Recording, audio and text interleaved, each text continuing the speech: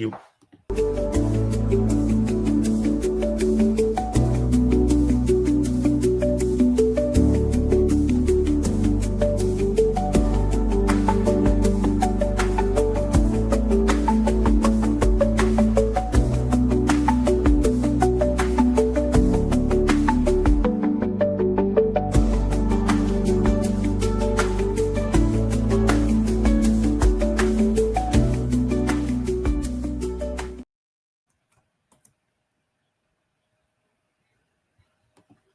Good evening, Yankee fans. How's everybody doing?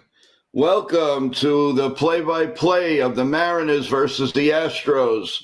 Implications for our New York Yankees. So want to say hello to everyone. And Evan, our play-by-play man, is already up. You can see we're going to have graphics and all. So I hope you enjoy it.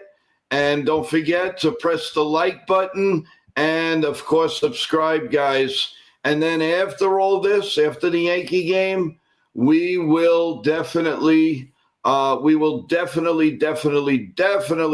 best post game in the business. So I'm going to hand it over to Evan as he gives you the starting lineups and the start of the play-by-play. Good evening, Evan. All right. Good evening, Joe. Good evening to everybody in the chat. Hope it's going well. We'll keep you updated on the Yankee game as well. But tonight, very important game. I have it on. Yep. So we got the Mariners and the Astros tonight. We'll start off with the visiting team, the Seattle Mariners. They'll come in with a record of 85-69, currently one game up in the AL West. Their starting lineup: batting first, playing left field, Randy Arozarena; batting second, doing the catching, Cal Raleigh; batting third, playing center field, Julio Rodriguez; batting fourth, playing third base, Eugenio Suarez; batting fifth, playing second base, Jorge Polanco; batting sixth, playing first base, Josh Naylor; batting seventh, DHing is Mitch Garver; batting eighth, playing right field is Victor Robles; batting ninth, playing shortstop is J.P. Crawford. On the mound for the Mariners is George Kirby. We'll get into the stats a little bit later on him. And then we have the Houston Astros, currently with a record of 84-70. They come in at second place in the AL West, one game behind Seattle. Their starting lineup: batting first, playing shortstop is Jeremy Pena; batting second, playing third base, Carlos Correa; batting third, DHing, coming back from the IL, Isaac Paredes; batting fourth, playing second base, Jose Altuve; batting fifth, playing first base, Victor Caratini; batting sixth, catching is Yainer Diaz; batting seventh, playing left field is Jesus Sanchez; batting eighth, playing center field is Jake Myers; and finally, batting ninth, playing right field is Cam Smith. On the mound for the Houston Astros will be Framber Valdez, and we'll get into the stats a little bit later on him when he comes to the mound. But it's a big game for the AL West, big game for the wild card. The Cleveland Guardians won today over the Minnesota Twins. They are playing a second game of a doubleheader starting very soon, so we'll see how that affects it as well. The Detroit Tigers have lost, so now the Guardians sit at one game back in the AL wildcard standings and a game and a half back of the AL Central Detroit Tigers. I also wanted to mention, Evan. Hi, Yankee girl. How's it going? I also wanted to mention I will give also events to WrestlePalooza of what's taking place and keeping you updated on the great matches with the WWE on ESPN for the first time. All right, take it away, my friend. Have a good game. Hey, Yankee girl, how's it going? Let's hope we win tonight. We will definitely keep an eye on the Yankee game. Absolutely no worries. Okay, go ahead. Take it away, Evan. All right. Just trying to get him up here. Video.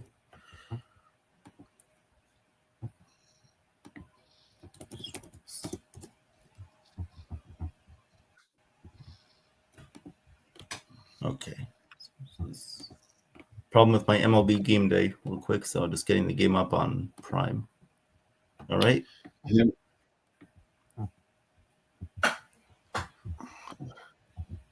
Hamburger Helper says, do you think we can fall out of a wild card spot? No. No, I don't think so. No, we're going in there. The Yanks are going in one way or the other. We can still win the division if everything falls in place. We still have a chance at that. So, no, I mean, currently we're 2 games up on Boston and Houston. I don't see us losing to these Orioles and White Sox for the rest of the series that we have. So, I don't think so. If anything, it will be the Astros or the Red Sox that fall out. One thing I can tell you is the Oriole uniform is so red, you can't even stare at the camera. You can't even stare at the television. It's so, oh my God. Yeah. Hey, Dennis, Hamburger Helper, Yankee Girl, how's it going? Hey, Dennis. Thank you for the compliment. We'll do the best we can. I'm sure there are a lot of other people that feel like they have the best play-by-play, but, you know, we have the best post-game show and possibly the best play-by-play, so you get double takes. So, yeah, Dennis, if you can, please tell everybody about the show. You're a big part of us, and whatever you can do, we'd really appreciate it. Yep.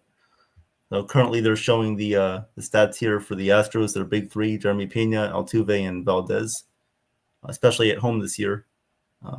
Altuve with 15 home runs, 45 RBIs. We'll see how the Astros do tonight, home against the Mariners. It's a big game. Big game.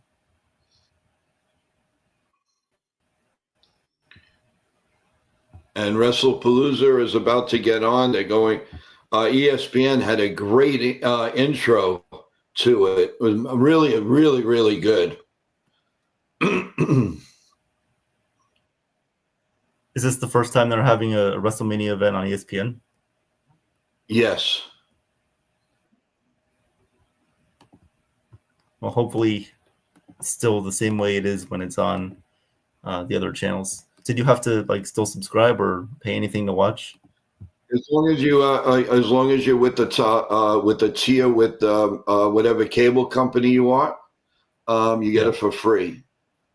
Oh, nice. There's 1 out in the top of the first in the Yankee game. Grissom just grounded out to the pitcher, 1 out.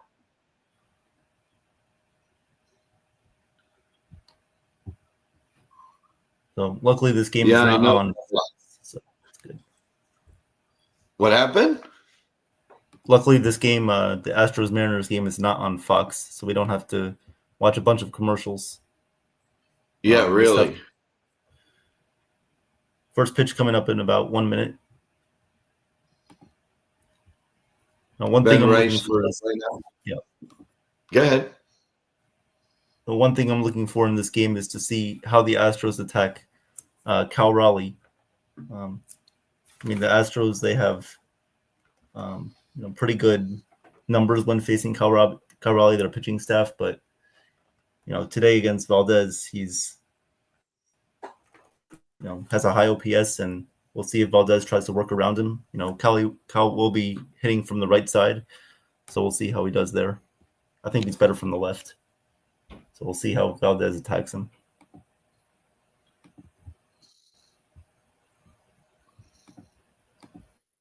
Remember, everybody, please subscribe. We're getting so close to 500. Please subscribe. Absolutely. We're very close to that 500 mark. You guys have been great. Let's get there. On yesterday's game, the Mariners won the game 4-0 against Houston in the first game of the 3-game series.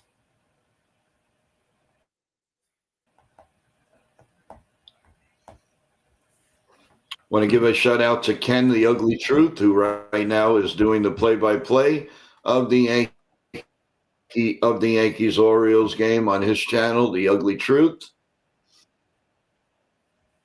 as he's promoting our show, our game.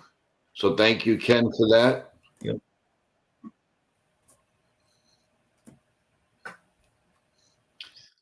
In between innings, guys, you will see the graphic go down because they have live commercials, and we don't want to be knocked off because of that. So we'll be very careful When the inning is over, we will drop it down, and then we'll bring it right back up when it's ready to start.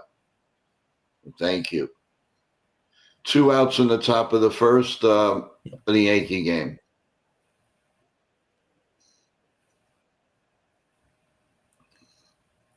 Here we see Framber Valdez taking his warm-up pitches on the mound. So to give you guys some stats on Valdez, this will be his 30th game. He has a record of 6-3 at home and 6-7 on the road. He's pitched in 29 games this year. His 30th one is tonight. He has a win-loss record of 12-10, a 3.59 ERA, 180.1 innings pitched, and 173 strikeouts. His last time out against the Atlanta Braves didn't go so well. He had 4 innings pitched. He gave up 6 hits, 5 runs, 4 walks, had 2 strikeouts, and took the loss.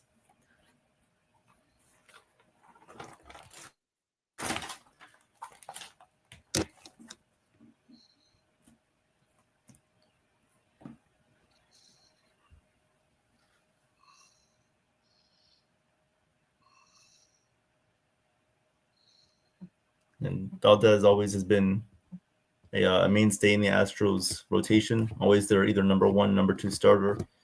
Very reliable, pretty good in the playoffs. Has had some injuries in the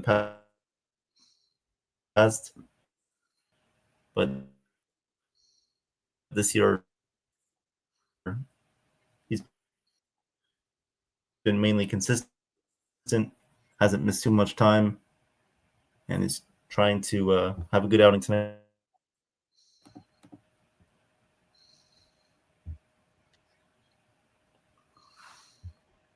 The Salgado guy might give the Yankees a little bit of trouble. Yep. Coming up for the Mariners. Yep. Coming up for the Mariners, we'll have Randy Rosarina, Cal Raleigh, and Julio Rodriguez. All right. Game about to get underway.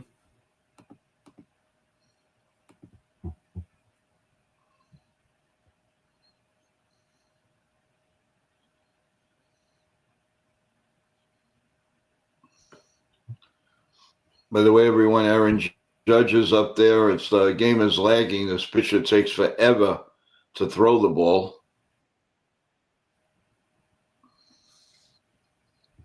And Valdez will come in with an arsenal of a fastball sinker combination, mixing in with the slider, maybe a curveball.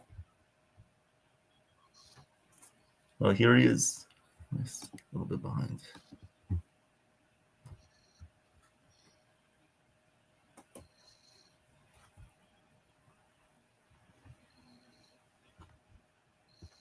Here we go. Randy Rosarina stepping up to the plate, hitting .237 on the year. First pitch from Valdez is grounded to second. Altuve is up with it, throws over to first in time for the first out of the game.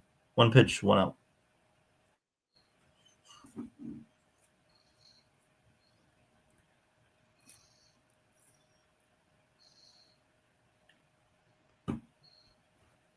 Up next for the Mariners, we'll have Cal Raleigh, their catcher, currently at 56 home runs. We'll see how Valdez quickly attacks him. His last 7 games, Cal Raleigh is hitting .400, and he has a .943 OPS. First pitch on the way to Raleigh is a called strike. Count is 0-1. Starting off with an off-speed sinker. We'll see how he changes the eye level on Raleigh. 0-1 pitch on the way from Valdez. And the pitch is low, ball 1. Count is even at 1-1. And checking the Washington and the Mets are now in the top of the 11th inning. Tied 3-3. 1-1 pitch on the way from Valdez. And that one's low. It bounces up there. Count is 2-1. So staying away from Raleigh.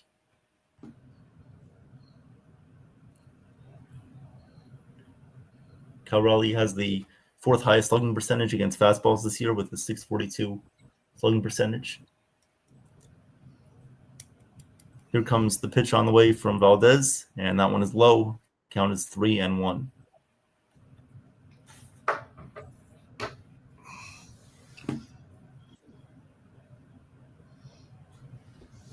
3-1 pitch on the way from Valdez. Not looking to have any part of Cal Raleigh in this at-bat.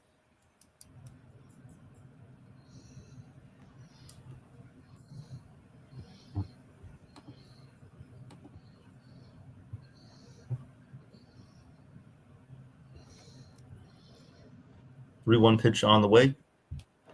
Here comes the pitch, and it is fouled away outside of third base. Count is now full 3-2. Great opening with John Cena coming out, guys. He just came out with at least 100 or 200 young kids wow. with everything saying the last time is now. Great opening. 3-2 pitch on the way to Raleigh, and he swings and misses. Swings over the top of a curveball. So Raleigh strikes out for the second out of the inning. 2 away. That will bring up Julio Rodriguez. Is John Cena contemplating retirement, or what's going on with him? Yeah, December is his last. He's done. Oh wow! This is a farewell tour. Oh wow, big one.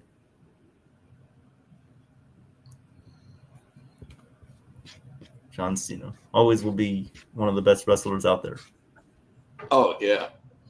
Yankees still in the top of the first, everyone. First and third with Giancarlo Stanton up at the plate. And he's got a 1-1 count.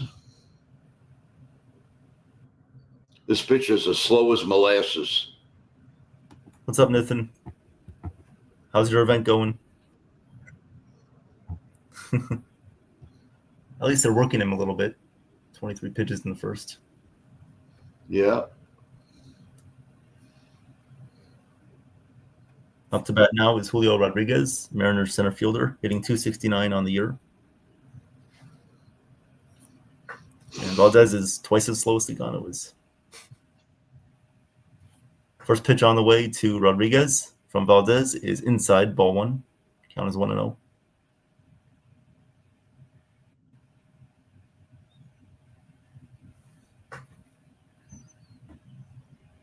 1-0 pitch from Valdez to Julio. Framber sets and deals, and the pitch is a little bit inside. Misses the corner by about a foot. Count is 2-0.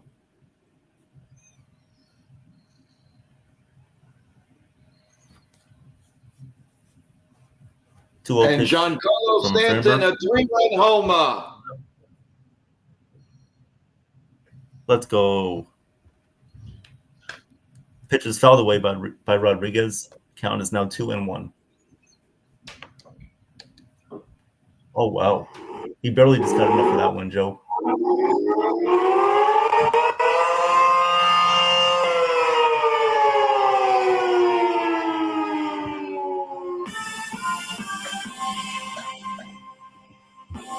You get it all here, everyone. We call in every game.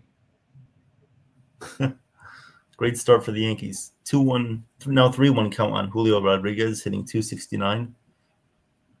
5-3 Washington over the Mets. Pitch from Valdez is in the dirt, ball 4. So Rodriguez reaches first base with 2 outs. 5-3 Nats. Oh, wow. Yep. I thought the Mets were going to win that one with all the momentum that they had. Well, we'll see what happens in the bottom of the 11th. Rogers, I think, gave up a 2-run homer. Oh, wow. They should have left Edwin Diaz in the game. But the Mets. Oh, this pitch is ridiculous, Evan. He takes forever. I mean, we're in the top of the first. It's already an hour. Pitch on the way, and stealing second is Rodriguez. The throw is not in time. So Rodriguez steals second base. Runner on second, 2 outs. I mean, I know in Japan they take up most of the pitch clock, but still, you don't have to wait this long to throw. It's 3-0. What's the point? So you want to get in a rhythm? I mean, he has 28 pitches already in the first. Sleep. And if Jazz can just stop chasing, he would have like 40 pitches by the end of this inning. 0-1 pitch coming up from Valdez is in the dirt. Count is even at 1-1. Up to bat is Eugenio Suarez, hitting .228 on the season. His last 7 games, he's hitting 179. And the top of the first is over. The Yankees take a 3-0 lead. 1-1 pitch on the way from Valdez to Suarez, and it is hit in the air to center field on a line going back as a center fielder over his head. That will one hop against the wall. Jake Myers will fire it in from center field. The Mariners get on the board early with an Eugenio Suarez RBI double. 1-0 Seattle.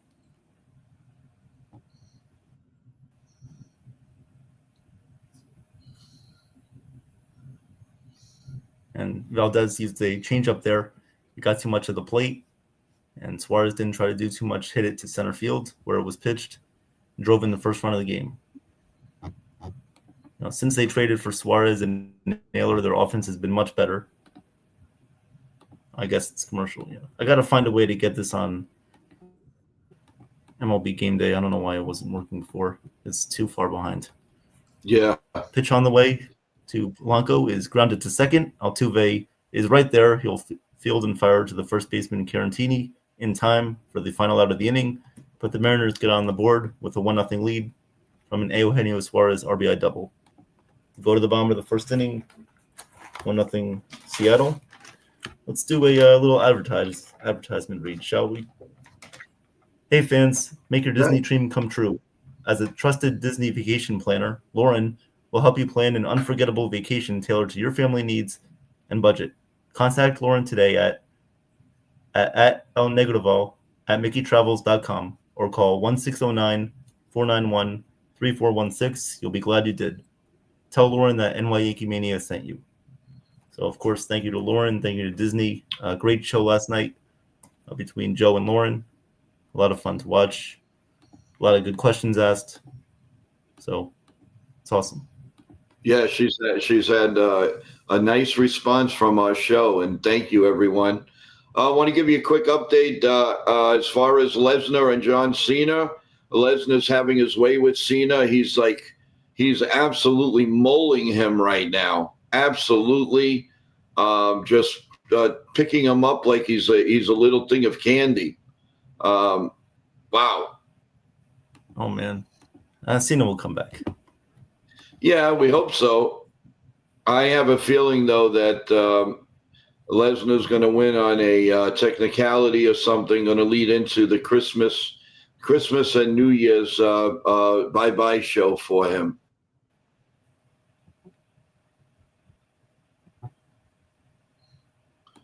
A lot going on, folks, and we're trying to bring you everything we possibly can.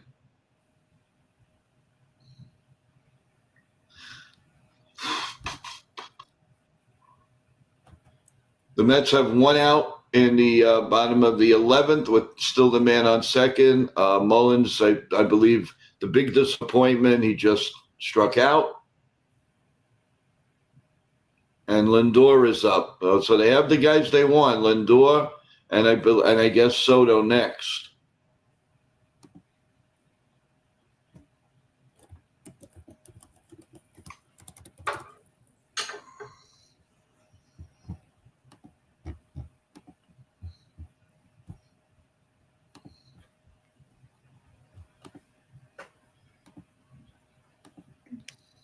All right, bottom of the first inning here in Houston. Taking the mound will be George Kirby for the Mariners. And there's already one out. So one out in the bottom of the first. That will bring up Carlos Correa. First pitch to him is outside, ball 1. George Kirby has 21 games appeared in this year, 9-7 win-loss record, 4.46 ERA, 115 innings pitched, 120 strikeouts. Pitch to Correa is swung on and missed for strike 1. Count is even at 1-1. His last time out against the Los Angeles Angels, he had 6 1/3 innings pitched, gave up 2 runs, had 14 strikeouts, and he got the W. And that's good news for the Mariners as George Kirby looks to be improving for them. Pitch to Correa is lined into right field. That will be a base hit. 1 out base hit for the Astros and Carlos Correa. Runner on first, 1 out. Now the Mariners, they still have Luis Castillo, George Kirby, but they do have some bad injury news with one of their pitchers, their all-star this year, in Brian Wu. He did leave the game yesterday with a pectoral injury, so hopefully it's not anything serious. He was going to have an MRI today, and hopefully it comes back all clean and he'll be ready for the playoffs. Runner on first, 1 out. That will bring up the man returning from the IL, Isaac Paredes. First pitch to him is a called strike. Looked a little bit upstairs, but the ump calls it a strike. So count is 0-1 here on Paredes. Runner on first, 1 out. 1-0 Mariners lead on the back of Eugenio Suarez RBI double to lead things off in the top of the first. Isaac Paredes this season. Yep. Sorry, Joe. No, go ahead. I'm sorry, Aaron. Go ahead. Isaac Paredes hitting .260 this year. Pitch from Kirby is outside. Count is even at 1-1. 2-2 on Juan Soto with 2 outs in the bottom of the 11th, with Washington leading 5-3. 1-1 pitch to Paredes is swung on and missed. That was a good slider there from Kirby running off the plate. Count is 1-2. Now, something interesting on Soto that I heard was he never hit a walk-off home run in his career. This one can only be. Yep. Well, it would only tie the game, unfortunately. 1-2 pitch on the way from Kirby to Paredes is swung on and blooped in the air to shallow right field. Naylor behind first base in foul territory cannot make the catch. Tried making the over-the-shoulder basket catch. Couldn't make the play, so the count remains 1-2.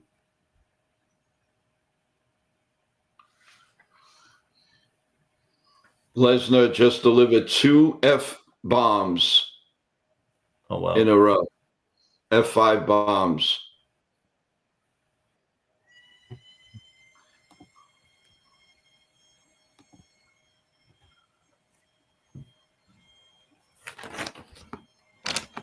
Soto keeps fouling them off. 3-2. 1-2 count coming up from Kirby. Isaac Paredes is the batter. Pitch is swung on and missed. Kirby threw him a high fastball. Paredes goes down swinging. 2 outs in the bottom of the first. And Paredes is a strikeout machine, but he also hits a lot of home runs, as we saw when he was with Tampa Bay. Wow, he got called out on strikes, and it was outside. And the Mets go down 5-3. Oh, he must not be happy about that. No, he's not. He's going nuts. Jose Altuve, who we all hate as Yankee fans, up at the plate now for Houston. Runner on first, 2 outs. First pitch was fouled away, so Kirby ahead 0-1. 0-1 pitch on the way from Kirby to Altuve is outside. Count is even at 1-1. Altuve hitting .261 this year. His career against George Kirby, he's 2 for 18 with a strikeout and 1 RBI. And George Kirby has good numbers against the Astros in his career. We'll bring that up right after this pitch. 1-1 pitch on the way is a little bit high and outside. The count is 2-1. So listen to this, guys. Against the Astros, George Kirby has a 2-1 record, which is kind of crazy if you think about it. Between all the times they faced each other, 2-1 record is not equivalent to a ton of games, but there have been a lot of close games there.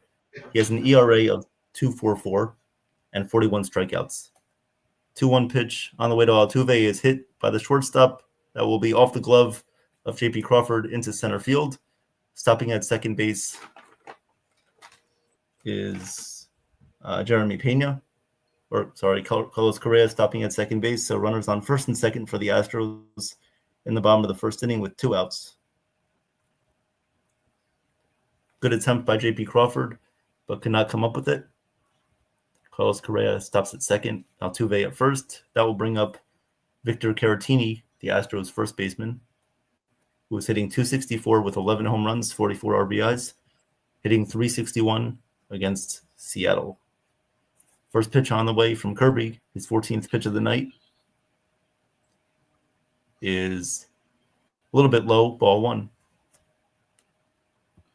And Brock Lesnar just got a clean 1-2-3 win full match. Cena is completely out cold with 7 F-bombs. Unfortunate. He is out. He is completely out cold. 1-0 pitch on the way from Kirby. What a beast. Is a called strike. Count is even down 1-1. Now it's got to be tough for Cena to go out like that. I bet he's going to come back in some way. You know how wrestling is he's always. Not done. I mean, he's still got 4 months to go. Yeah, he's going to be back very strong. And Lesnar's coming back in the ring.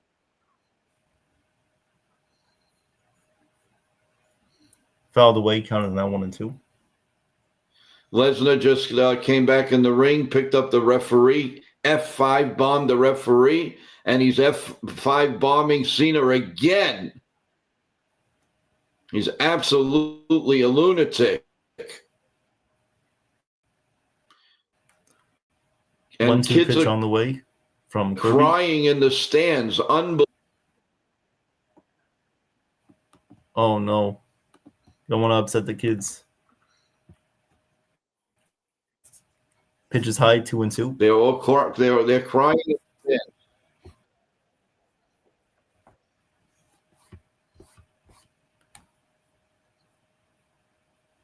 stands. Two pitch on the way from Kirby to Caratini is inside.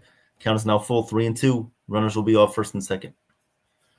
I mean, with John Cena's, famous brand name, the kid just got to be very upset that he's going out like this in a major event. But they are crying like crazy. They are crying like crazy.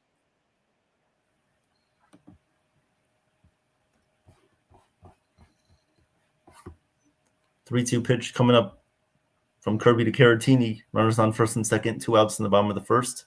Pitch from Kirby is swung on and grounded to first. Naylor has it. Will flip over to Kirby covering first in time for the third out of the inning. So the Astros threat but do not score. Mariners lead 1-0 and go to the top of the second. Now, realistically, Evan, let's give another shout out to one of our sponsors here. Yeah. Right now, totally, which is the team, in your opinion, would be better for the Yankees to lose tonight? In my opinion, that would be the Astros. I think the Astros would be the better team to lose. Let's give another shout out to one of our sponsors here. This break in the action is brought to you by A-Mart Market at 1264 Flatbush Avenue in Brooklyn, New York, for the finest produce and everyday needs. T-Road, I think the Yankees historically with Houston. Yeah, what's up, T-Road? No. Any other scoreboard updates? We have a score in that Blue Jays Royals game yet? Not yet. No score. 0-0 between the Red Sox and the Rays in the bottom of the second. 1-1 between the Cubs and the Reds in the bottom of the third. The Mets did lose, so if the Reds win, they'll be one game back for third place in the NL wildcard. That's going to go all the way to next Sunday. Yep. Yankees top 2, 3-0. Goldschmidt is up, and he swings and misses. Strike 3, 1 out.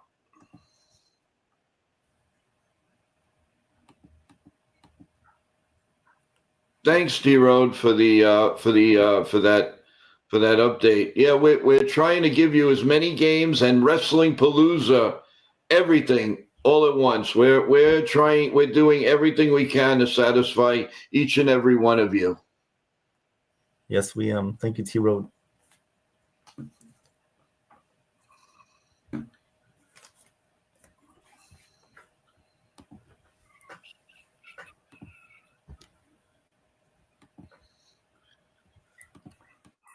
A good start for the Yankees here, but they need to put up a few more runs. Yep, Ryan McMahon is up right now with a 1-ball, 1-strike count. I will start giving you updates on the Blue Jays and all. Just in a minute or two. As a ground to second, and it's 2 outs here in the top of the second. Wrestling top is of the second here. Yeah, go ahead. Top of the second here in Houston, Josh Naylor up to bat, hitting .289 on the season, 20 home runs. In his career against Valdez, he's 0 for 8. Pitch to Naylor is popped up into shallow center field. Going back is Pena, reaching over the shoulder, cannot make the catch, falls in front of Jake Myers into center field for a leadoff single here on the top of the second. So then now he's 1 for 9. 1 for 9 against Valdez.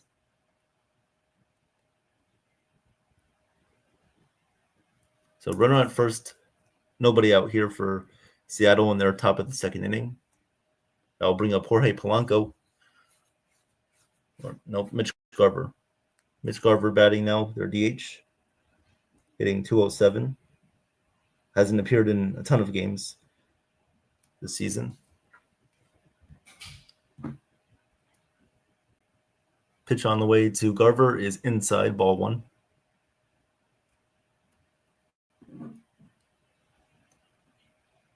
He's hitting .273 against Valdez, so that could be a reason why he's in there tonight over a guy like Cole Young, who usually plays the outfield. Pitch to Garver is low. Stealing second is Naylor. He will get there safely. The throw from Diaz was offline, pulling Altuve off the base. So runner at second here for the Mariners. Nobody out. 2-0 count on Garver. Mariners being aggressive here early in this one.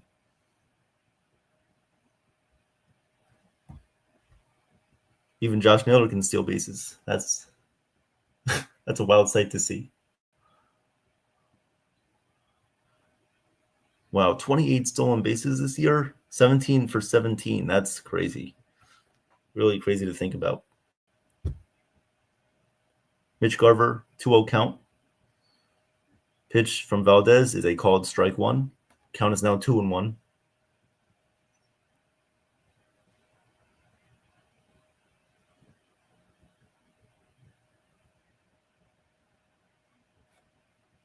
Two-one count here on Garver. Valdez looking back at Naylor at second. Pitch is inside.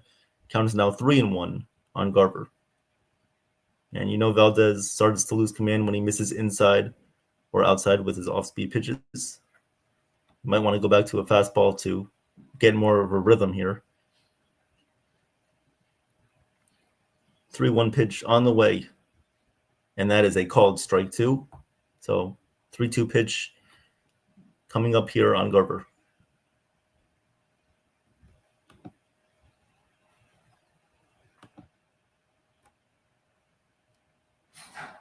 Three-two pitch on the way.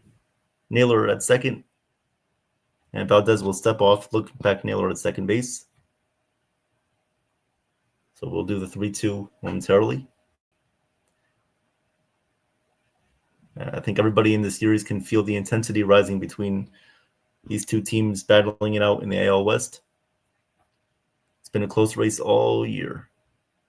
3-2 pitch on the way from Valdez to Garver, and it is swung on and hit in the air to center field, not very deep. A couple steps in front of the warning track is Jake Myers there to make the catch. Naylor is tagging from second base, and he'll reach third base safely. So Naylor showing off the wheels here. Runner at third base, 1 out.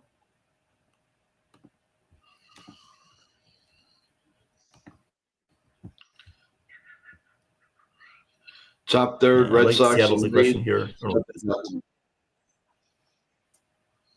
Yep. Thank you, Joe, for the update.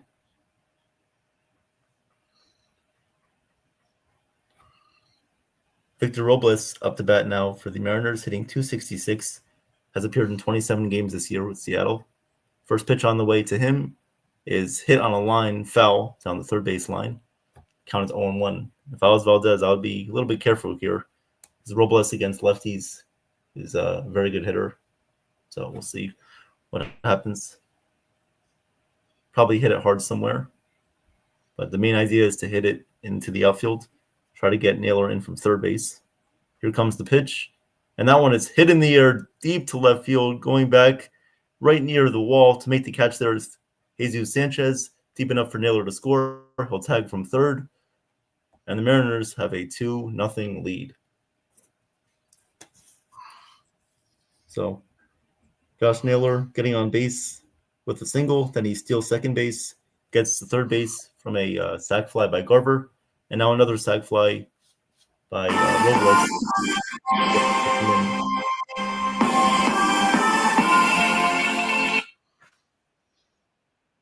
Well, you thought it was important for the Mariners to beat the Astros, so we give you a plug. Thank you. J.P. Crawford up to bat now for the Mariners, hitting ninth. 0-1 pitch on the way, and that one is the ground is the third. Right there is Correa.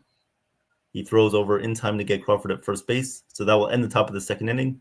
We'll go to the bottom of the second inning. The Astros have a 2-0 deficit over against Seattle here. Anthony Volpe is dancing at first, driving the pitcher crazy.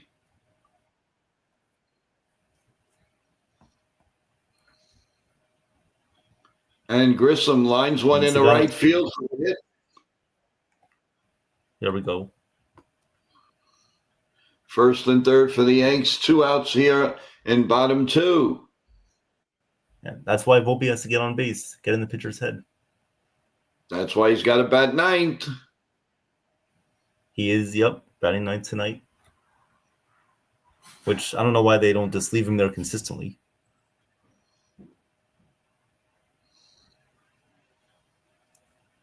And Uncle Ben is up.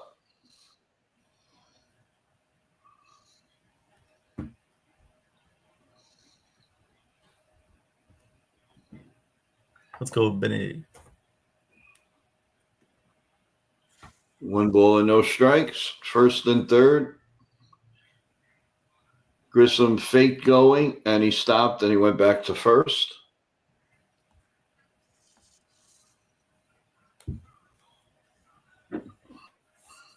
The Reds have taken a 2-1 lead over the Cubs in the top of the fourth.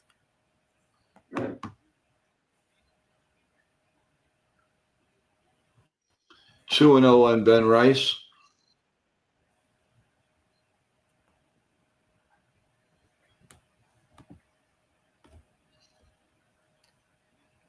T-Road, you are correct. If the Blue Jays beat the Royals, they will clinch a playoff spot. Yep. The Tigers have been going downhill, and the AL West is in a deadlock, 1-game lead for the Mariners. So that opens up the door for Toronto to clinch a playoff spot tonight. We know they will eventually. Just depends. Let's see if the Yankees can find a way to make it a little bit more competitive in the division. The Blue Jays have a man on second and 2 outs in the top of the third. All right, bottom of the second inning here in Houston. We will have Yainer Diaz lead things off for the Astros, hitting .256. 0-1 pitch on the way from Kirby is a little bit high, ball 1. Count is now even at 1-1 on Diaz, who is catching for the Astros tonight. Kirby has 21 pitches here in the second. Here comes the 1-1 pitch. That one bounces up there. Count is now 2-1.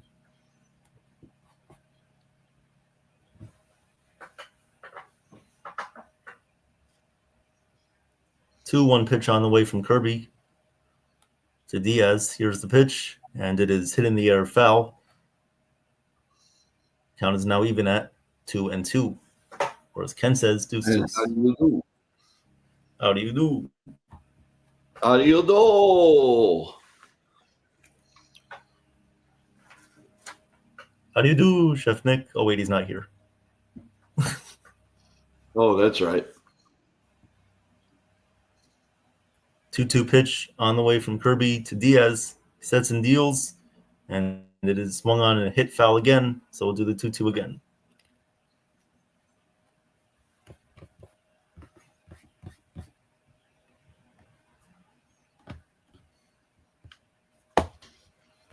Two pitch upcoming. Kirby at 24 pitches. Here comes the 2-2, and that one is high, so count is now full, 3-2. Diaz is hitting .235 against George Kirby with 7 strikeouts. 3-2 pitch on the way here from Kirby to Diaz. sets and deals, and that one is swung on and hit in the air to right field, line drive, base hit in front of Robles. So a leadoff single, just like the Mariners did last inning. Leadoff single here for the Astros here in the bottom of the second. We are now going to the bottom of the third. Blue Jays and Royals scoreless. Who's on the mound for Toronto tonight?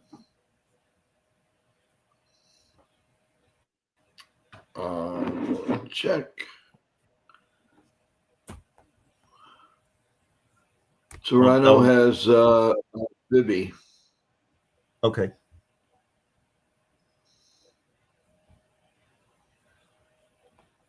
Oh, yeah. Oh, Shane Bieber. Yeah, okay. Shane Bieber again. I'm sorry. Yeah, you're right. Shane Bieber against Noah Cameron. Okay. Well, Jesus Sanchez will be the batter now for Houston with a runner on first, nobody out. A 1-1 count on him. He's hitting 240 on the season. Got traded over from the Marlins at the deadline. Here comes the pitch, and that one is inside. Count is now 2-1 on Sanchez.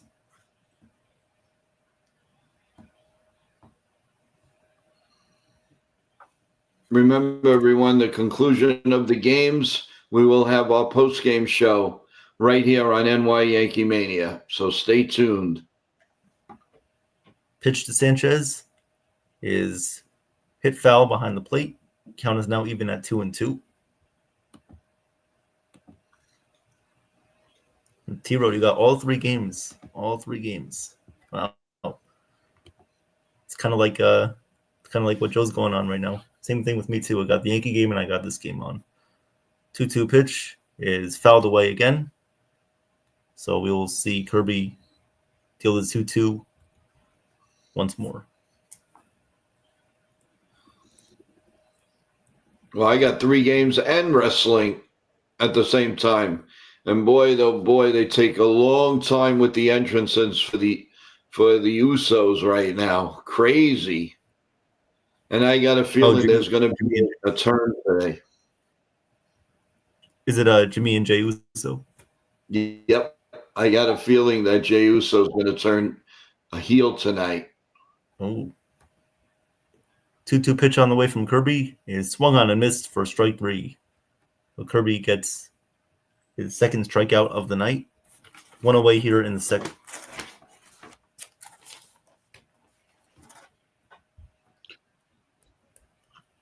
It's amazing to me. Every time a ball's hit to a Yankee pitcher, they can't make the play. It's ridiculous.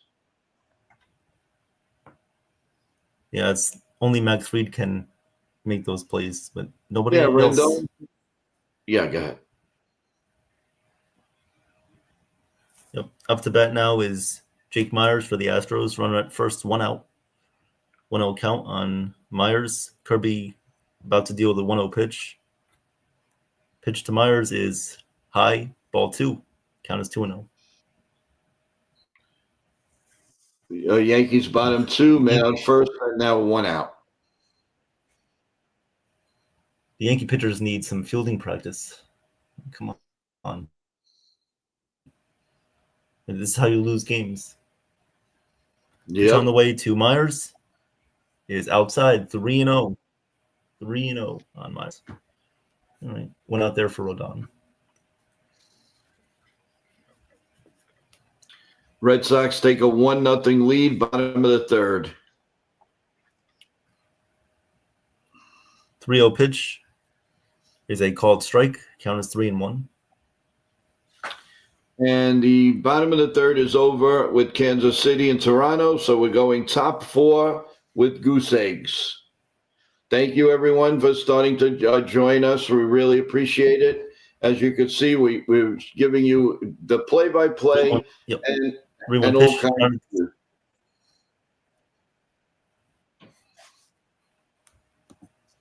3-1 pitch is grounded to second. Onto shortstop for 1. Back to first for the double play. So that will end the bottom of the second. We'll go to the top of the third inning with Seattle up 2-0.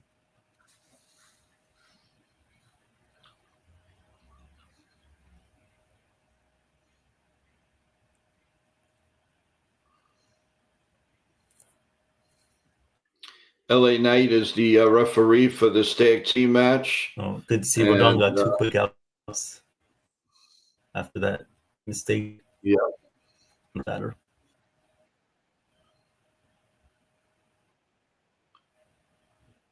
And the end of the inning, bottom second is over for the Yankee game. 3-0 Yankees.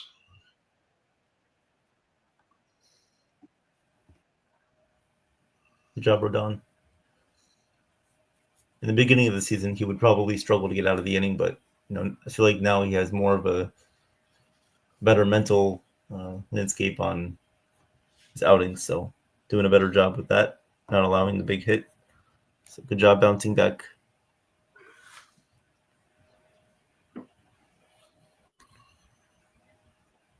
So we'll see if the Mariners continue to be aggressive on Seattle's catcher, if they get on base. And Valdez isn't looking very sharp, leaving a lot of pitches over the middle, and his off speed is tailing out not far enough outside of the plate, easy enough for the Mariners to hit line drives and fly balls. So we'll see if Valdez makes some adjustments here. Top of the third inning for the Mariners, as Cal Raleigh, one of the MVP favorites, will lead things off here for the Seattle Mariners.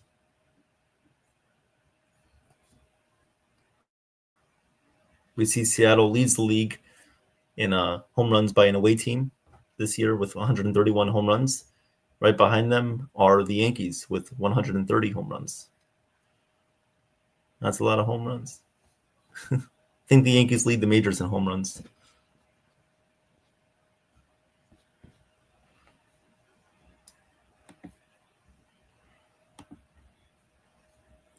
Yeah, you're right, T-Road. Shane Bieber.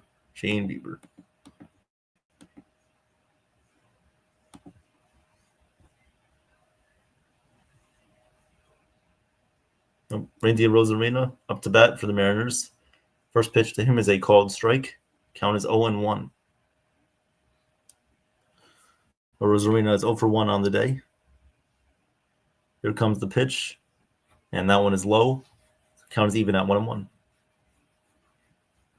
I feel like every single time we call a Mariners game, Cal Raleigh goes deep. Well, we'll see what happens. Well, 1-1 pitch on the way. Not this time.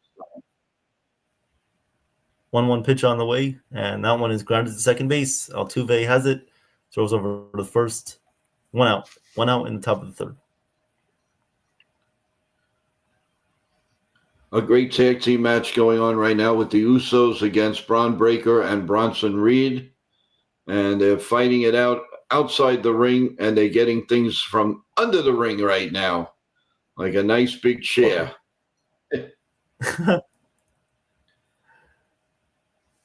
Pitch to Raleigh is in there for a strike, 0-1. Aaron Judge is up 2-2, and how do you do? Nobody out in the top of the third with the Yankees leading 3-0. Pitch to Raleigh is in there for a called strike. Count is 0-2. Surely on 0-2 pitch, you would think Valdez would be very careful to Raleigh. We'll see what happens.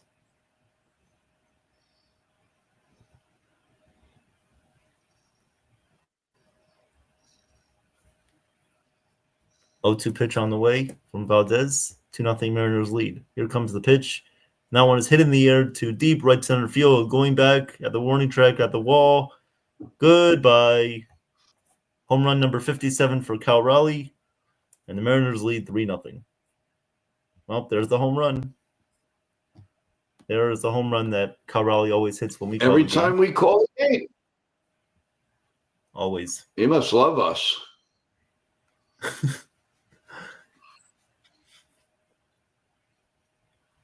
think we put a magic spell on him. I can't believe they just pitched to this guy. It's unbelievable.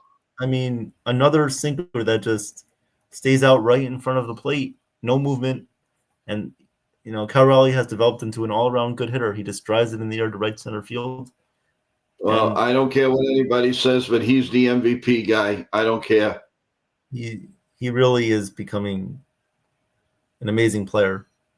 Even with a lower batting average than Judge, I mean, he still is. He's up there. He's up there. And the Golden Boy, right on cue, hits one deep to left field. That ball is gone. Back to back, baby. We got Raleigh and Judge homers back to back.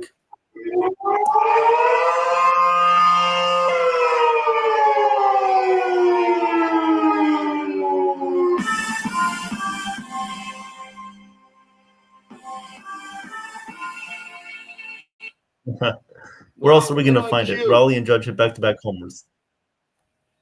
Where else would you guys find this? Right Nowhere. On NY Yankee Mania, baby. That's why you got to subscribe.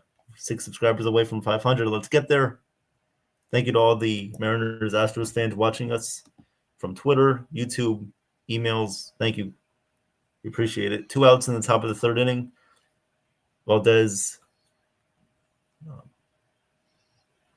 on the mound still for the Astros at 36 pitches. 2 outs, nobody on base. 3-0 Mariners lead. Eugenio Suarez up to bat now for Seattle.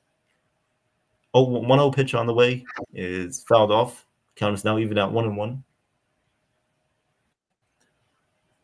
You would think Sagano would be out of this game. Kansas City Royals take a 1-0 lead, baby. Oh, man. Bottom of the fourth. Nobody out. Let's hope this continues. 1-1 pitch on the way from Valdez is low. So count is now 2-1 on Suarez, who hit an RBI double in his first at-bat, which put the Mariners on the board first. 2-1 pitch upcoming. Here's the pitch. It is low. Ball 3, 3-1.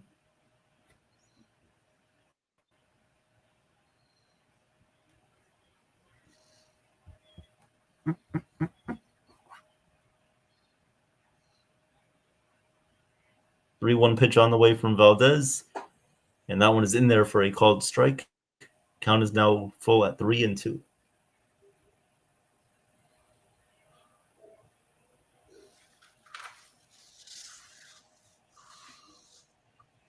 This is what the Yankees need to be doing.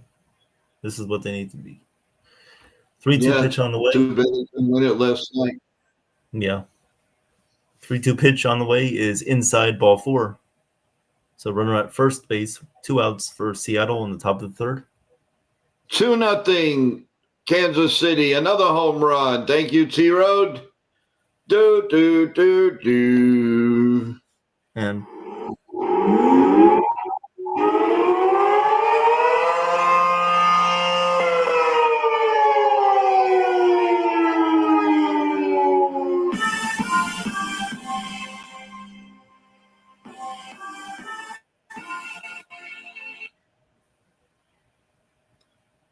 And the Blue Jays pitching is struggling right now. I don't think they're a very surefire team when it comes to their rotation. They have Bassett and Gosman, who are good, but their other starters, I don't know. I don't know about them. Jorge Polanco up to bat. 0-2 count on him. Valdez at 43 pitches here in the top of the third inning. 2 outs, runner at first. 3-0 Mariners lead.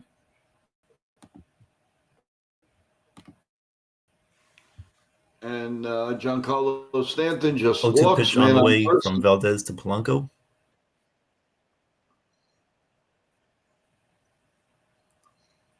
Pitch on the way is fouled off third base side out of play.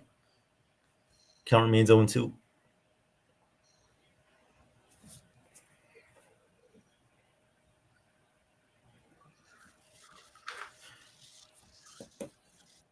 Do.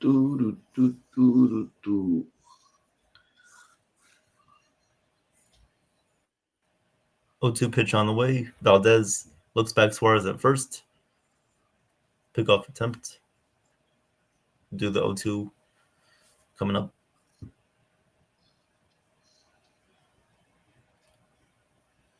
Valdez at 45 pitches here. 45th one of the game. 0-2 count on Polanco. 5th hitter. Here comes the pitch. And that one is outside. Count is 1-2.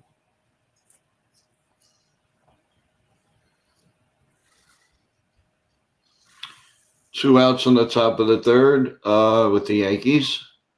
Coming up is Paul G.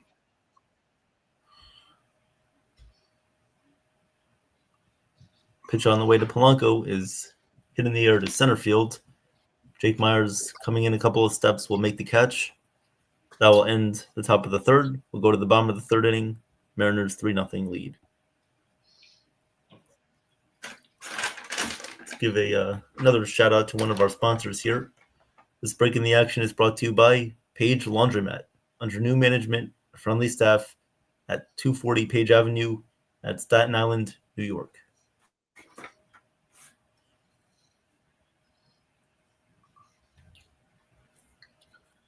The stake team match, they're mulling each other, man. They are absolutely crazy.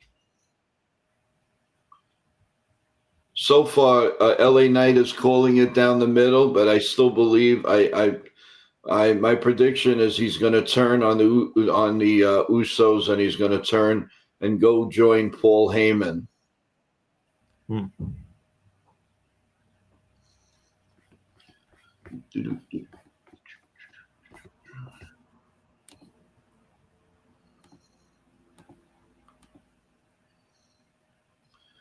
One and two on Paul Goldschmidt. My God, this guy pitches. Forget about it. If you're in a hurry, you can't go anywhere with this pitcher, the Orioles. So, he's ridiculous. He's a human stopgap. He'll be out of this game soon. Ooh, Paul G just got hit in the elbow. He's okay, though. Hey, Mark, how you doing? Welcome to the stream. Appreciate it. Hey, Mark. We are giving scores on everything, guys, so stay with us. Yep. Doing the Mariners-Astros game right now, 3-0 Mariners lead. Following WrestleMania, the Yankee game, and all the other scores going on around baseball tonight. WrestlePalooza.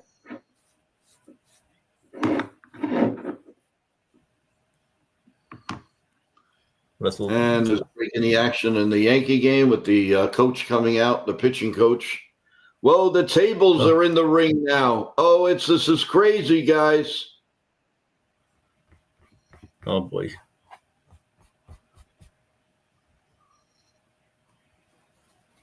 Coming up to bat now for the Astros is Cam Smith, the 9-hitter. 1-0 pitch is grounded up the middle. Polanco over the second base bag will make the play to first base for the first out of the inning. 1 out here in the bottom of the third.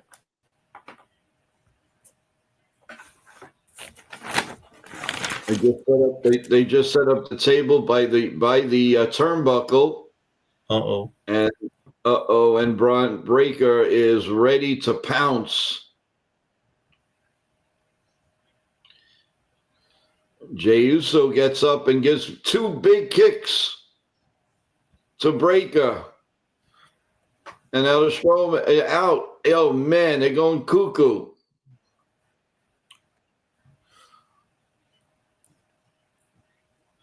One, two, nope, stoppage. Crazy match, guys. What was that? Oh, yeah. Oh, yeah, I was just Jeremy Pena grounded out. Wow, so 2 outs in the third. They're showing ex-Oriole Power first baseman Boog Powell. Haven't seen him in years. McMahon grounds out, and that's going to end the top of the third inning with the Yankees leading 3-0. Carlos Correa up to bat now for Houston. First pitch on the way is a called strike 1. Count is 0-1. Nobody on base, 2 outs in the bottom of the third inning. Mariners have a 3-0 lead. Pitch from Kirby is outside. Called a strike, though. Count is now 0-2. Looked like it missed the zone, but the ump calls it a strike. Hey. How you doing, Jose? Welcome to the stream. Thanks for joining us. What's up, Jose? 0-2 pitch is high, ball 1. Count is now 1-2. Yep. Thank you guys for coming into the chat tonight. I know we other people are streaming the Yankee game, and Ken's doing a great job. So if you're not listening to us, go listen to Ken too. Ken doing a great job calling all the games. But over here, we got everything going on. 1-2 pitch coming up from Kirby to Correa. Kirby at 45 pitches here in the third. Here comes the pitch, and that one is fouled away. Count stays 1-2. Kirby doing a good job of limiting the damage on the base pass.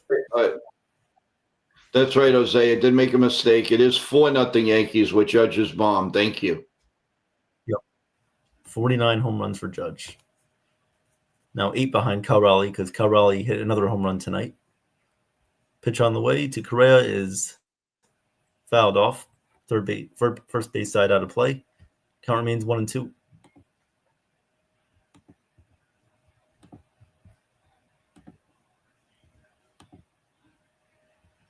One-two pitch on the way from Kirby to Correa. 1-for-1 on the day is Correa. Pitch is hit on the ground very lightly.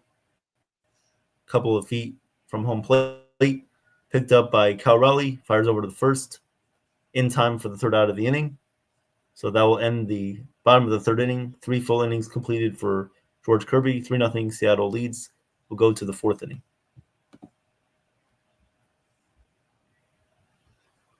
Yeah, Jose, it's crazy. The Guardians are on a wild run. You know, the Tigers were 15.5 games up in that division in July, and now the Guardians are only a game and a half back.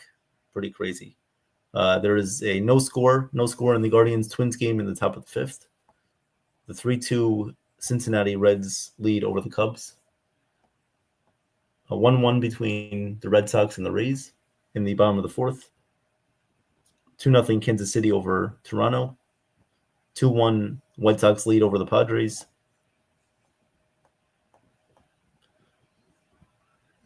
That's about it.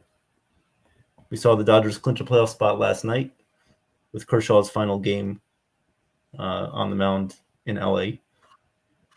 I don't know if they're going to pitch him during the wild card series. We'll see about that.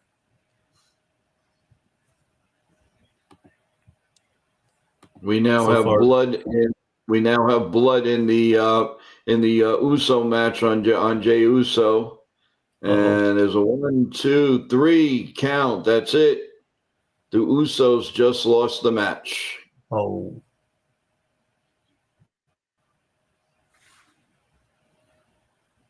So far, still no turn, but LA Knight, something's going on here.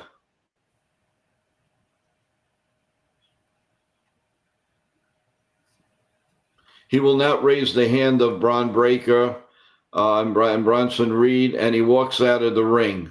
So there was no heel turn yet.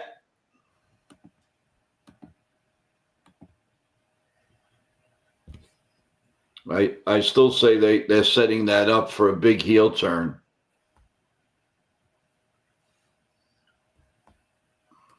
Top of the fourth inning here in Houston. Josh Naylor will lead things off for Seattle. Valdez still on the mound. Pitch on the way to Naylor is a little bit low. Looks like it caught the corner of the bottom part of the zone, but it is called a ball. So 1-0 here on Naylor. Seattle leads 3-0. Pitch on the way to Naylor. It's outside. He checked his swing. Did he go? No, he did not. Count is now 2-0. Josh Naylor 1-for-1 on the day with the single.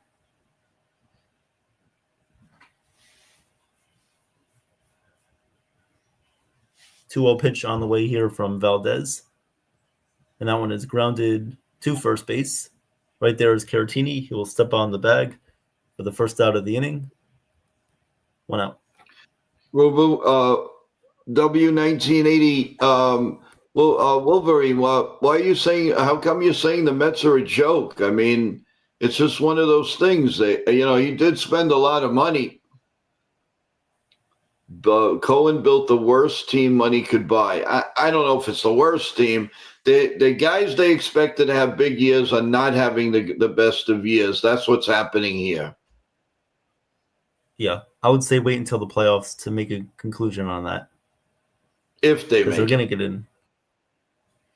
Yeah. 1-0 pitch coming up to Mitch Garver. And that is a called strike one. So count is now 1-1 on Garver. 3-0 Mariners lead, top of the fourth inning. Nobody on base, one out.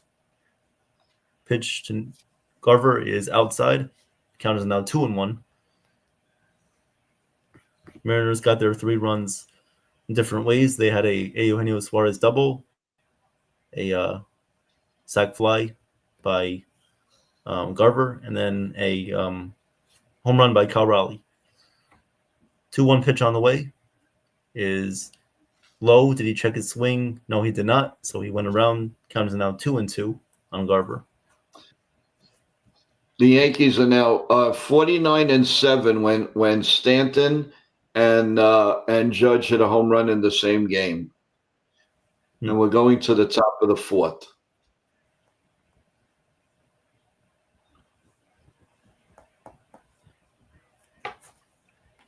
Pitch on the way to Garver is swung on and missed for strike 3. 2 outs here in the top of the fourth.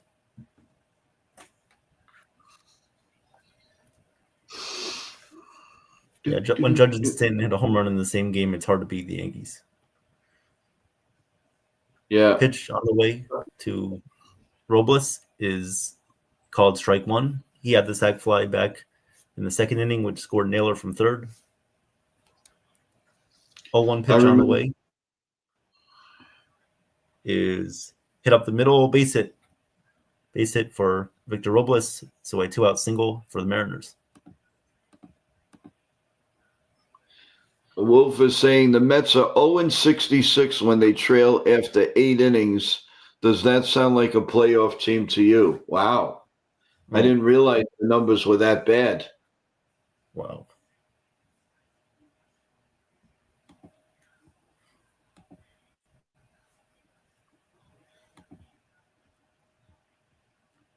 The playoffs, anything could happen in the playoffs. Obviously, it's not a good thing, but, the fact that they're in the playoffs right now with that sort of record, it tells you that the division hasn't been great, and it tells you that the Mets have found ways to win when they get up early in games. So that's their formula to win.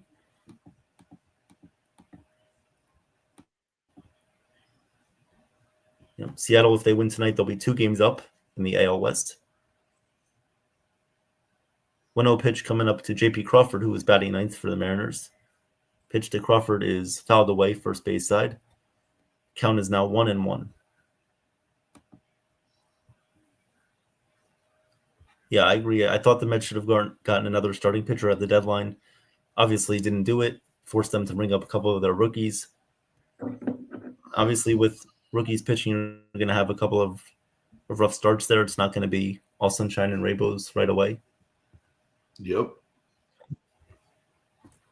Yeah, they should have gotten more starting pitching before the season and during the deadline, but that's on David Stearns and them. And they thought they had a good bullpen after the trade deadline, but it turned out to be not the best of moves. Here comes the 1-1 pitch, and that one is outside for ball 2. Victor Robles will steal second base. It was a good throw from Diaz, but Robles beats the tag. So runner at second now, 2 outs for the Mariners, top of the fourth inning, 2-1 count on J.P. Crawford. And Anthony Volpe gets on base again with a nice 4-pitch walk. Trent Grissom is up here in the top of the fourth. Sagano is out of the game now, so looks like a little faster pace. This guy was a former Mets pitcher, Jose Castillo. Yes, I think he went in the center fielder. Top 5 now, Kansas City.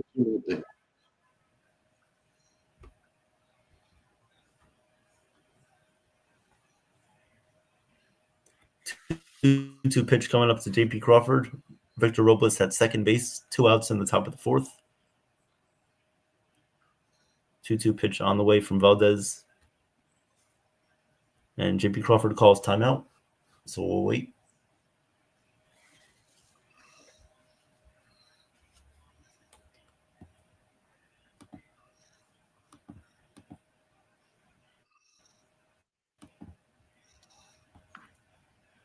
Yeah, if you're a Met fan, you have to be mad if you lose to the Nationals. You can't lose these games to a team like the Nationals when it's important to win at all costs, especially when the Reds are a game behind you. Yeah, or 2 games behind. But if they win, they're 1 game.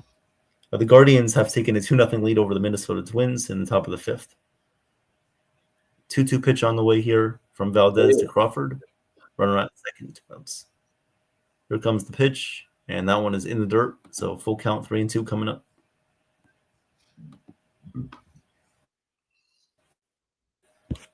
The Indians are just ridiculous lately. What is going on? Yeah, really. They've found their groove. Their starting pitching has been very, very good recently. Yeah. 3-2 pitch on the way from Valdez at the belt. Little deal. And that one is lined foul. Foul outside of third base. We'll do the 3-2 again.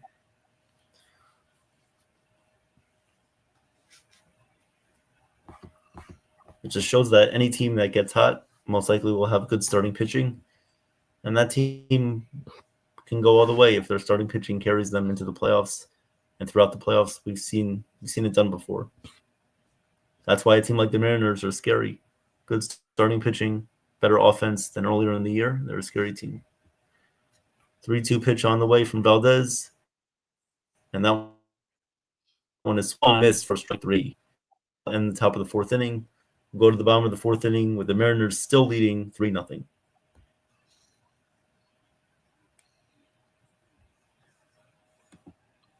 And we're in the top of the 4th with 1 out. And Anthony Volpe still at first base. Ben Rice is up on a 1-2 count. And we're getting ready for a really big ladies wrestling match with Valkyr is coming out first. An incredible entrance.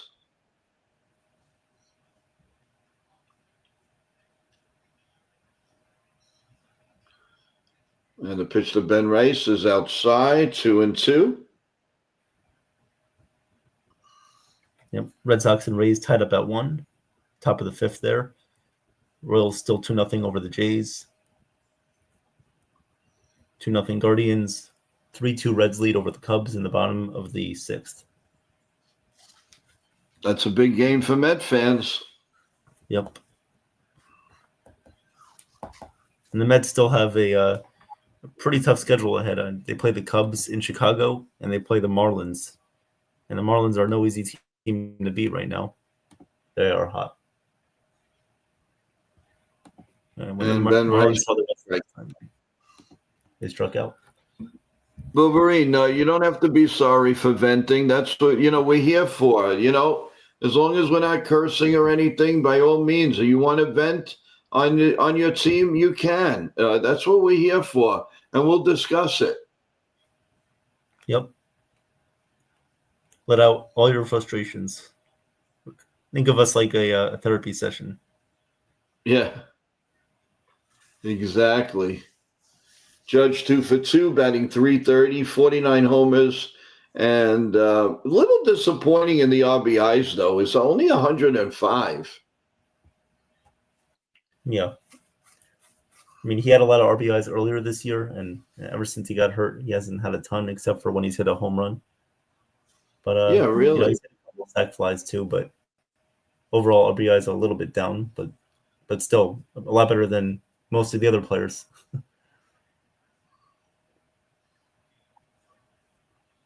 3-0 Mariners lead here. We're in the bottom of the 4th inning. And lead things off.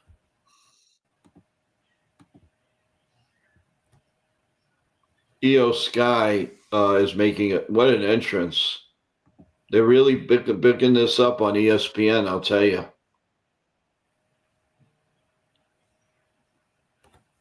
1-1 pitch on the way is a swinging strike 2. Count is now 1-2. Do, do, do, do, do, do, do.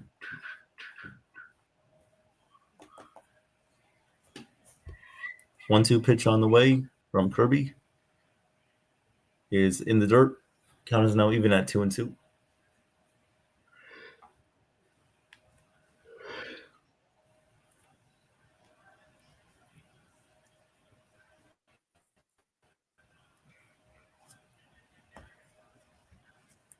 2-2 pitch on the way from Kirby is swung on and popped up. Third baseman Suarez is under it and will make the catch. 1 out in the bottom of the fourth. The Red Sox have taken a 2-1 lead going into the bottom of the fifth. Mm-hmm. And the Yankees going into the bottom of the fourth.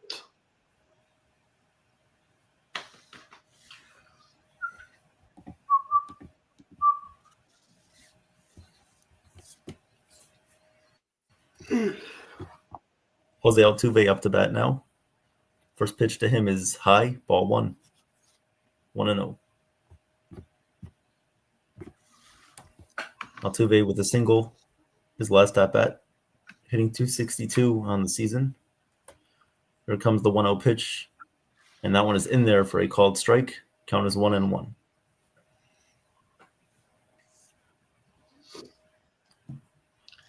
Yeah, Jose, how about them Cowboys? We'll see what they got against, Do you know who they play this weekend?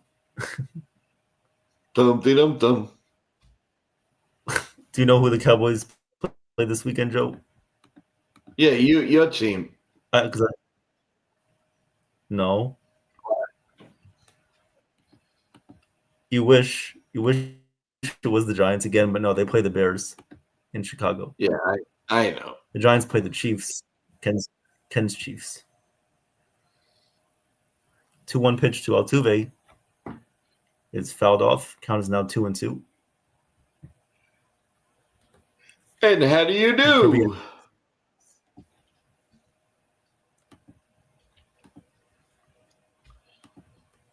2-2 pitch upcoming. Pitch to Altuve is hit in the air, center field. Going back is Rodriguez, right near the warning track, will make the catch. Altuve hit it hard, but not hard enough. Maybe if he was a little taller.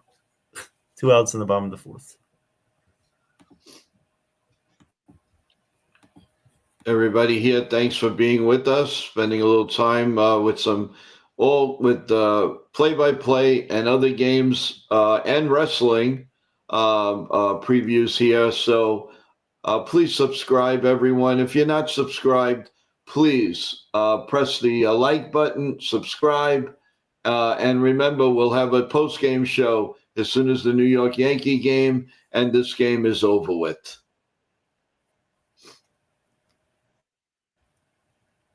Victor Caratini up to bat now for the Astros. Nobody on base, 2 outs. Felt like the Astros haven't had a lot of base runners today. George Kirby doing a good job of getting ahead of batters, not putting guys on base. No free base runners. Not a lot of hits off of them either.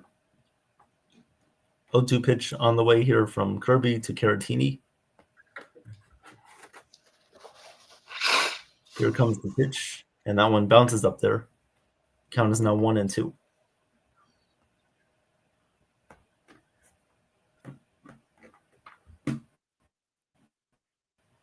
Rodon looking very efficient tonight.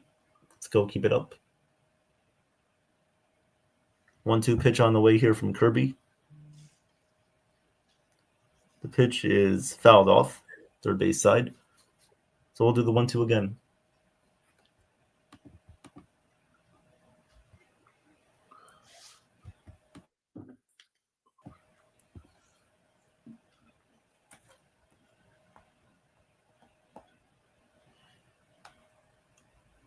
One-two pitch on the way here from Kirby. Sets and deals. And the pitch is called strike 3. Wow, this umpire calling pitches a little bit above the strike zone tonight. It looked like it was a little bit inside, but it caught the corner. So that will end the bottom of the fourth inning. We'll go to the fifth inning. Mariners lead 3-0.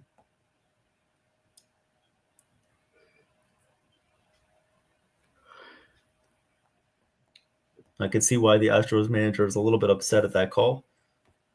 Haven't had a ton of action on the bases and could have had a walk there, but the ump takes it away. In the beginning of the game, he wasn't calling those high pitches, but now he is.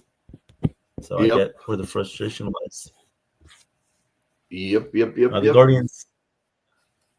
Guardians have now taken a 6-0 lead over the Twins in the bottom of the fifth. So They're awful. You can basically say that the Guardians will be a game out of first place. They're in the AL Central.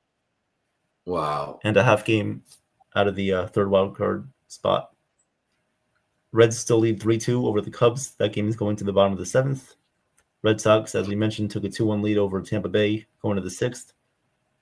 Royals remain 2-0 lead over the Blue Jays in the bottom of the sixth.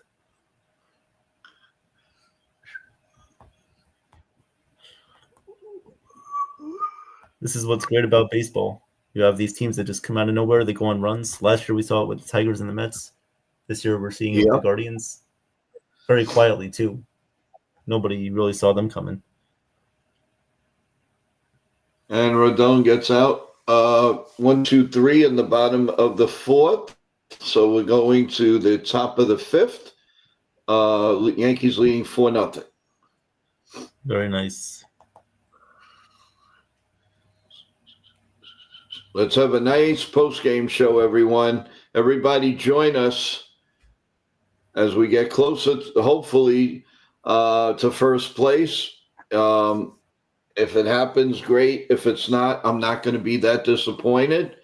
But while we still have a chance, let's go for it, baby. Let's go for it. So let's have a really, really good post-game, everyone. I hope you come on and give us a rah-rah. Don't forget to press the like button and share the channel with everyone, please. And most important, don't forget to subscribe. Takes 2 seconds. Press the subscribe button. You'll get notifications to everything NY Yankee Mania, including community reports, you name it. And it all starts with you. So please subscribe, everyone, and you'll be glad you did. Of course. Framber Valdez coming out here for the top of the fifth. Pitch on the way here to Randy Arozarena is a called strike one.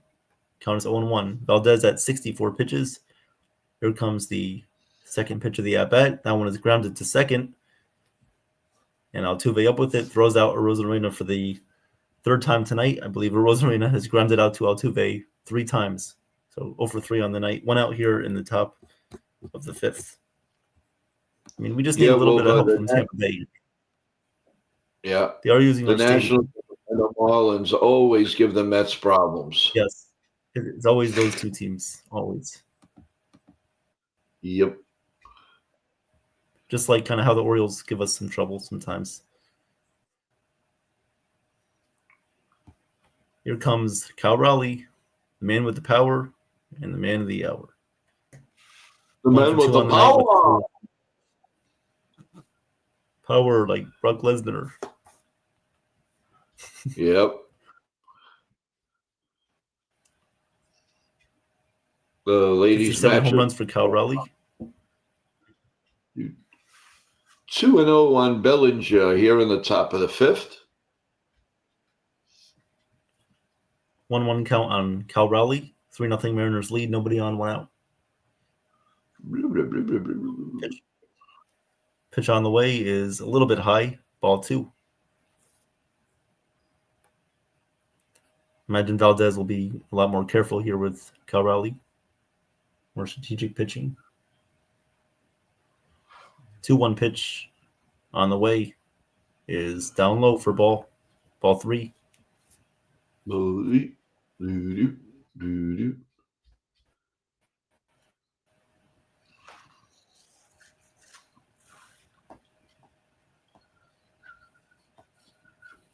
3-2 on Bellinger here in the top of the fifth. Nobody out and nobody on.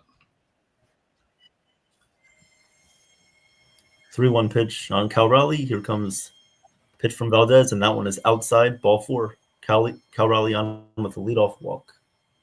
Well, at least he didn't hit a home run. Yeah. The belly bomb is up on a 3-2 pitch. Home run. Walked them ball 4. Giancarlo's up. Julio Rodriguez up to bat for Seattle. Pitch to him is grounded right side base hit into right field.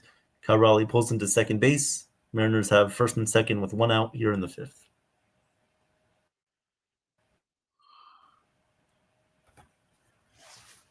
Right now would be a good time for the Yankees to extend their lead a little bit. And the first pitch is a strike call to Giancarlo Stanton, 270, 21 homers, 56 RBIs, 924 OPS. Pitch to right two. Eugenio Suarez up to bat now for Seattle. First pitch to him is inside. Count is 1-0. Suarez has a double and a walk tonight. Giancarlo strikes out, but Bellinger steals second. Man on second, one out. They may look at this. Pitch to Suarez is looked to be outside and a little bit low, but the ump calls that one a strike. So extending his strike zone. Count is now 1-1. 1-1, and how do you do? Pitch to Suarez is swung on and missed. A good curveball there from Valdez. Count is now 1-2.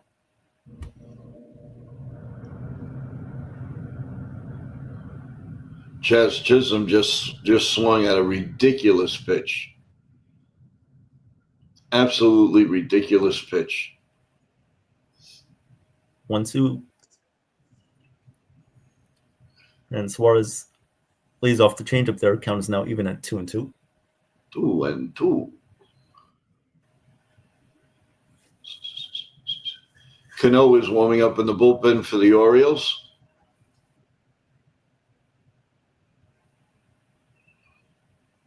Chaz fouls it off, 1-2.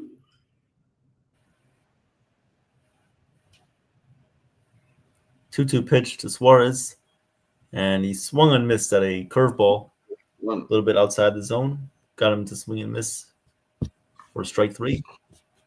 2 outs here in the top of the fifth inning. Chaz is hitting 241.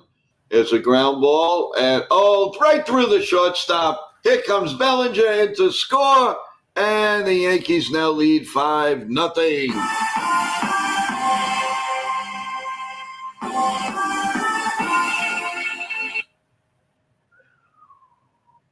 You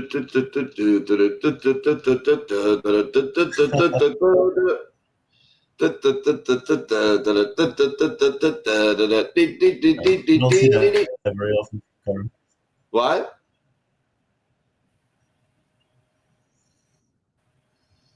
Gunnar Henderson with a rare error there.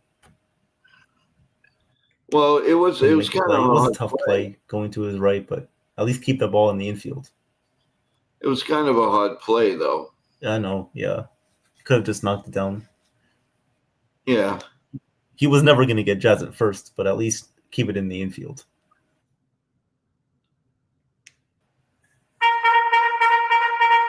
Fifth inning.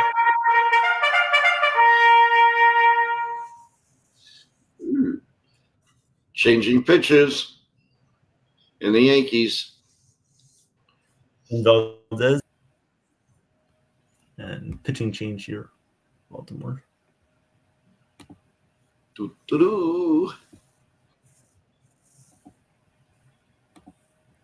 Want to again say hi to everybody in the stream, all of the Astro fans, and of course Mariner fans.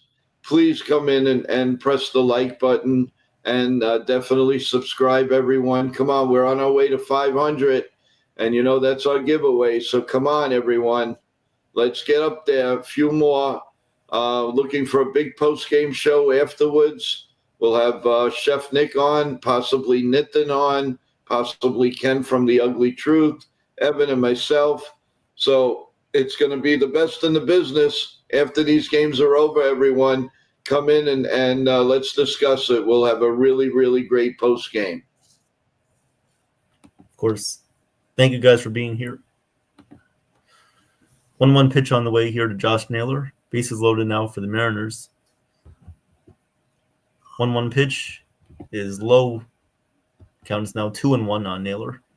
Valdez at 83 pitches here in the fifth inning. Mariners have put constant pressure on Valdez all game, making him work.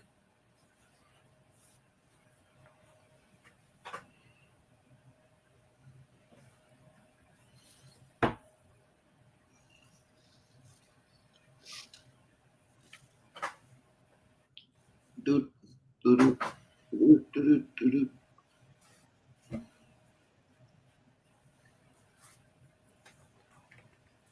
pitch on the way here from Valdez.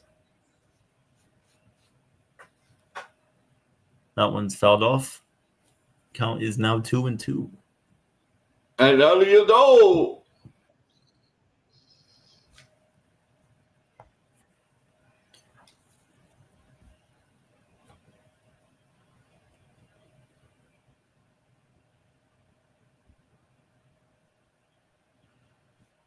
Two pitch coming up from Valdez. 278 for Goldschmidt, and home is 44 up.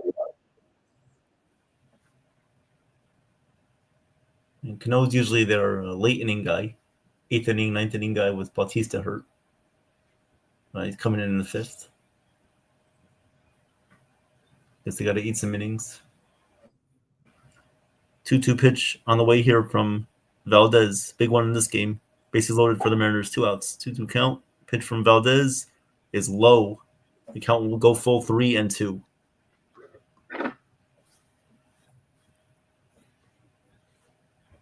Well, the Reds have taken a 4-2 lead over the Cubs. Top of the 8th inning. Runner at second. Nobody out. The Red Sox are up 3-1 here. Come on, Tampa Bay, help us out. You're using our stadium.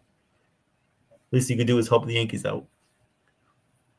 3-2 pitch on the way is fouled off. So 3-2 pitch will be upcoming once again to Naylor. And they just nailed Chaz Chisholm at first base. He is reckless on the base. Base running. Yep. You can't make these base running mistakes. They're going to show up in the playoffs. Yep. Can't do these things. He was leaning on going, and Cano threw the ball at first, and they grabbed him. 3-2 pitch to Naylor. Outside ball 4. Naylor works a walk. Mariners now have a 4-0 lead over the Astros in the 5th.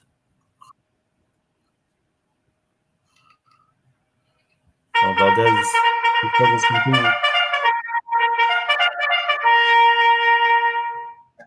Here comes George. He will take the ball from Valdez, ending his night. Doesn't even complete the 5th inning. Astros will go to the bullpen here in the 5th.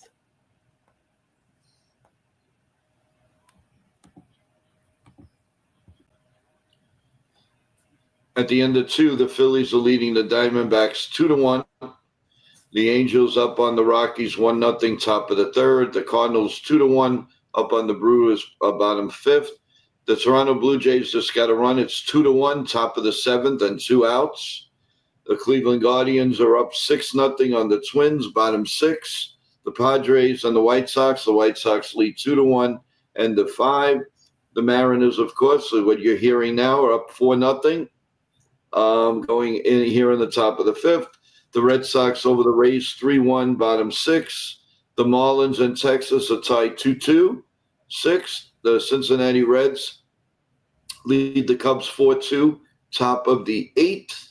And the Yankees lead 5-0 in the bottom of the 5th inning. Well, actually, the end of the 5th. And that's your scoreboard. That is the scoreboard. Let's hear one. Some more.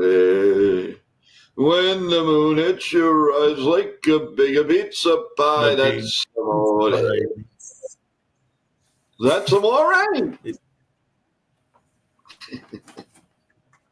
You get everything here. Entertainment, all the scores, all the rants, all the fun.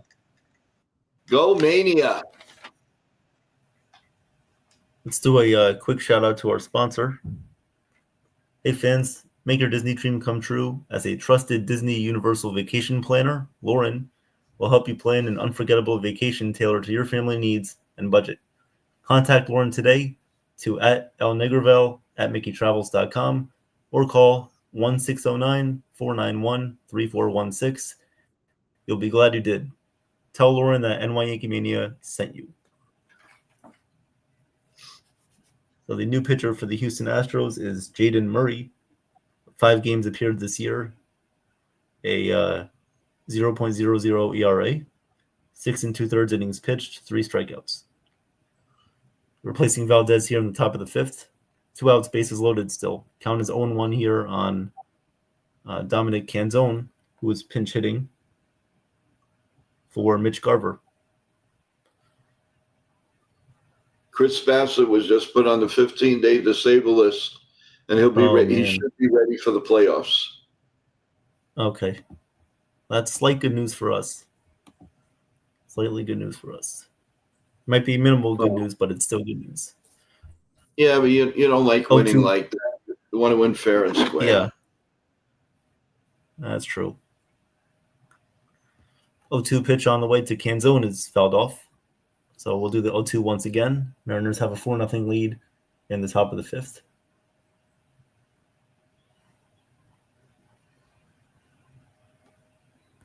Volpe is throwing the ball with a lot more authority. He's really throwing the ball well, which means the arm is much better. 0-2 pitch on the way here from Murray. Here's the pitch, and that one is swung on and grounded foul. We'll do the 0-2 again. Canzone batting over 300 against righties this year. A good substitution there for the Mariners, replacing Mitch Garver as their DH. 0-2 pitch on the way here from Murray. You don't want to allow the Mariners to extend this lead. 0-2 pitch coming up. And this one is hit, line drive, base hit into right field. 1 run will score. The second runner will stop at third. The Mariners take a 5-0 lead over the Astros. Still with bases loaded, 2 outs in the top of the 5th.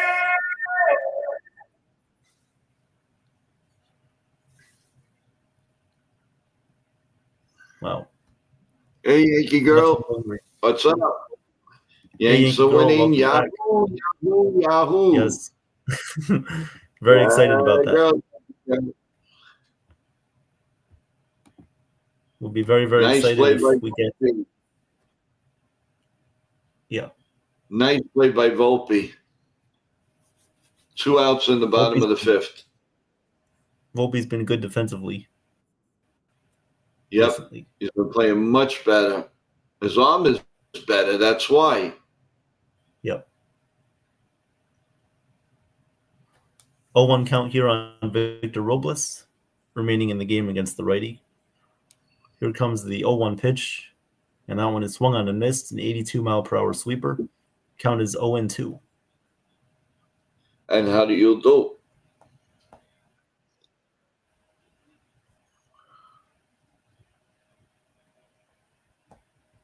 Now the Cubs have cut into the deficit a little bit. They trail the Reds now 4-3, remain in the top of the 8th. 0-2 pitch from Murray to Robles is swung on and missed, so that will end the inning. But the Mariners score 2. We'll go to the bottom of the 5th inning, 5-0. Astros have some work to do. Paul Goldschmidt just made a nice play on Mateo, but he ran to the base with running with the feet first. Kind of hurt his leg. I guess that's the one that's been bothering him. Uh-oh. I hope we don't have a problem now. Looks like he's all right running off. He did have a bruised knee. Being a little bit older, you don't want to re-injure that, so hopefully he's all right.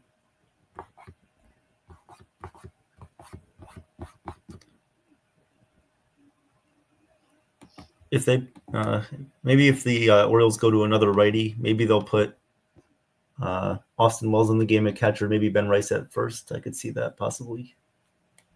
Yeah, but I'd rather have Paul G with defense, that's for sure. Yeah.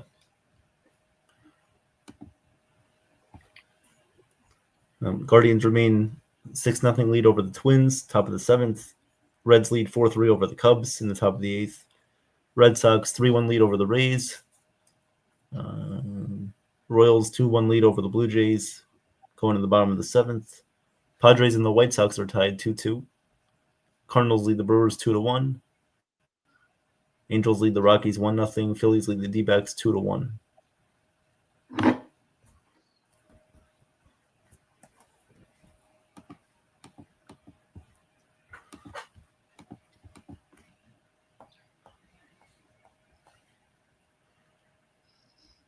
So when we look at this game right now, we have Kirby, who's not allowed a lot of base runners against the Astros. He's only given up 3 hits, but he doesn't have a lot of strikeouts. He only has, only 3 strikeouts. So he's pitched to contact, but he's gotten the outs that he's needed. And that's all that really matters. He'd rather get quick outs than have high counts and high walk rates and be walking batters all the time, giving up hits. So good news for him. So we'll see how he does after the Astros make a couple of adjustments in their lineup. Bottom of the 5th inning here in Houston. Mariners lead 5-0. George Kirby back on the mound. Yainer Diaz up to bat, 1-for-1 on the day. Nobody on, nobody out here in the bottom of the 5th inning. 1-1 pitch from Kirby to Diaz. That one's hit in the air to right field. Right there is Victor Robles to make the catch. 1 out here in the bottom of the 5th.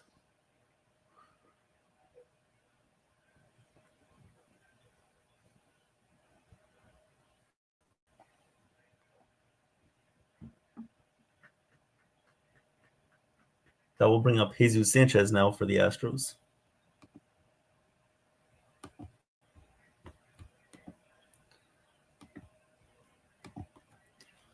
Jesus Sanchez up for the Astros. 1 out here in the bottom of the 5th.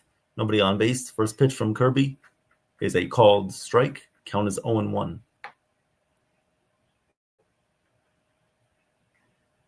Ryan McMahon up right now for the Yankees. He lines out to center field. 1 out in the top of the 6th. Hope you're all having a great night so far. We got a lot of baseball action. Joe calling a little bit of the WrestlePalooza. 0-1 pitch upcoming from Kirby to Sanchez is high. Count is even at 1-1. A lot of fun action here. It's always fun. At the end of the baseball season, we can see which teams are going up, which teams are going down. A lot of fun projections, seeing what the matchups could be going into the playoffs. Very interesting stretch down here towards the end of the season. Pitch from Kirby is a called strike. So count is now 1-2 on Jesus Sanchez. Nobody on base. 1 out. The pitch is swung on and fouled away. So we'll do the 1-2 again.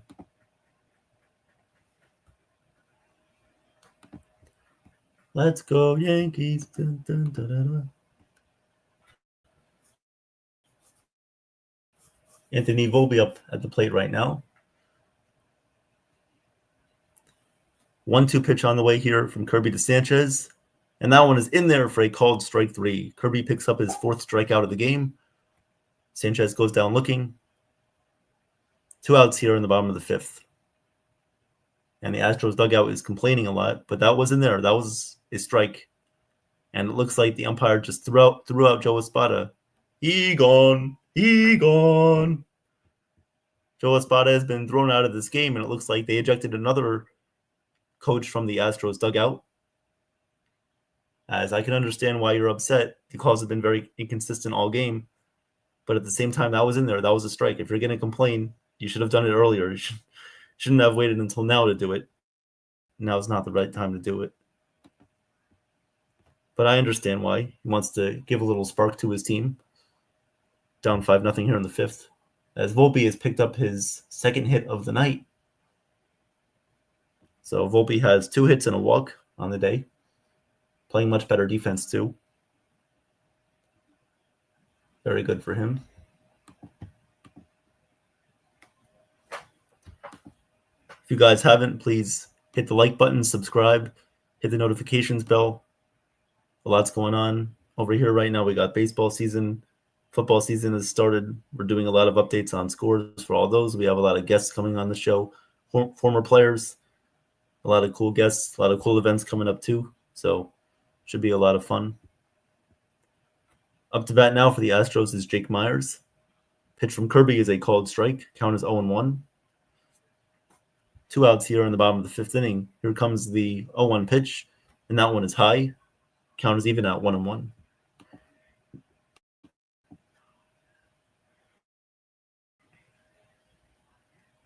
1-1 pitch upcoming from Kirby to Myers. 73 pitches from Kirby. Here comes the pitch on the way to Myers, and that one is fouled away. Count is now 1-2. You can see George Kirby getting ahead, being very efficient with his pitch count, not wasting a lot of time, not throwing a lot of pitches in the dirt, always around the zone, hitting corners, locating. Here comes the 1-2 pitch, and that one is high. Count is even at 2-2. 2-2 pitch upcoming to Jake Myers. 5-0 Mariners lead here over the Astros in the bottom of the fifth inning. Nobody on base. 2-2 count. Grisham is up to bat now. 3-0 count on him. Runner at second base for the Yankees. 1 out in the top of the sixth. Yankees have a 5-0 lead over the Baltimore Orioles. 2-2 pitch on the way to Myers is a called strike 3. Got him looking. Kirby picks up his 5th strikeout of the night. We'll go to the top of the sixth inning. Mariners cruising 5-0 lead. Hey, Joe. Grisham hits the right field, and Volpe scores. There we go. 6-0 Yankees.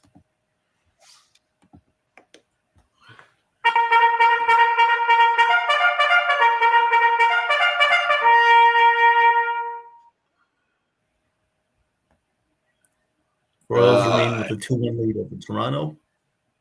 Boston leads 3-1 over Tampa. 4-3 Reds lead over the Cubs. That one's going to the bottom of the 8th. And the Guardians lead 6-0 over the Twins. That one's going to the top of the 8th. So if we can just get a little bit of help from the Rays, that would be nice.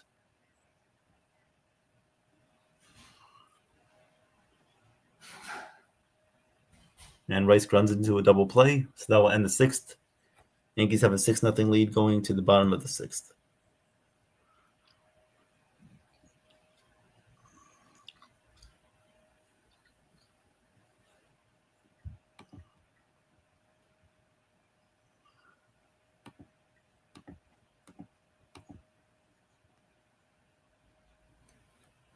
Yes, Yankee girl, we're very happy. Very happy that our Yankees are winning. Of course. And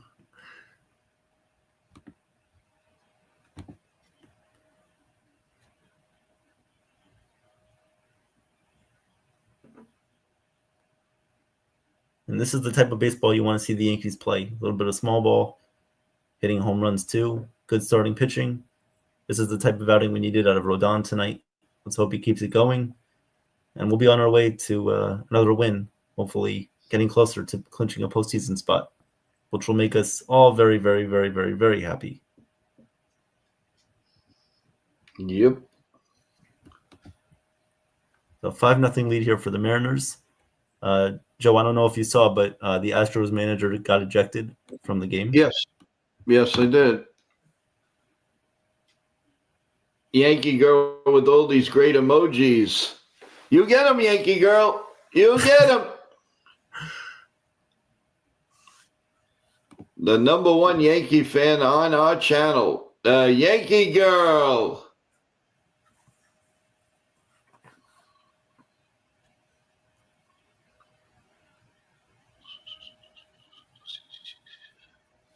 Remember, everyone, we will have a post-game show after these games are over. Hopefully, they're all happy. It's going to be a really happy recap.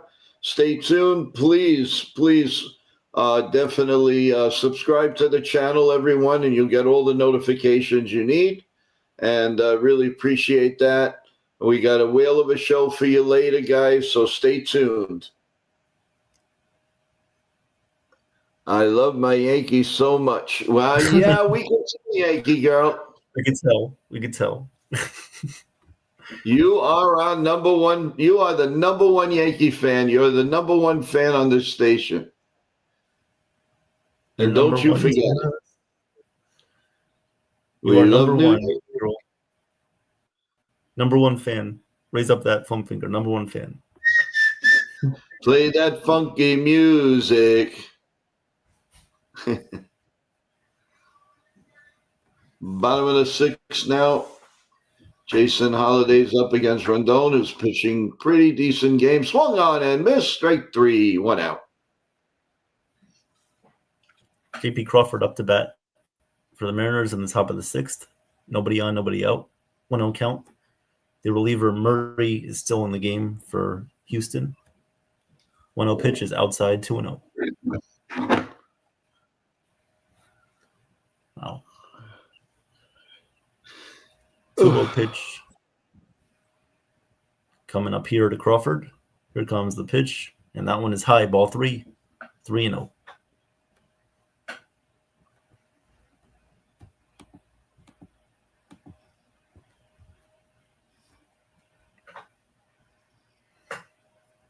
The 3-0 pitch coming up to Crawford, and that one is inside, ball 4. Mariners have a leadoff base runner in the 6th.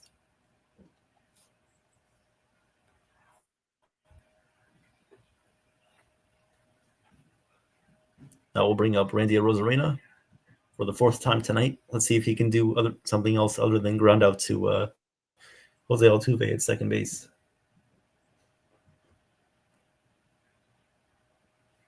First pitch coming up to Arozarena here. Here comes the pitch. And that one is high. Ball 1. Murray has thrown 5 consecutive pitches out of the zone.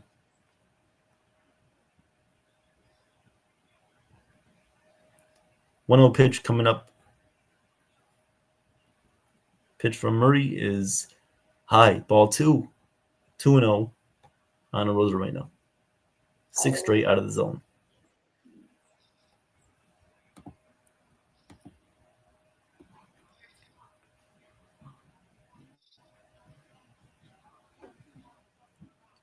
Two-0 pitch coming up to Arozarena from Murray.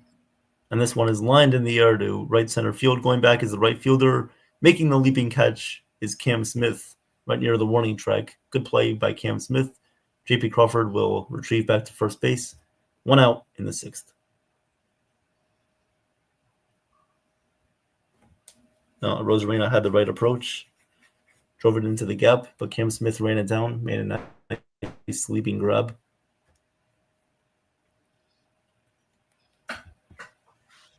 Great play up the middle by Chaz Chisholm. 2 outs here.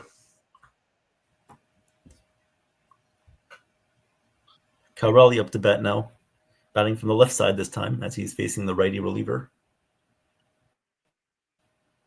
Pitch to Raleigh is a called strike 0-1. 0-1 pitch on the way from Murray to Raleigh. Runner at first, 1 out. 0-1 pitch. Here it comes, and that one's high and away. Count is 1-1.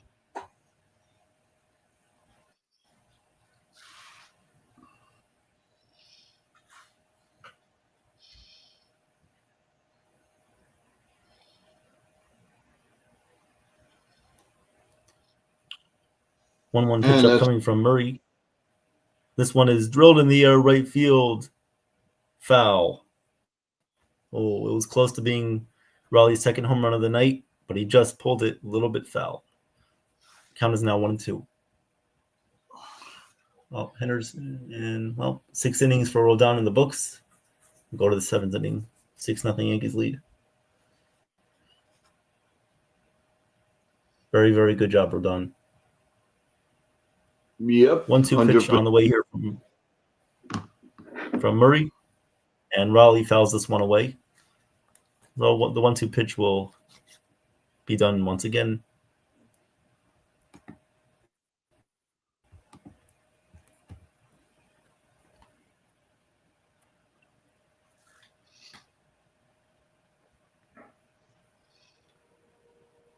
Raleigh takes the timeout here at home plate, so we'll wait to do the 1-2.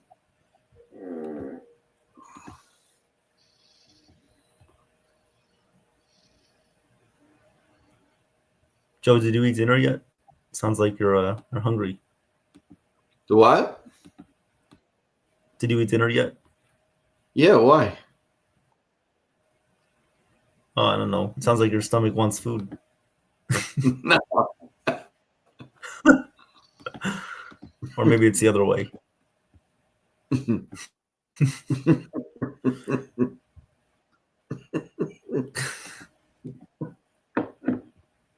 2-2 pitch to Raleigh coming up. Here comes the pitch. It is called strike 3. Raleigh strikes out looking. 2 outs here in the 6th.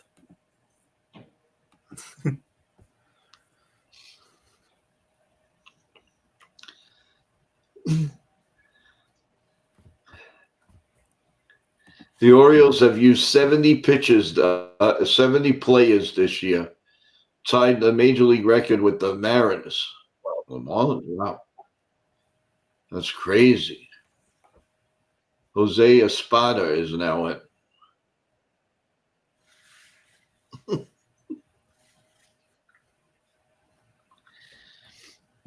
Up to bat for the Mariners now is Julio Rodriguez. And the mixed tag team match is about to get underway. Seth Rollins against CM Punk. And here we go with a battle of Becky Lynch and AJ Lee. Here we go. Fans going nuts. I think the ladies will get this one. What? I think the ladies will win this one. Well, I think AJ Lee is going to definitely do well. She didn't come back to lose. And the Golden Boy pops it up, and it's 1 out. He's the Golden Boy. The Golden Boy. 1-2 pitch on the way from Murray to Rodriguez is fouled away. So 1-2 pitch coming up again.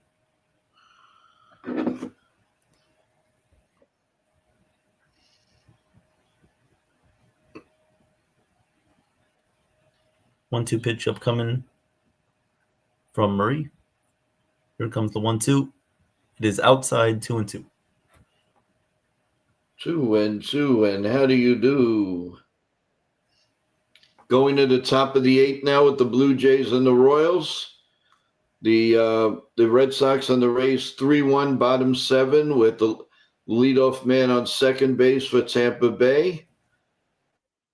The Marlins are leading Texas 4-2. The Reds now have a 6-3 lead over the Cubs. Top of the 9th. Wow. So it looks like the Reds will be a game behind the Mets. 2-1 Royals lead. Yep, 3-1. 3-2 now Red Sox lead. Let's go Rays, one more run there. There you go. 2-2 pitch on the way here from Murray to Rodriguez. Here comes the pitch. It is upstairs. Count is now full 3-2. 3-2, and how do you do?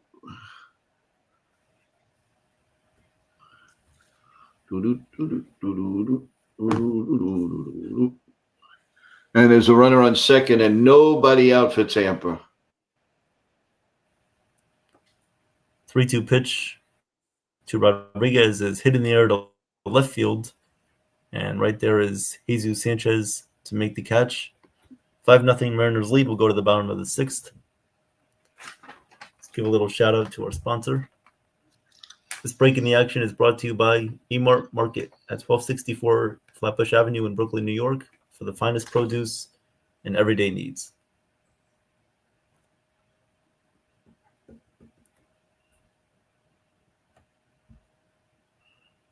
And Stanton strikes out. What's new? Go to the bottom of the 7th inning, 6-0.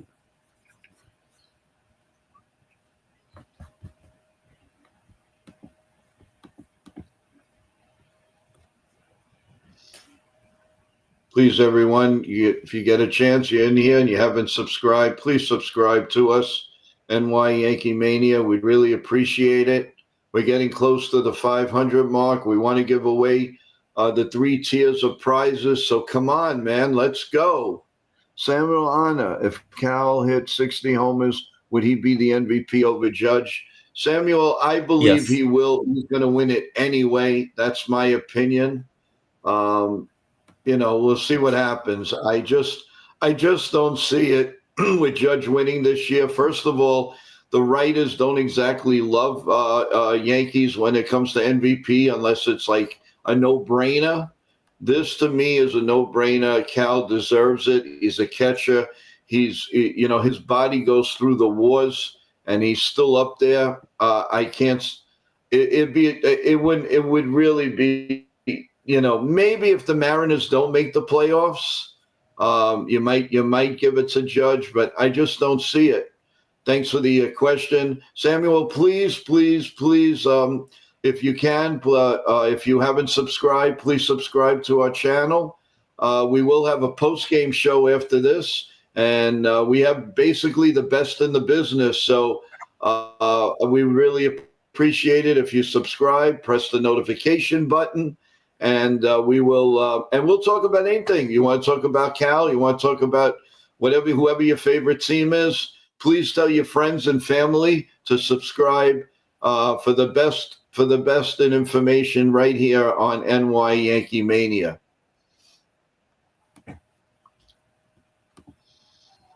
And Rendon's going to the 7th inning, man. I guess why not? Give the bullpen a little bit of a rest. It's what we needed. This is what we signed. Available. This is what we signed them for, Ivan. Definitely.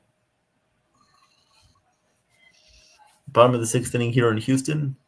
Astros currently trail the Mariners 5-0. Cam Smith, the Astros 9-hitter, up to bat.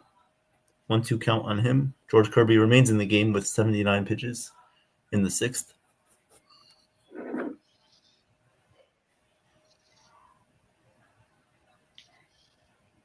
Pitch from Kirby is swung on and grounded slowly to the shortstop Crawford, bare hands, and will not make a throw to first.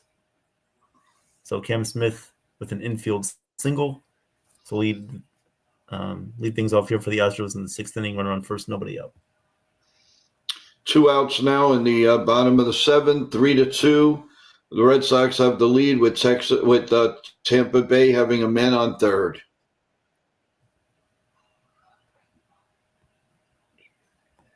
Yep, Guardians now lead the Twins 8-0. Oh, that game's over with. Top of the 8th, 1 out. Toronto Blue Jays are up with 1 out.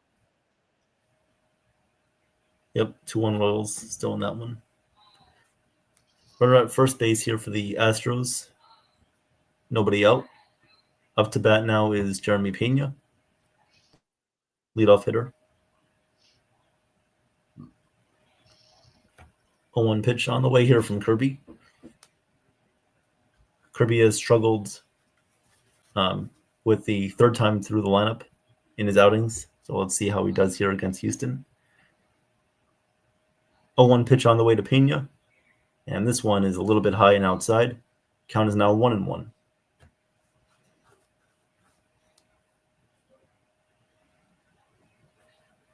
Runner at first, nobody out for Houston. Here in the 6th, pitch on the way from Kirby is outside. Count is 2-1.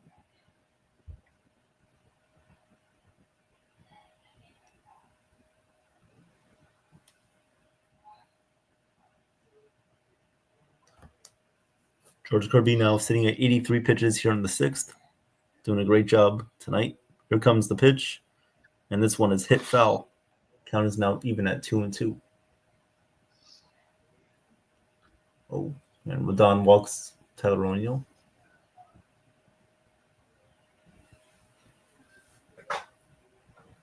How far would you let Rodon go here? Would you pull him out after a certain amount of pitches? Or? Yeah, this will be the last inning, in my opinion. Yeah. Pitch here on the way to Pena is grounded up the middle, base hit into center field. Cam Smith will go first to third. Jeremy Pena gets a single for the Astros. They are set up here, runners on the corners, nobody out. And this is where Kirby struggles with the third time through the lineup. Let's see if the Mariners get anybody up in the bullpen.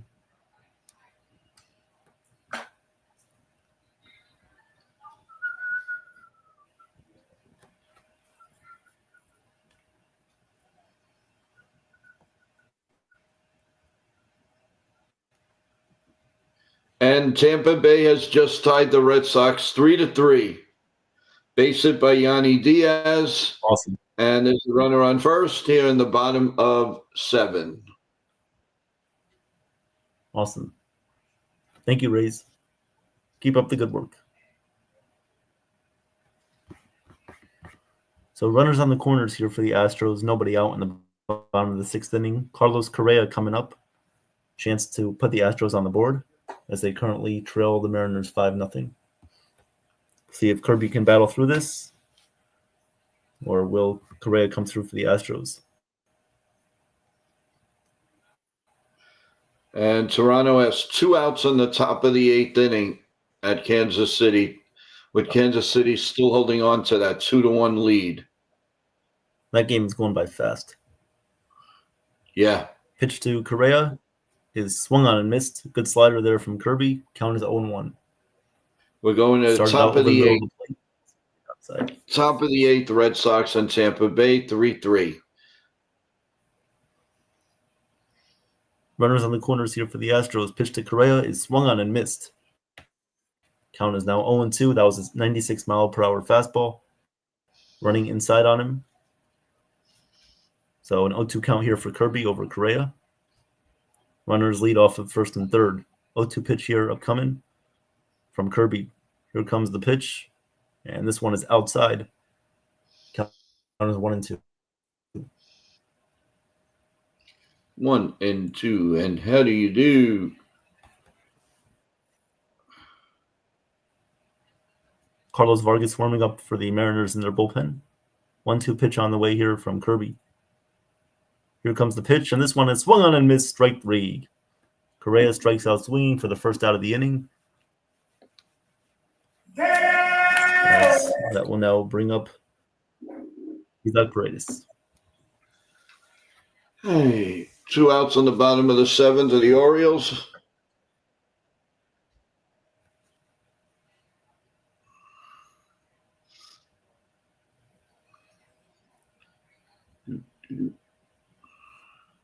So runners on the corners here for the Astros. Isaac Paredes up to bat. George Kirby still in the game. Here comes the pitch. As this one is high. Count is 1-0.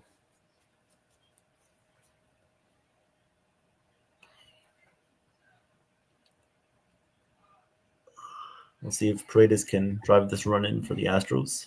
Here comes the pitch. And this one is swung on and missed. Count is now even at 1-1.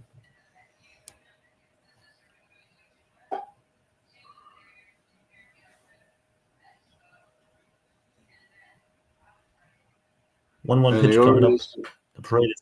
The Orioles just got a run. A long double down the left field line. And it's now 6-1. Yeah.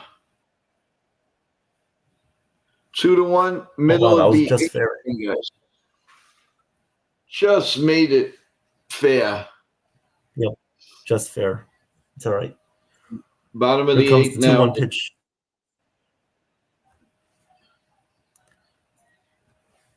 Two-one pitch is fouled away. Count is even at 2-2. Yep, bottom of the 8th in the Blue Jays Royals game. 2-1 Royals lead. And it is a final now. The Reds have defeated the Cubs 6-3. So now the Reds are a game back of the Mets. That is some dogfight. Wow. 2-2 pitch up coming here to Paredes. Pitch from Kirby is upstairs. Count is now full, 3-2. You know, that ball could have went foul. That double, I think the Yankees might have had an argument on that. That looked foul, man. If it didn't, it hit the white just like ridiculous. Oh yeah. Yeah, it was in that corner. Wow, so, that could have been. I think that was foul. I don't know why the Yankees didn't argue it.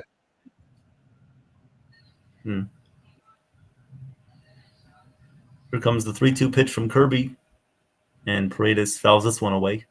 So we'll do the 3-2 again. 3-2. Yeah. I think it just caught the white line. Honestly, it might have. Really, the swing of the. Really, that's ridiculous. That was unbelievable. There's a swing and a miss, and the inning is over. So we're going to the top of the 8th. 3-2 pitch to Paredes is fouled away again.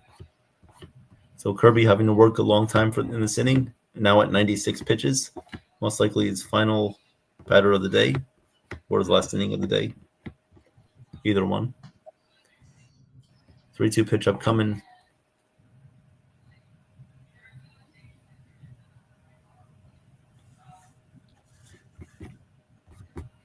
Kirby looking in for the sign. Has it. Set at the belt. 3-2 pitch on the way.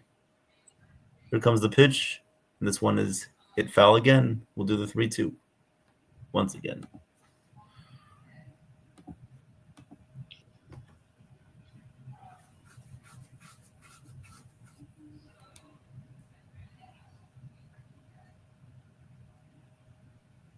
As there are a couple of Astros fans that are sleeping.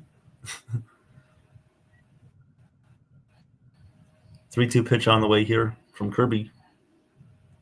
Here comes the 3-2, and Paredes strikes out swinging. 2 outs in the 6th. So Kirby, after giving up a couple of base runners here, now strikes out Correa and Paredes. 2 outs here in the 6th. We'll try to end his outing with this last out of the inning coming up. See, I think the Mariners will keep him in here for this last batter. It will be Jose Altuve coming up. Since August 26th, Altuve is 1 for 13 with 2 outs and runners. Yeah. Altuve up to bat. Kirby looking to stamp his night off. Getting out of this one. First pitch on the way to Altuve is a called strike. Count is 0-1. AJ Lee is on fire on Becky Lynch. She's just mole-handing her. Wow, AJ is on fire. Here comes the pitch to Altuve.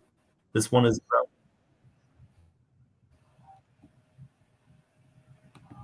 one is grounded to second base. Jorge Polanco has it. Throws over to first in time for the final out of the inning. Kirby works out of trouble in the 6th, ending his night. Doesn't allow any runs here against the Astros. Only allows 5 hits. Doesn't give up any runs. And 7 strikeouts. So a great night for Kirby. Very well needed for the Mariners. We'll go to the top of the 7th inning there. 5-0 Mariners lead. Hey, Donnie, welcome to the stream. How's it going? Hope you're all doing well. What's up, Donnie? Good to see you.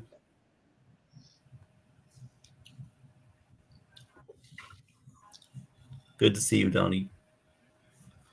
And AJ Lee is going 8 bananas on Seth Rollins, kicking his buns. Oh, my God.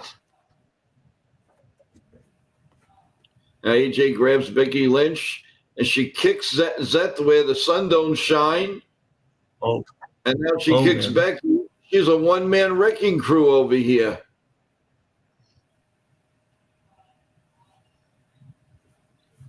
What a flip. Over 1, 2. Oh. Nothing yet.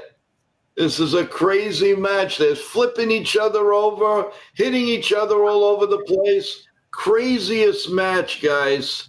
Oh, man. And this is mixed doubles, right? So it's a woman and a man against a woman and a man. Okay. I think Becky Lynch, I think AJ Lee is going to win. AJ Lee and the other one there.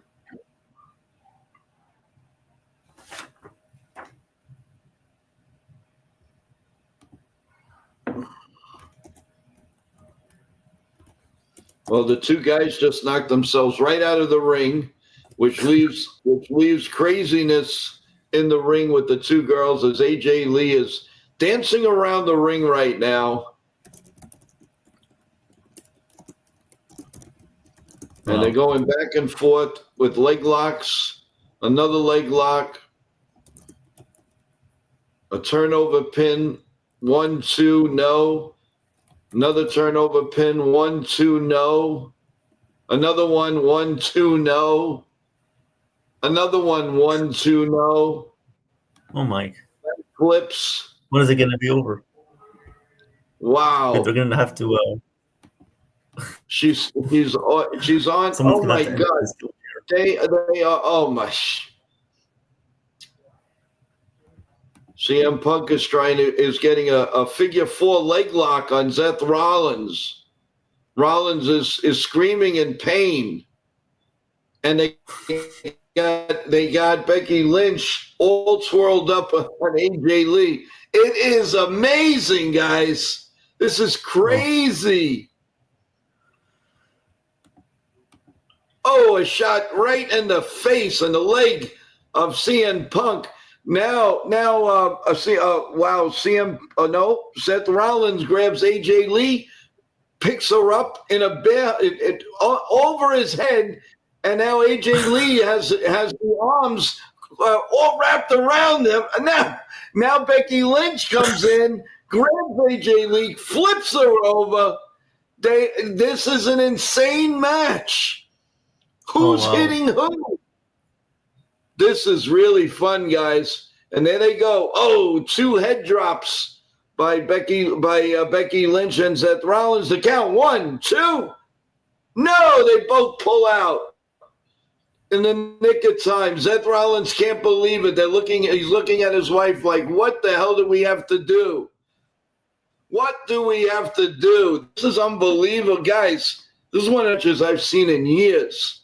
This is crazy. I'm telling you, Evan, if you had this on, you'd be enjoying it. It's really crazy. Yeah. Fans are going nuts. Everybody's going nuts. Yeah. The best is when they use the props, though. Now they're not even doing it. They're just using each other to try to get the edge. Yeah. They're both down. CM Punk and AJ Lee are down.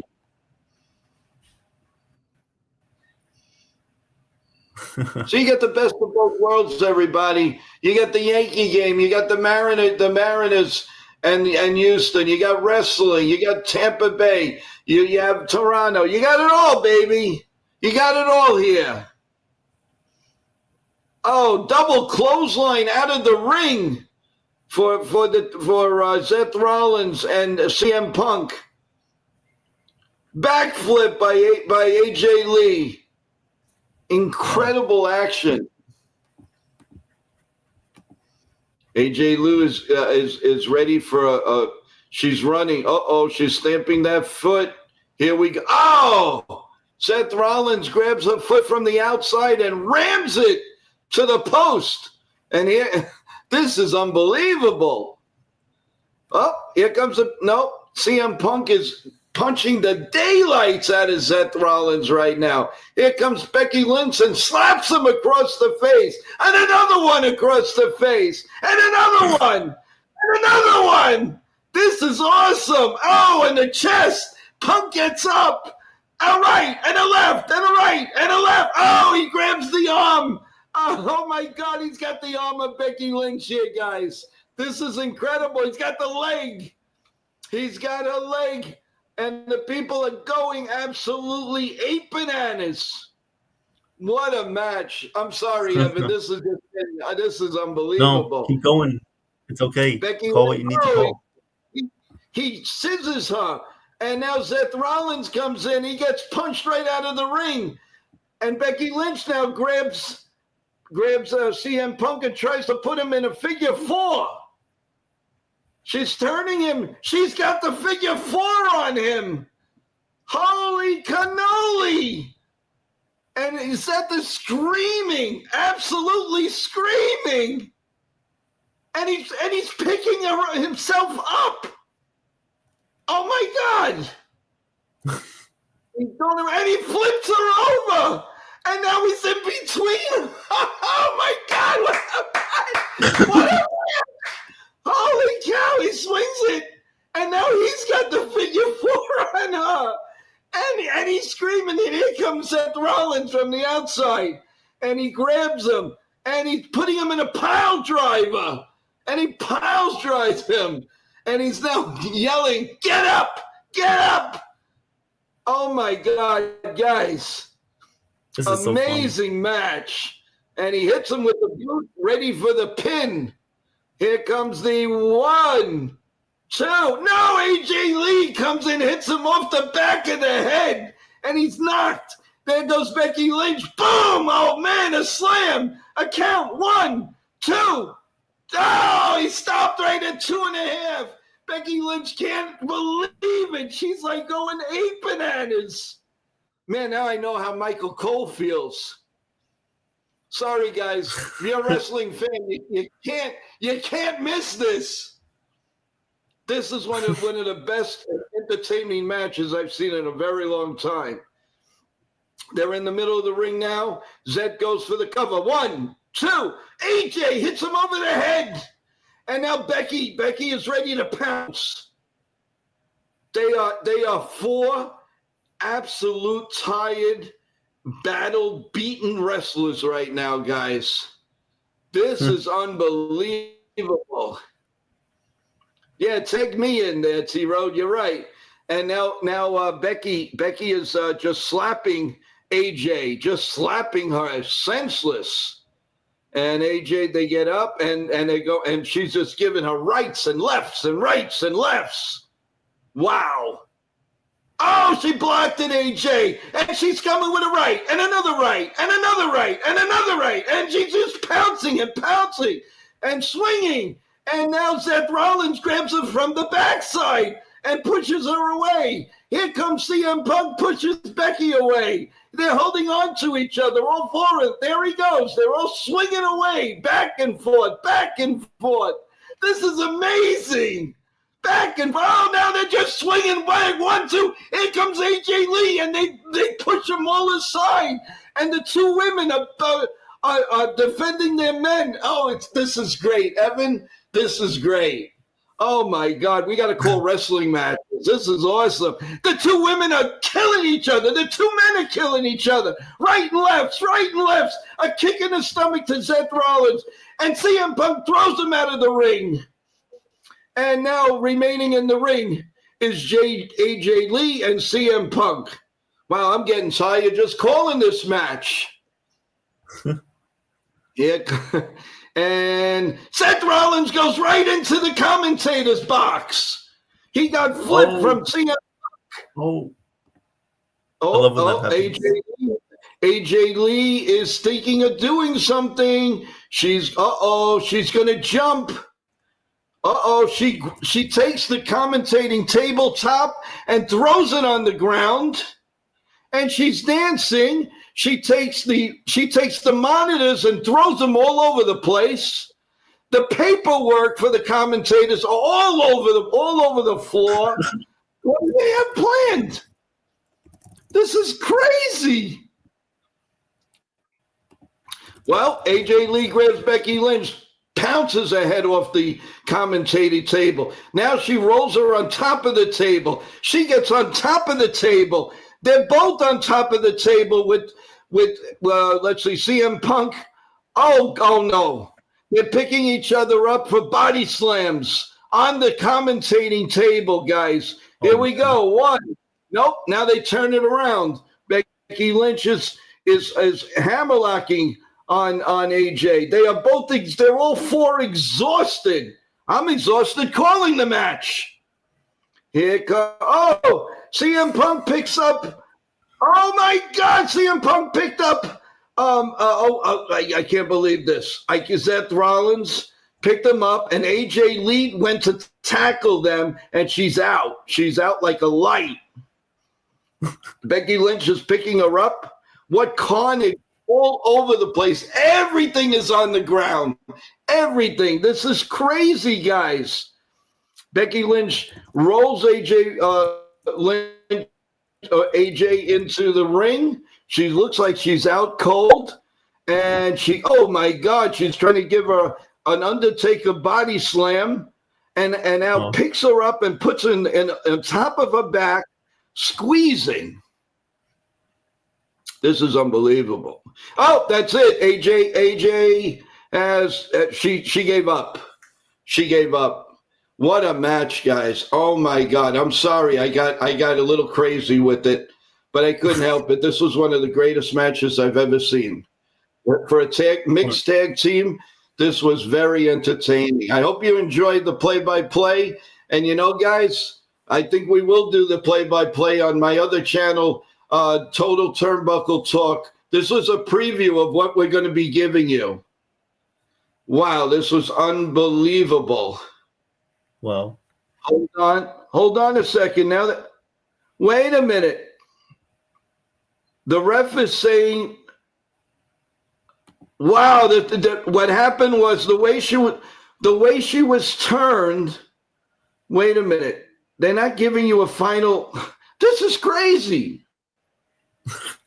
Let me see. I think they turned it that AJ Lee is the one that was that actually they said that Becky Lynch gave up. She was in her arms and she gave up on her shoulders. That was crazy. That was really confusing, guys, but that was crazy. So the winners of the match is CM Punk and AJ Lee. There's so much to watch here, guys. You must watch the replay. Even if you don't know anything about wrestling, you've got to see this match. It was great. Evan, sorry about the play-by-play. Go ahead, take it away. I'm exhausted. Oh, it's all right. It's all right. We needed a little bit of an excitement there. A lot of fun with the wrestling. Definitely one of the best matches. You might have been better than Michael Cole there calling the match. I don't know, even though he does a great job. But it's kind of like that. What was that match? The Bobby Lashley against Braun Strowman match. That was a great match a couple years ago. I liked that one, but this one seemed like it was in another world than that. So this one was unbelievable. I hope you guys to the baseball. Go ahead. I definitely enjoyed it.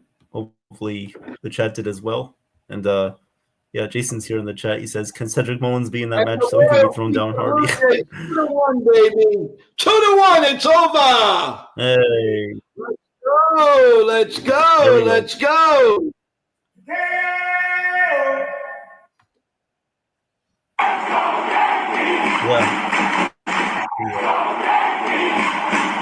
We're on our way. We're only going to be 2 games back of the Blue Jays. Guardians are 1 game back in the wild card, a game and a half back in the NL Central. Wow.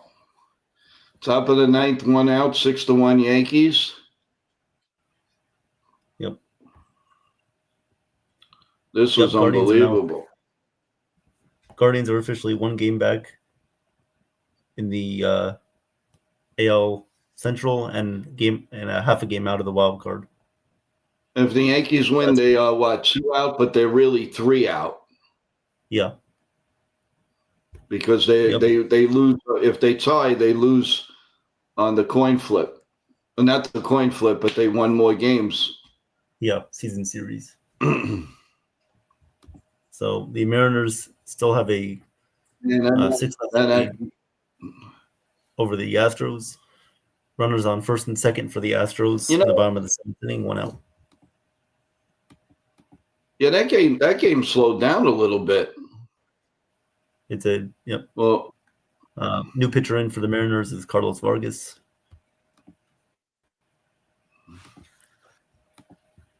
And I'm telling you guys, watch out for the Mariners. They could be a scary team if they make the playoffs, which most likely they will. And the Blue Jays pitching is falling apart a little bit. Chris Bassett getting hurt now, being put on the IL. I remember, everyone, the post-game show is going to be coming up after both games are over, so stay tuned.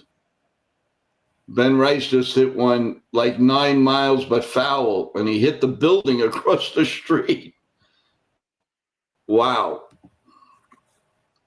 You know, Evan, maybe we're gonna call a wrestling match. That should be fun. Yeah, knocked me out. We should do that. We should do that. Wrestling match, yep. 6-0 Mariners lead, bottom of the 7th inning. Runners on second and third. Here comes the pitch. And it hit him. Looked like it hit him in the helmet there. That was Cam Smith up to bat. Looked like, well, it hit him in the hand first. And so luckily it didn't hit him in the helmet, but it hit him on his hand. And he will be attended to by the training staff.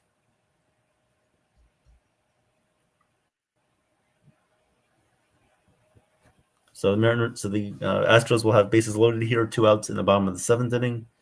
Mariners still lead 6-0.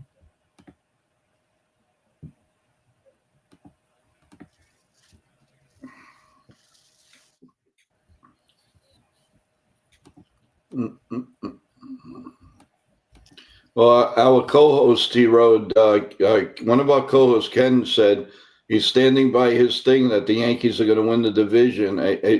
It's going to be a crazy week coming up, the final week, and we'll have games here for you guys. One way or the other, you're going to hear things right here on NY Yankee Mania. It is a big week. It's a big week for baseball right here. And we're going to the bottom of the ninth now with the Yankees up 6-1. And the Red Sox have taken a 4-3 lead over the Rays, top of the ninth. Well, the Rays have officially been eliminated. Yeah. Bases loaded now for the Astros. Bottom of the 7th inning, 2 outs. Up to bat now is Jeremy Pena, who is hitting 395 with 2 outs and runners in scoring position. We'll see if he can give the Astros a run here. Here comes the pitch from Vargas. This one is high, ball 1. 6-0 Mariners lead. Bottom of the 7th inning, bases loaded, 2 outs, 1-0 count on Jeremy Pena. Here comes the pitch. This one is hit in the air to left field, pretty deep. Going back on it is the left fielder at the warning track at the wall. This one is gone. A home run, grand slam for Jeremy Pena. Put the Astros right back in this game. It's now 6-4 in the bottom of the 7th inning. Jeremy Pena's 17th home run of the season. A grand slam. Exactly what they needed here. That's why they're dangerous. This one's not over yet. That's why they're dangerous. Nope. Yep. Never out of a game. Never.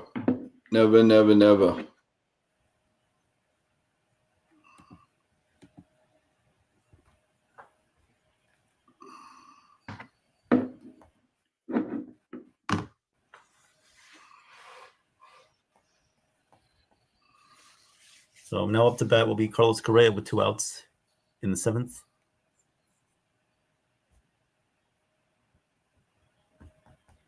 Here comes the 0-1. This one is grounded to second base. Jorge Polanco has it. Throws over to Josh Naylor for the final out of the inning.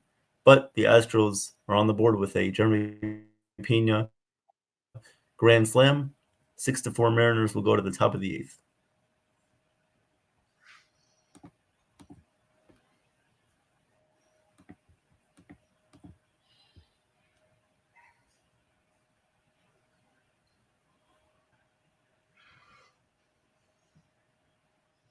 Yeah, T-Road, it's 2 games behind, but to be honest with you, it's really 3 because we lost the season series. So we got to get closer if you want to win first place. And Bednar is now in, surprisingly, I guess, to give him a little bit of work. And Gunnar Henderson is leading off here. No ball, 1 strike count. And the set. And a long fly ball to left field. Bellinger's under it and makes the catch. 1 out here in the 9th inning.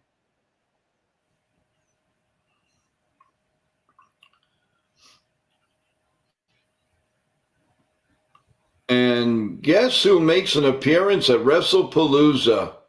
The Undertaker. And he's in front of Stephanie McMahon. Jamie. And it was funny because I was basically guarding Stephanie McMahon, and she always wore an Undertaker T-shirt. Always.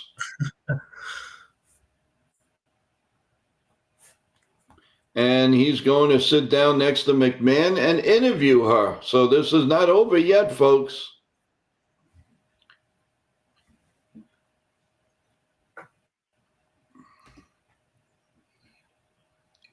Oh and 2 on O'Neal. The 0-2 pitch. Swung on and missed.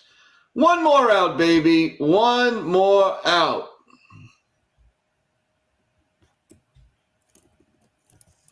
Did they start the inning? The top of the 8th inning is about to be underway. Yep. Okay.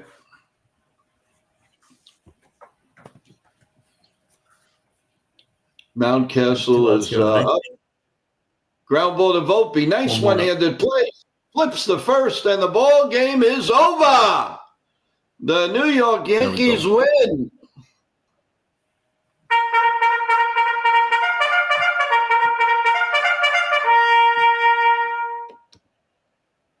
Let's go Yankees. Dun, dun, dun, dun.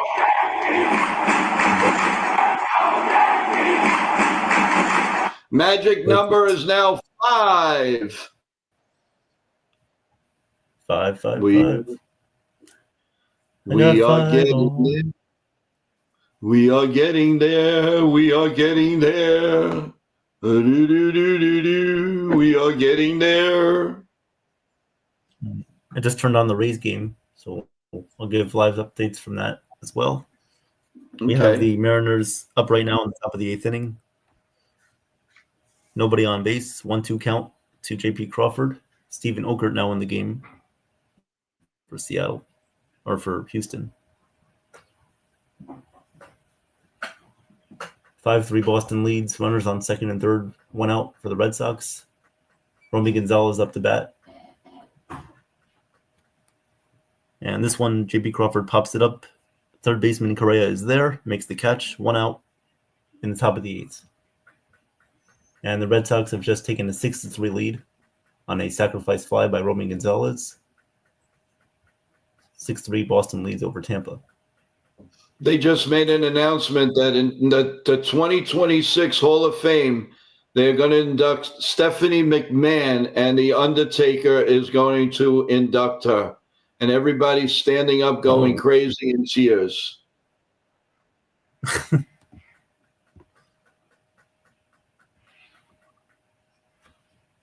That was definitely a surprise. She did not know that.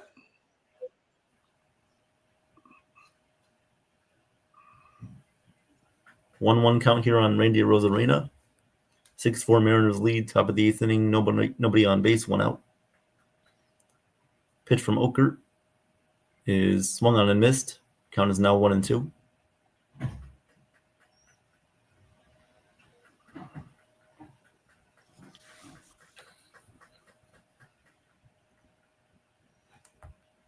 DJ Lee. 1-2 pitch is fouled away. Count remains 1-2.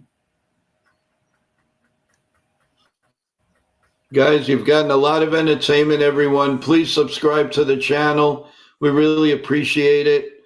A lot more to come. We're still going to have our great post-game show, everyone. So please stay tuned. Stay on the link. There's no new link for this. We're going straight to the play-by-play. We give us 2 minutes to unwind, and then we'll come back. So keep staying here, everyone. And while we have a break, everybody come over to subscribe and press the like button, because Evan's done a great job with the play-by-play and all multiple things that we've been doing all night. Thank you, Joe. Great job with the wrestling play-by-play. I definitely had a lot of fun listening to that. Something new here on the channel. Thank you so much. Yep. Cal Raleigh up to bat. Hit his 57th home run earlier in this game. Top of the 8th inning. 2 outs, nobody on base. 1-0 pitch from Okert to Cal Raleigh is swung on and grounded to short. Right there is Pena. He'll field and fire over the first in time for the third out of the inning. But we'll go to the bottom of the eighth inning. The Mariners have a 6-4 lead over Houston. To the fans just joining us, now that the New York Yankee game is over, this is an implication game for the Yankees, guys, with the Mariners holding on to a 6-4 lead in the bottom of the eighth inning on the Astros. And remember, when this is over, 2-minute break, and then we'll start our comprehensive post-game show and go over everything, guys. It's been a fun night. I'm hoping you guys got to catch a little play-by-play on wrestling tonight. It was a very exciting match with AJ Lee and CM Punk against Seth Rollins and Bailey and his wife. It was great. It was great calling it. It was a lot of fun, and I can understand why Michael Cole is the best in the business, because it's really a lot of fun to call wrestling. It really is. Yeah, he is great. Right now, they still have another match going on. Drew McIntyre is about to enter the ring, so this should be another really, really good match. And I don't have to tell everybody who his opponent is, so this might be fun to call.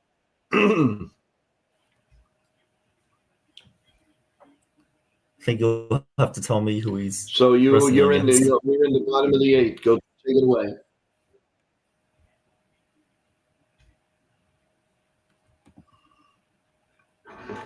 All right, bottom of the eighth coming up. The Rays are coming up to bat in the bottom of the ninth inning, trailing 6-3. Roldis Chapman now in the game for the Red Sox. See if the Astros can put a little bit more pressure on the Mariners, who have a 6-4 lead over the Astros in the bottom of the eighth. New pitcher most likely will be coming in for the Mariners now.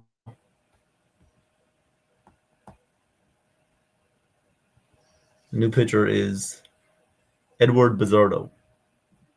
So the Mariners not going with their completely high-leveraged bullpen relievers right now, hoping to get this win here. Most likely Munoz will be in the ninth if they hold this lead. Isaac Paredes is the leadoff hitter for the Astros in the bottom of the eighth. Pitch from Bizardo is down low. Ball one. Count is even at 1-1.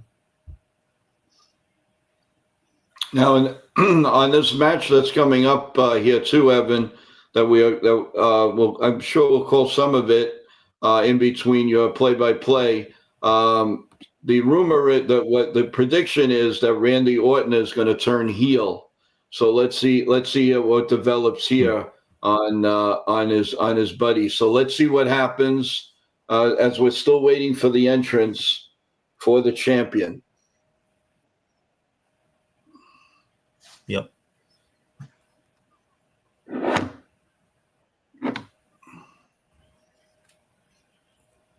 One-two pitch on the way to Paredes is strike three called. One out here in the bottom of the eighth.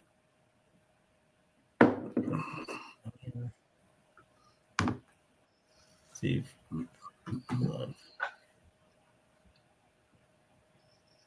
All right. Here we go. All right, so now the Astros. Okay, so I put the game on Football TV now, so it's a little bit ahead of the Amazon Prime version. So just to update you guys, we missed a couple of batters. So the Astros now have runners on second and third with one out in the bottom of the eighth inning. Mariners lead 6-4. So runners on second and third, one out in the bottom of the eighth inning. The Astros have certainly made this one a game. 6-4 now, off of the back of the Jeremy Pena grand slam in the seventh inning. What's up, Ken? Hope you had a great calling of the Yankee game. Must have been because they won. What's up, Michael? Good to see you too.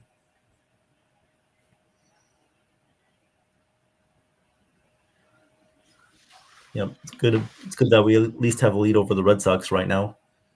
We need to maintain that advantage and creep a little bit closer to the Blue Jays, of course. But it's important that we stay ahead of Boston. It's very important. Here comes Yanner Diaz up to bat now for Houston. First pitch on the way to him is fouled away. Count is 0-1. Hey, Jacob. Welcome to the stream. Thank you for listening on your way home from work. Jacob. Appreciate it. It's been a great stream. I hope you guys had a chance to hear a little bit of wrestling. Yes. Yes, if you haven't, go back, listen to Joe call some wrestling. It was really fun to do. 30 minutes ago. Yep. 0-2 pitch on the way. 0-2 pitch on the way from Bizzardo. He struck him out swinging. A high fastball gets Diaz to strike out swinging there. 2 away in the bottom of the 8th.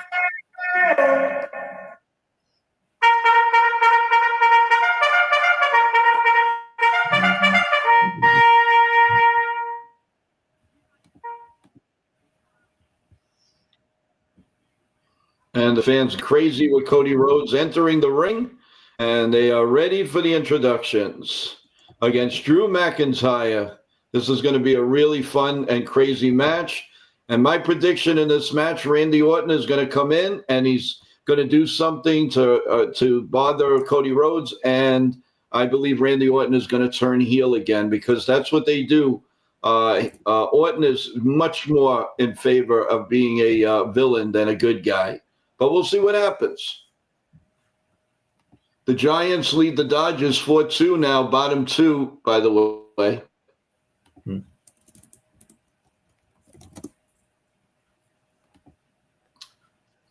So the Mariners will be making a pitching change here in the bottom of the 8th inning. The new pitcher will be Gabe Spire. Their lefty will come in to face Jesus Sanchez. So lefty on lefty matchup coming up in the bottom of the 8th inning. Astros have runners on second and third with 2 outs. And by the way, everyone, this is a WWE championship match. So Cody Rhodes is putting the title on the line. Oh, man. And the two are going to be locking it up in the next minute or two. Well, I got to tell you, I got to give ESPN if 10 is the best for the presentation and everything. I give them at least close to a 9. They've done a fabulous job. I love their opening, and wrestling fans would love. If they didn't see it, go watch the opening. It reminded of so many things. They gave a shout out to Hulk Hogan. They did so much. So I got to hand it to ESPN. I tip my hat off to them. I thought they did a really nice entrance to the first day of having WWE on their channel, and will be with WWE next year for all the pay-per-views and everything. So kudos to them. And we will go over the match as we can, but there are bigger fish to fry right now with the Mariners and the Astros. Evan, take it away. Yep. Just to answer Jacob's question, yes, Toronto did lose to the Royals. Yep, the Royals won that game 2-1. So good news for us. Gabe Spire, the new pitcher in for the Mariners, will face Christian Walker, who is pinch hitting for Jesus Sanchez. Runners on second and third, 2 outs in the bottom of the 8th inning. Mariners have a 6-4 lead.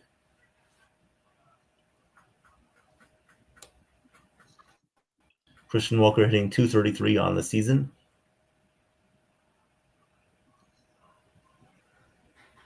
Looks like the pitch comm may not be exactly working here, so we'll see if they can get that fixed. Looks like it's working now. All right. Christian Walker steps into the batter's box. Runners on second and third, 2 outs. A hit will tie this game. Here comes the first pitch on the way from Spire. And the pitch is in there for a called strike. The count is 0-1. The pregame show will start as soon as this game is over, guys. 2 minutes with a break. and then we'll get into our comprehensive post-game show, everyone. 0-1 pitch is fouled away. Count is 0-2. So Spire comes in, attacks on the first two pitches, doesn't mess around. We'll see what he goes with here on 0-2. Does he stay with the fastball? Does he go off speed? We'll see. 0-2 pitch on the way. He struck him out swinging a high fastball. Gets Christian Walker to swing and miss. We'll go to the top of the ninth inning. The Mariners lead 6-4. All right. And back in the ring, everyone. Cody and Drew McIntyre are just jabbing at each other. Oh, and Cody gives him a right, and McIntyre with the right, and McIntyre with another right. Cody with the left, with another left, and another left, and another left. And he winds up with Dusty Rhodes, and an elbow on the top, a kick to the leg, another kick to the face. And Cody gets up, and he's banging his hands on the mat. He gets clipped on the leg as he's going to the rope. He jumps on the rope. Oh, he gives him a neck drive. Holy cow. And he goes for the pin. 1, 2, no. Referee says 2. Cody Rhodes is holding his head right now. McIntyre is checking to see if he still has any teeth left. Wow.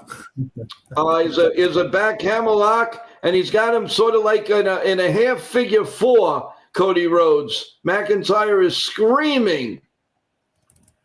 Referee's asking, do you give up? Do you give up? He's saying, absolutely not. Leave me alone.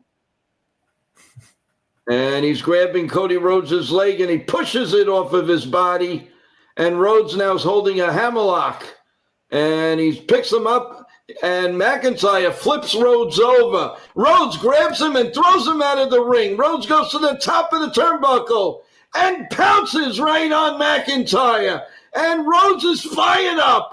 Rhodes is going to the other side. He's going to jump the ropes. He's going to leap all the way around, up and in the air. And he hits his head right on the commentator's spot. He gets up. He goes back into the ring. Crazy action right now. Codes again goes back in the ring to the other side. Leaps. Oh, my God. He touched him right in the head.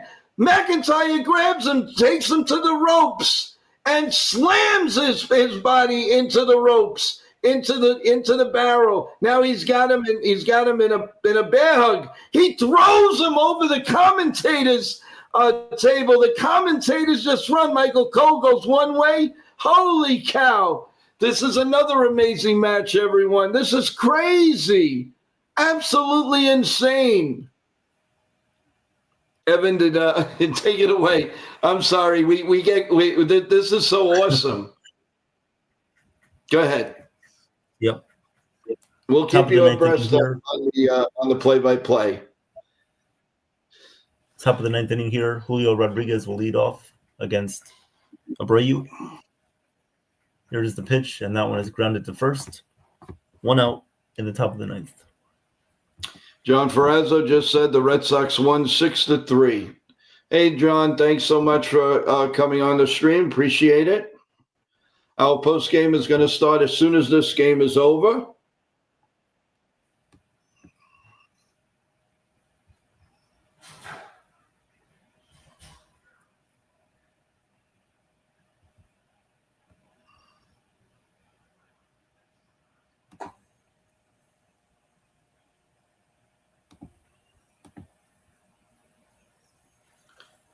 Everything is quiet, Evan. What's going on?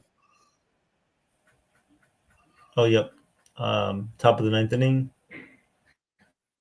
The pitch on the way to Suarez is hit in the air left field. And that one is caught by the left fielder. So 2 outs in the top of the ninth. 2 outs. Okay. The update on the Cody Rhodes match. Cody Rhodes just threw Drew McIntyre again over the top of the rope. And he's outside. The commentating table has nothing left. A kick to the head from Rhodes on top. McIntyre just rammed him back into the ring, and now he's pulling him out. He's got both his legs over his shoulders. And what is he going to do? He's got him spinning. Oh, my God. He's going to face first into the steel. Oh, barricade. Holy cow. I bet you some blood's going to come out of that one. Is it cover? 1, 2? No. McIntyre is confused. Thought he had him. Okay, Evan, go ahead. All right. So 2 outs here on the top of the 9th inning. Jorge Polanco up to bat now. Nobody on base. 6-4 Mariners lead. 2-1 count on Polanco. Abreu about to deal with a 2-1 pitch. Here comes the pitch, and this one is hit foul. Count is now even at 2-2.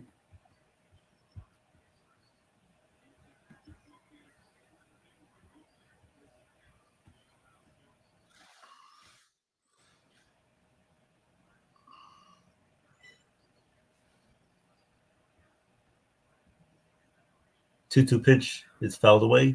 We'll do it again.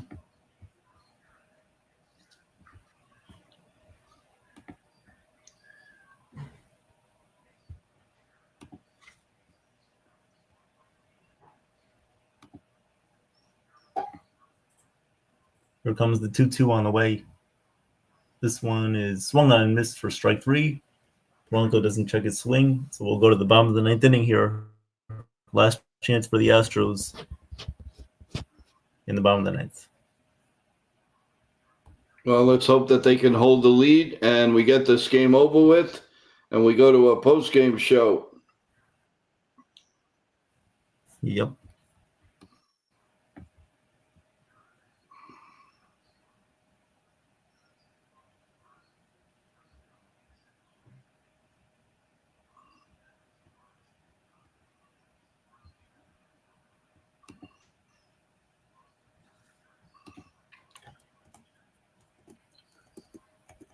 Michael's asking, are you in a dark room, Evan? No, it's just the I have the lamp light on here by my desk. I just don't have the room light on. So, but no, we are getting closer to 500, guys. A couple of more subscriptions, guys.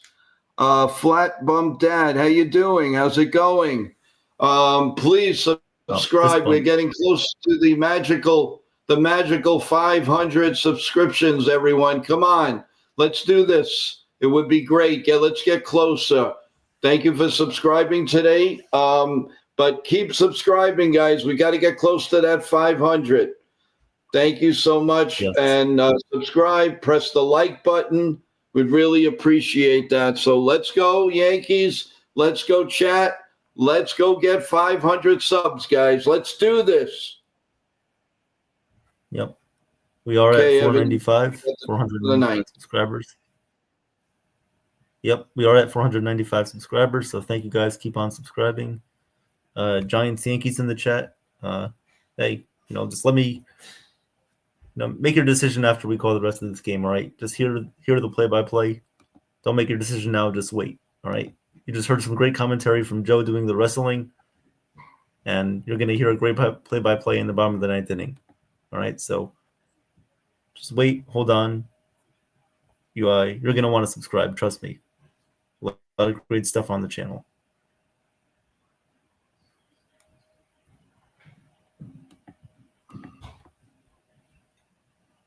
Bottom of the 9th here. Andres Munoz into pitch here for Seattle, looking to close out the game and put the Mariners up for a 2-game lead advantage over the Houston Astros in the AL West.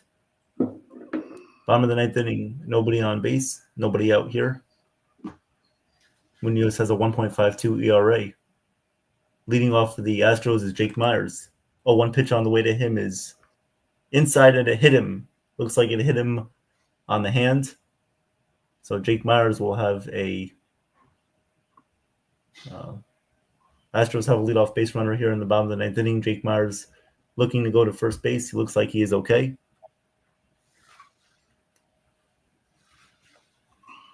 And if you're Munoz, that's not what you wanted to do. You don't want to put the leadoff guy on. Usually Munoz is on and off. When he's wild, he's not great. When he's on, he's in command, and he's locating his off-speed pitches. So not a good sign there. Let's hope that he can bounce back, get these final 3 outs of the game. Hey, Livy. How are you doing? What's going on, Jake? What's going on, Sunil? Thank you guys for coming by. We're calling the end of this Mariners-Astros game to get this full round effect of what's going to happen in the wild card and in the AL West. If you guys missed it earlier, Cal Raleigh did hit a home run, so that will be his 57th home run of the season, putting himself closer to tying Judge's record of 62 home runs. So we'll see how this game ends here. Looks like they're reviewing to see if it hit him on the hand or if it was a foul ball, and it definitely looked like it hit him on the hand. So Jake Myers will be at first base with nobody out here in the bottom of the 9th inning. Mariners lead 6-4.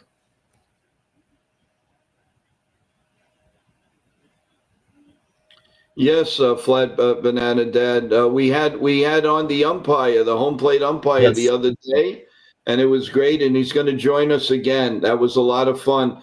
If you subscribe, go on NY Yankee Mania. Look at the video. It happened a couple of days ago. You will see it, and you'll really, really enjoy our time with him. He spent about an hour with us, and he did his dance. He did a couple of dances. I think you'd really enjoy it. And there's a lot more guests coming up every day on NY Yankee Mania, starting at 4 o'clock. With the Yankee pregame, we'll start at 3 o'clock this week. But we'll go all over that in a little while. Evan, take it away. Yep. Bottom of the 9th inning. Runner on first. Yep. It took a long review of that one, but the call does stand. Runner on first base. Nobody out. Jake Myers will be at first. Andres Munoz looking to settle back in here against the Astros lineup. Coming up to bat will be the Astros rookie, just called up a few weeks ago, Zach Cole. Looking good so far since his time being up with the Astros. He's hitting .273, 2 home runs and 7 RBIs in 7 games played.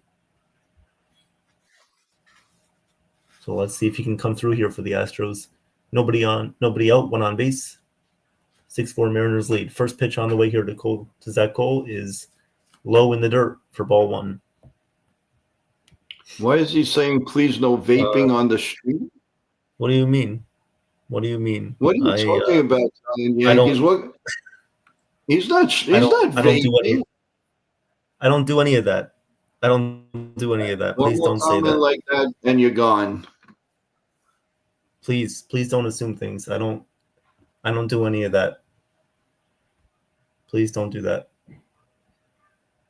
Matter of fact, yeah, no reason. Where did you come up with that comment? That's inappropriate. Please don't say that. I do not like it, Giant. And I'm going to put. Sorry, I'm not getting rid of you. You're going on a timeout. No reason to make a comment like that. What do you mean you saw me do? What do you mean? If you saw anything, I sneezed. That's all I did. Sneezed very quietly. It wasn't. I swear, I don't vape. Don't assume anything on the chat. Nobody is vaping. Nobody's smoking. Nobody's doing anything on here. Everyone, please don't assume something like that. He does not do things like that, and I don't appreciate that content. If you don't want to be here, don't be here. But don't assume something. Yeah, you're way out of line with that. All right, here we are back to the game.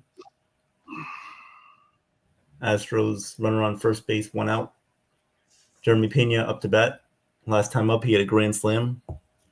Put the Astros right back into this game. Mariners were up 6-0. And with that grand slam, cut the deficit to 6-4. So we'll see what happens here. Looks like Munoz is back into control. Thank you, Jake. Appreciate that. Thank you, Fist Pump Dad. Yeah, you guys know the truth. You guys know the truth. Here comes the first pitch on the way from Munoz. And that is a ball a little bit low. Count is 1-0. Hi, Lime Green. Welcome back to the stream. Really appreciate you being here. As soon as we're done with the game, we will definitely get into our post game. So stay tuned. We're going to have like a 2-minute break. And then we will come back with the best post game as we possibly can give you guys. Absolutely.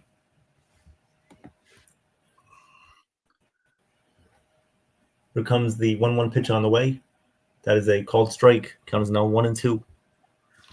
No, we don't bet on football games, but we do call some football games, guys. Tomorrow, while we're on, we are definitely going to give you live scores. But no, we don't do the betting. Eventually, we can do some fantasy football with some people coming on and talking about it, but there's no betting around here.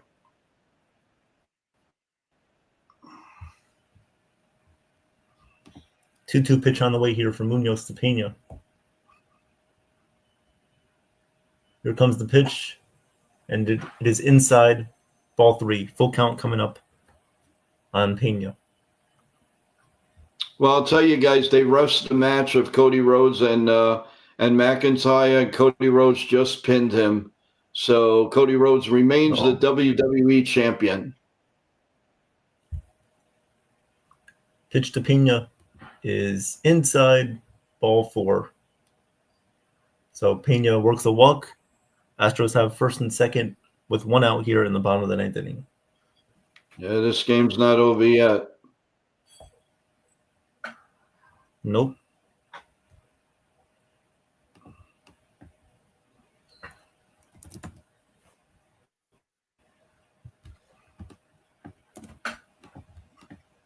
Yeah, Flat Bum Dad. One day soon, maybe on a day off. We had a vision of doing a fantasy and making a lot of people want to do it, but they don't understand it.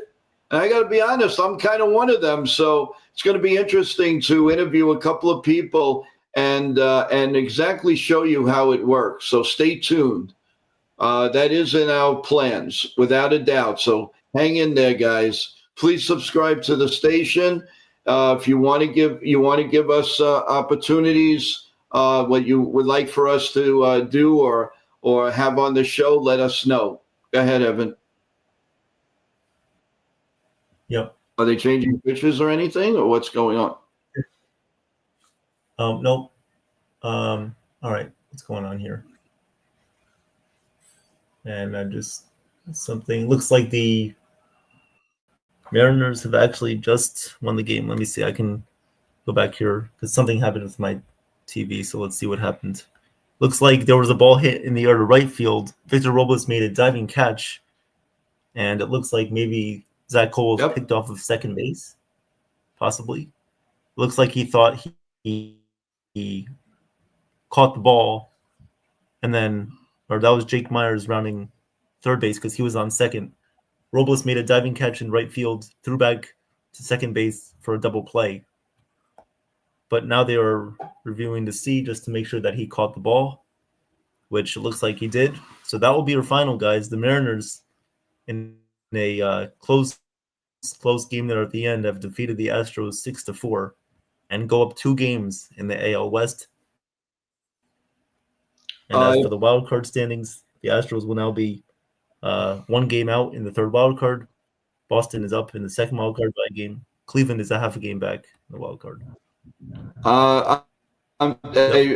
First of all, first Bum Dad, I'm sorry about that.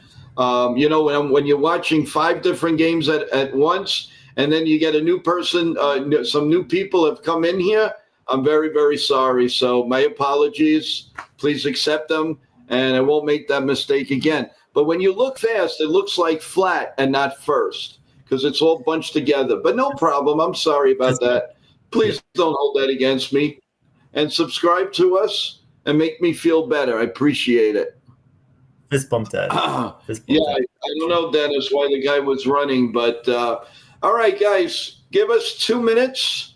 We're gonna go down here for 2 minutes. We've been on the air for a little over 3 hours, so just a quick break, and we will be right back we will definitely be right back with a great post game show. So hang on, everyone. You don't have to go. You don't have to go anywhere. No other streams. Stay on the stream. We'll see you in. Let's see, 10:20. It's now 10:17. We'll see you in 3 minutes. See you soon, guys. 3 minutes, and we'll be back with the post game.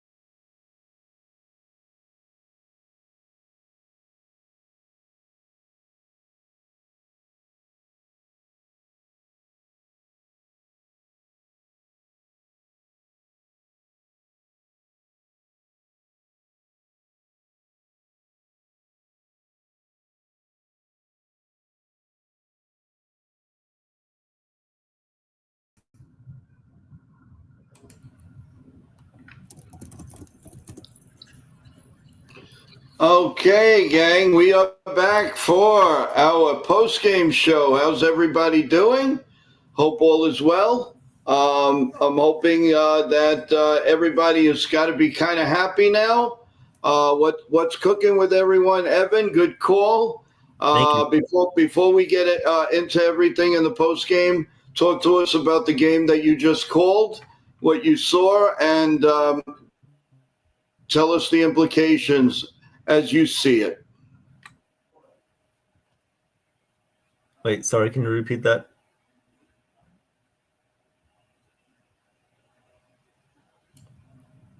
Talk about the game that you just called and the Yeah, implications for the Yankees and the fans. sure.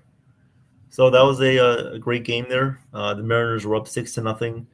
We saw the Mariners get on base. We saw them work the count. They drew a lot of walks off of Valdez.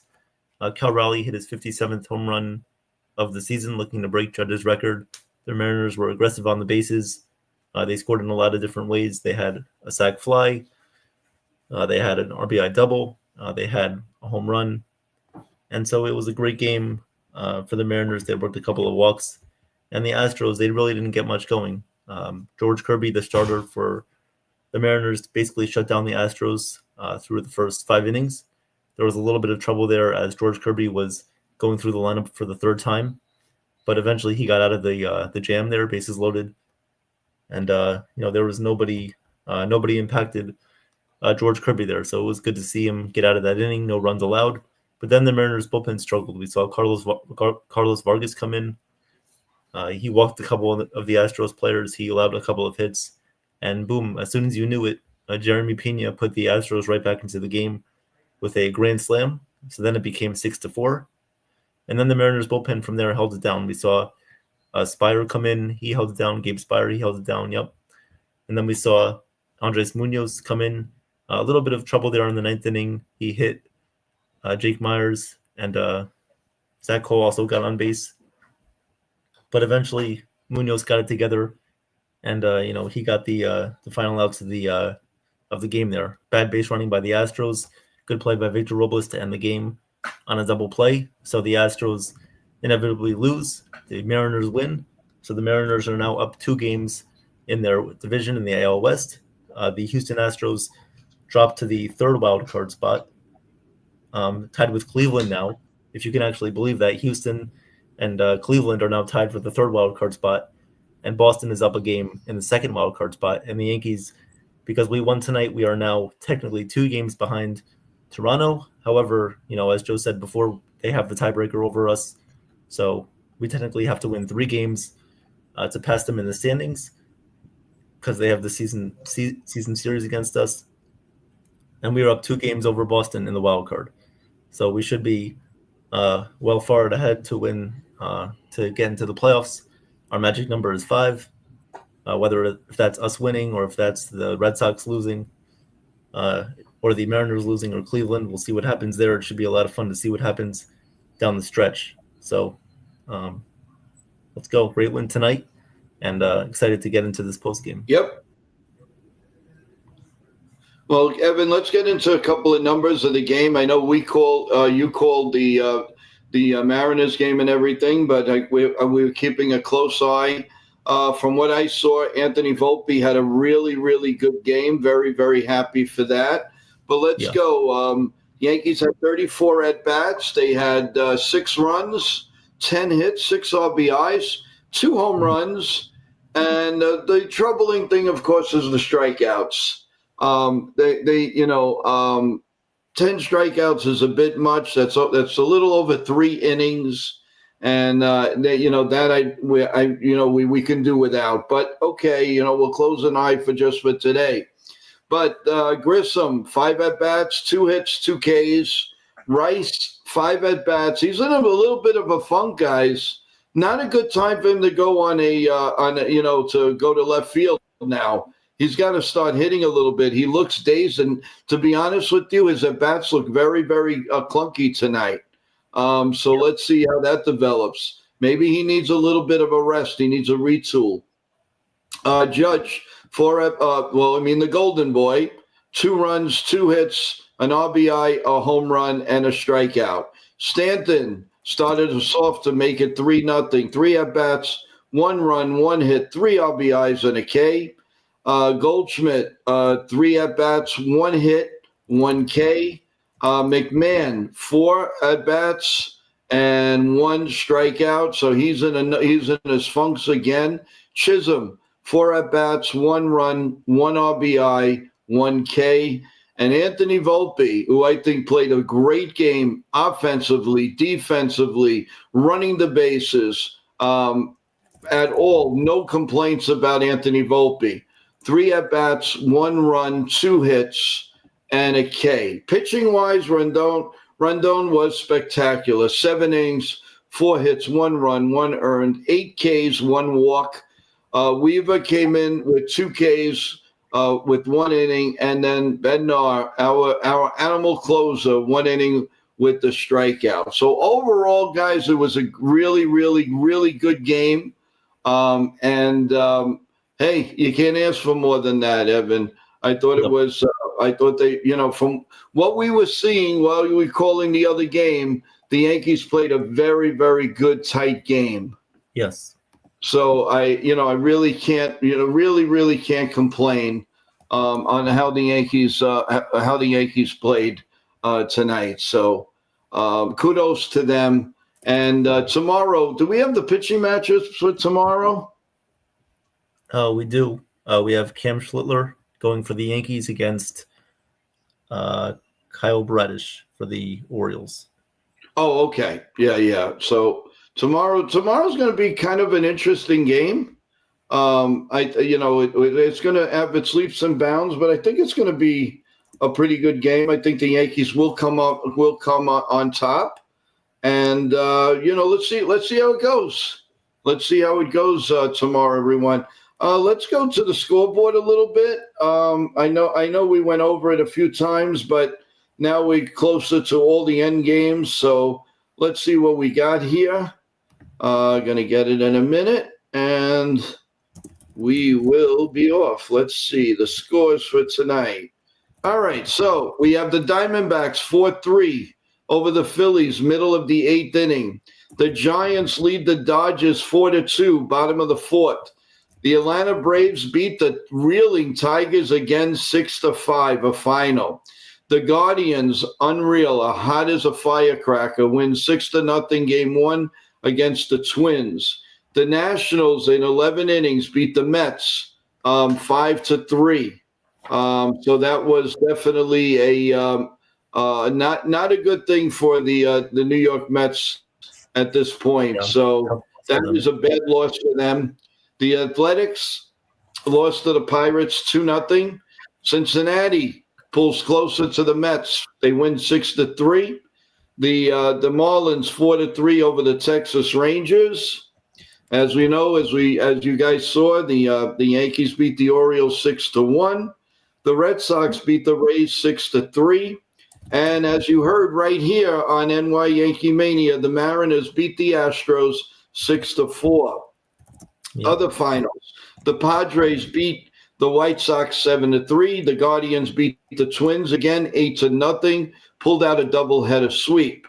The Toronto Blue Jays, of course, lost to the Royals 2-1, which brings the Yankees to 2 games out of first place. But you got to remember, it's really 3 because we don't have the tiebreaker. We lose that.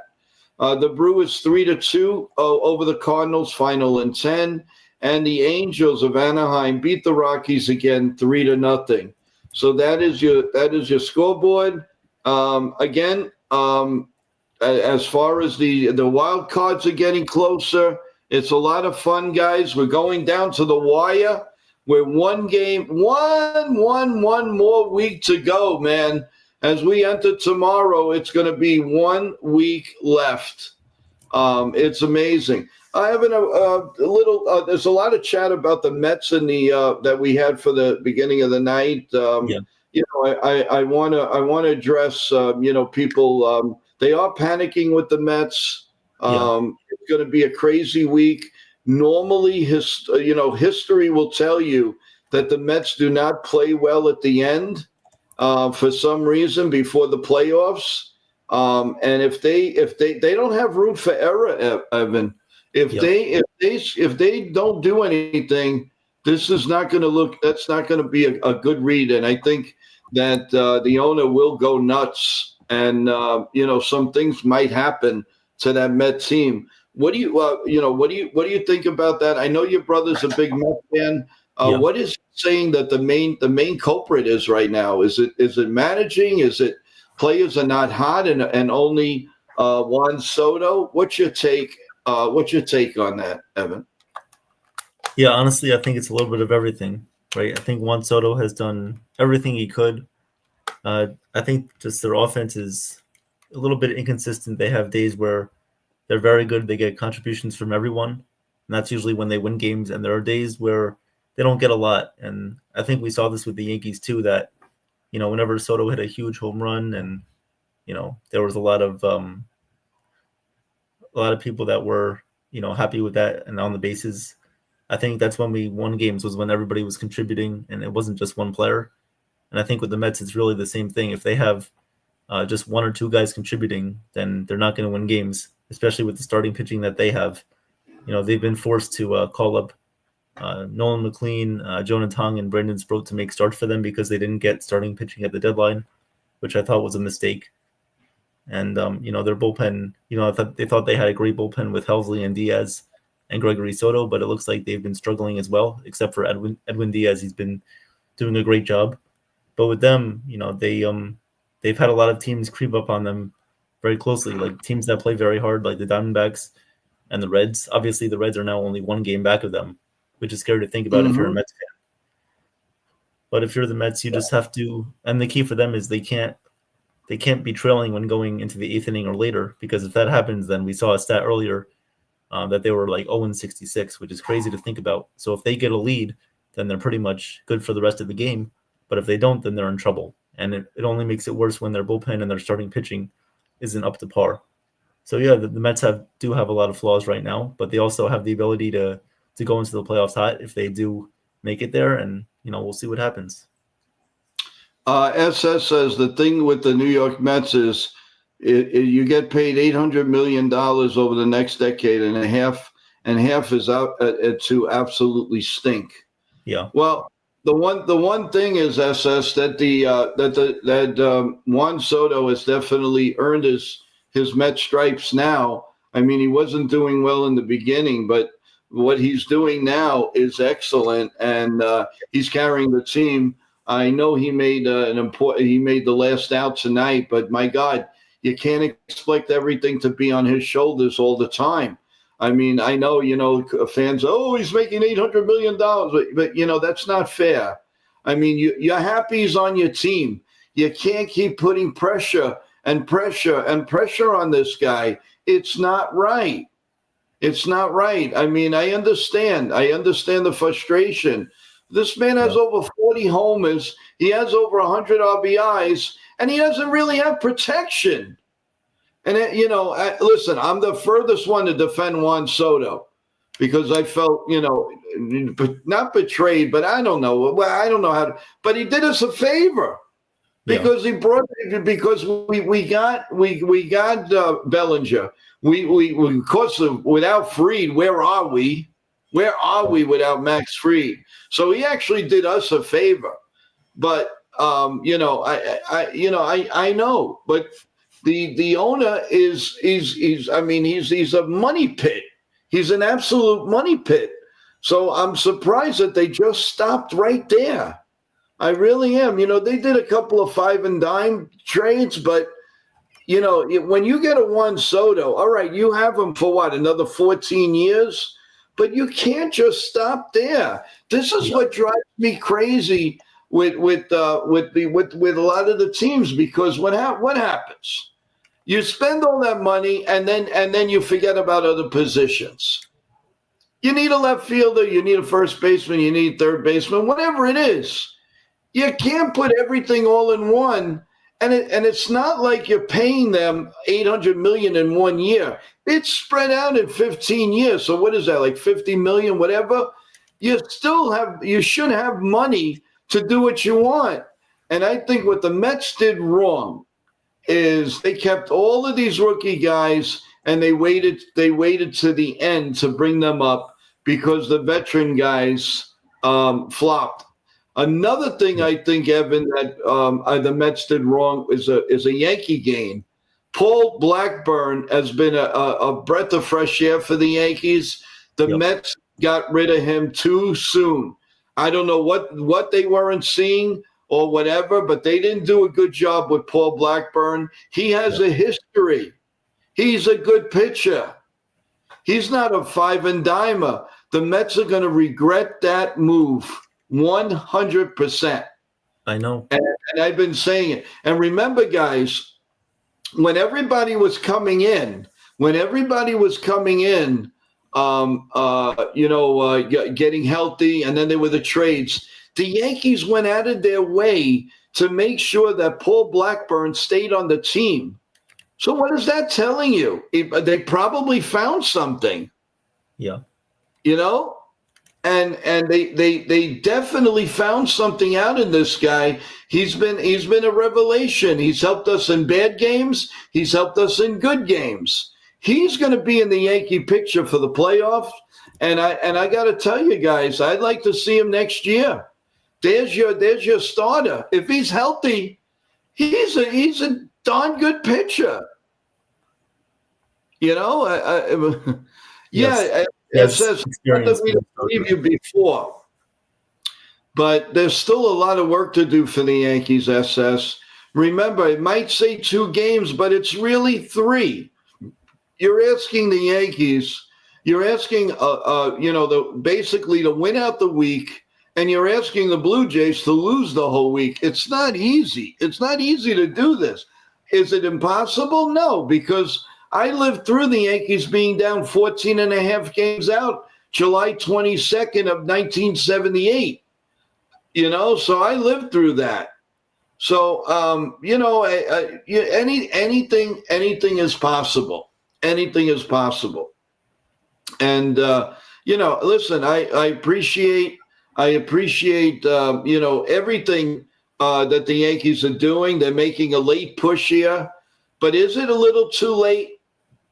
I still believe it is. I mean, I hope I'm wrong. But I'm just satisfied. We're going to get in the playoffs. We'll probably be the number 1 wild card team. That ain't so bad. That ain't bad. And that we don't have to keep resting. I don't want to. You go in. Let's say the Yankees win 8 in a row and the season's over. Then you got to sit down. You got to sit down and wait for the playoffs. Then you got to wait for that series to end, and you got to start all over again. I don't want to do that. And you're also chancing rainouts. Do you want to have all those days off and then everybody's rusty? Look what happens to relief pitchers when they don't get in closes. They don't get in for an inning or 2. By the way, the Diamondbacks have now taken the lead on the Phillies as they go into the 9th inning. Yep. The Dodgers trailing the Giants 4-3, bottom 4. But so I'm just being realistic, guys. I know everybody's thinking. A lot of people are thinking and wanting the Yankees to win first place. It may not be the most ideal. You know what? If we had a lot of confidence and the really the best team in baseball, like the 1998 Yankees, you can rest them all you want because they can turn it on. I don't believe this team can do that. I really don't. And I've seen many 25 to 26, 27, 28-man rosters. The Yankees have to continue to play, guys. I'm telling you, it's going to hurt them to be out for days. And you're talking maybe a week, especially if the weather's bad wherever they are. There's no guarantee. If they play the Red Sox, you've got east weather, and we're going into October. You don't know what's going to happen. Right. So it's not like, again, if we're playing the Mariners, that's different. They usually get great weather. But I'm just saying, that's the big problem, guys. That's the big problem.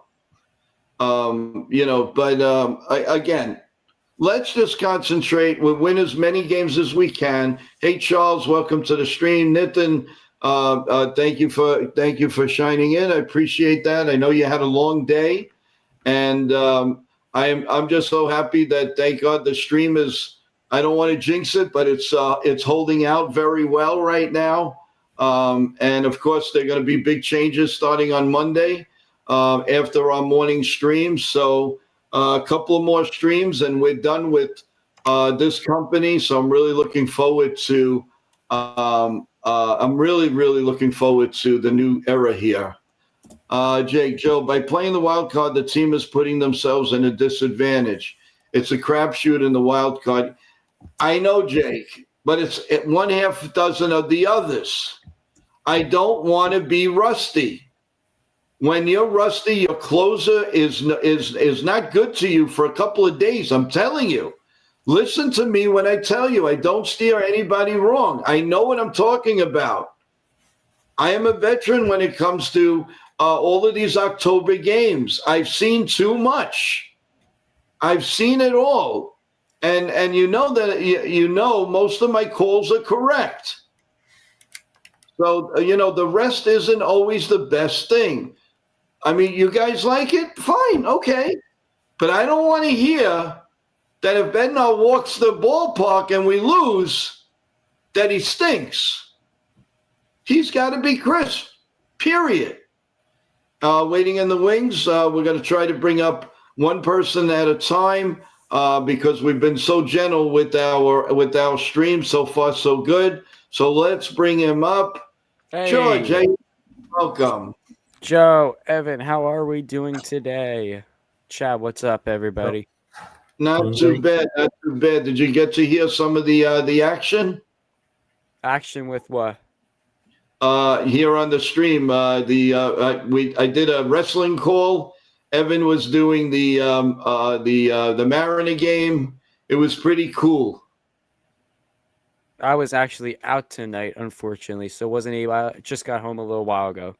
So okay, great. No problem. Was just get home, get my headphones on, and come right on the stream though. That was the thing. What's up, everyone in the chat? Okay, can you give you want to give your take on the Yankee game? You're more than welcome. Go ahead. Yeah, take it away. I mean, Carlos Rodon was freaking amazing. Carlos Rodon gave us 7 innings of 4-hit ball, gave up 1 run, 1 walk, 8 strikeouts. I mean, man, between Rodon and Fried, this is a 2-headed monster, in my opinion, arguably the best in baseball. Yankees got 6 runs today. On the offense, Trent Grisham got 2 hits, always solid. Rice didn't do too much. Judge got 2 hits. Belly got a hit.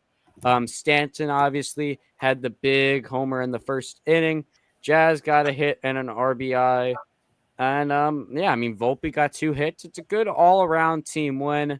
Obviously, we had to feast on this guy. Don't want to butcher the pronunciation. Tomoyuki. Yeah. Not a good pitcher at all.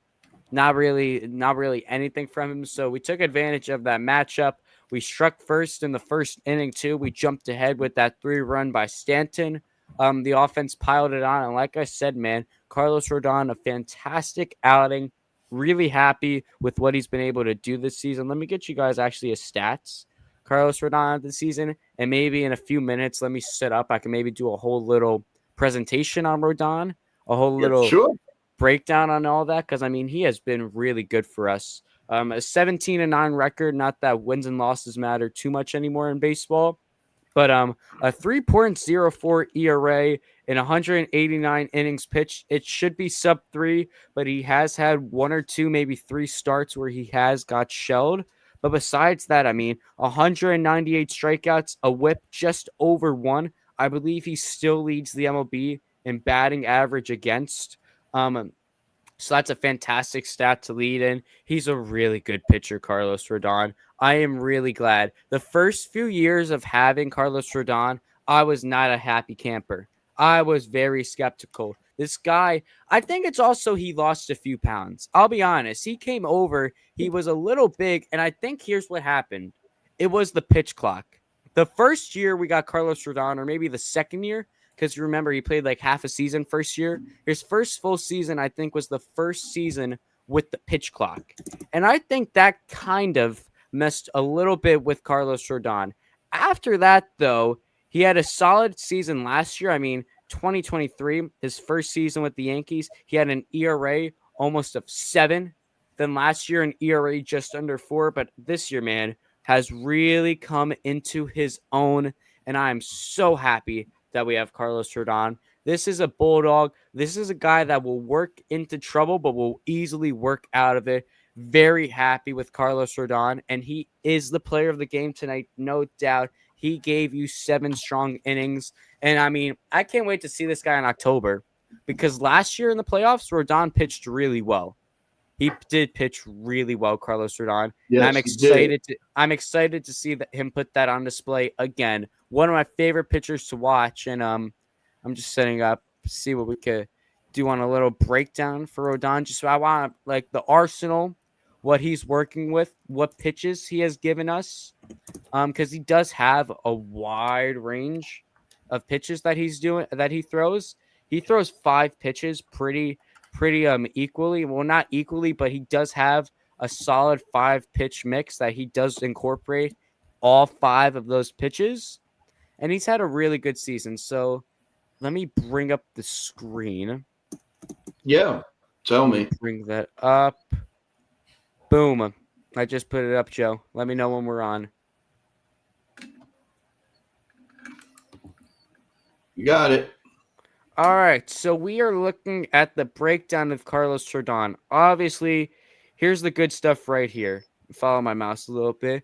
So his pitching run value, that's really just the run, the movement he gets on his pitches. He's in the top percent, and that's obviously because of this 4-seam fastball. It has 10.7 inches of tail. That is elite. We know Carlos Rodon likes to lead with his fastball, and he has one of the liveliest in baseball.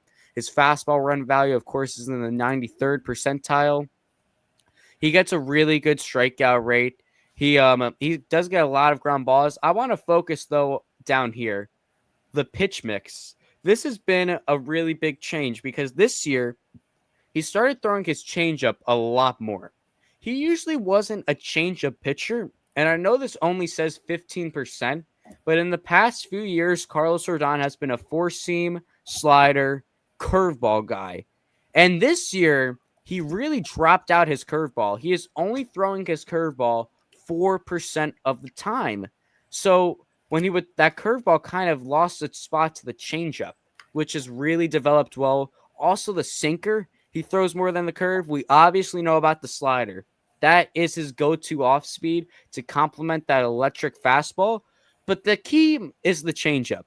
That, in my opinion, has been a big catalyst for the season that Carlos Rodon has had. His ability to get that on strike 3, his ability to get to 2 strikes has been monumental. That has been a problem with Carlos Rodon in his first 2 years with the Yankees. Not being able to sit down batters, not being able to find that strike 3 pitch. He has found it now in that slider and that changeup. And again, working this curveball out of the arsenal has paid off for Carlos Rodon. It really has. And I think that is key to the success we have. I mean, look at the numbers right here. I read them out loud, but really, really good numbers. Again, big strikeout pitcher, 198. He gets a lot of whiffs, 81 percentile. So I'm just really excited. And he gave us 7 innings. If he could keep building up that workload and he could do this in the playoffs, that is huge because the more deeper we get, I'm trying to look for the right words, but in this day and age of baseball, finding a pitcher who can get to the 7th inning becomes more and more rare.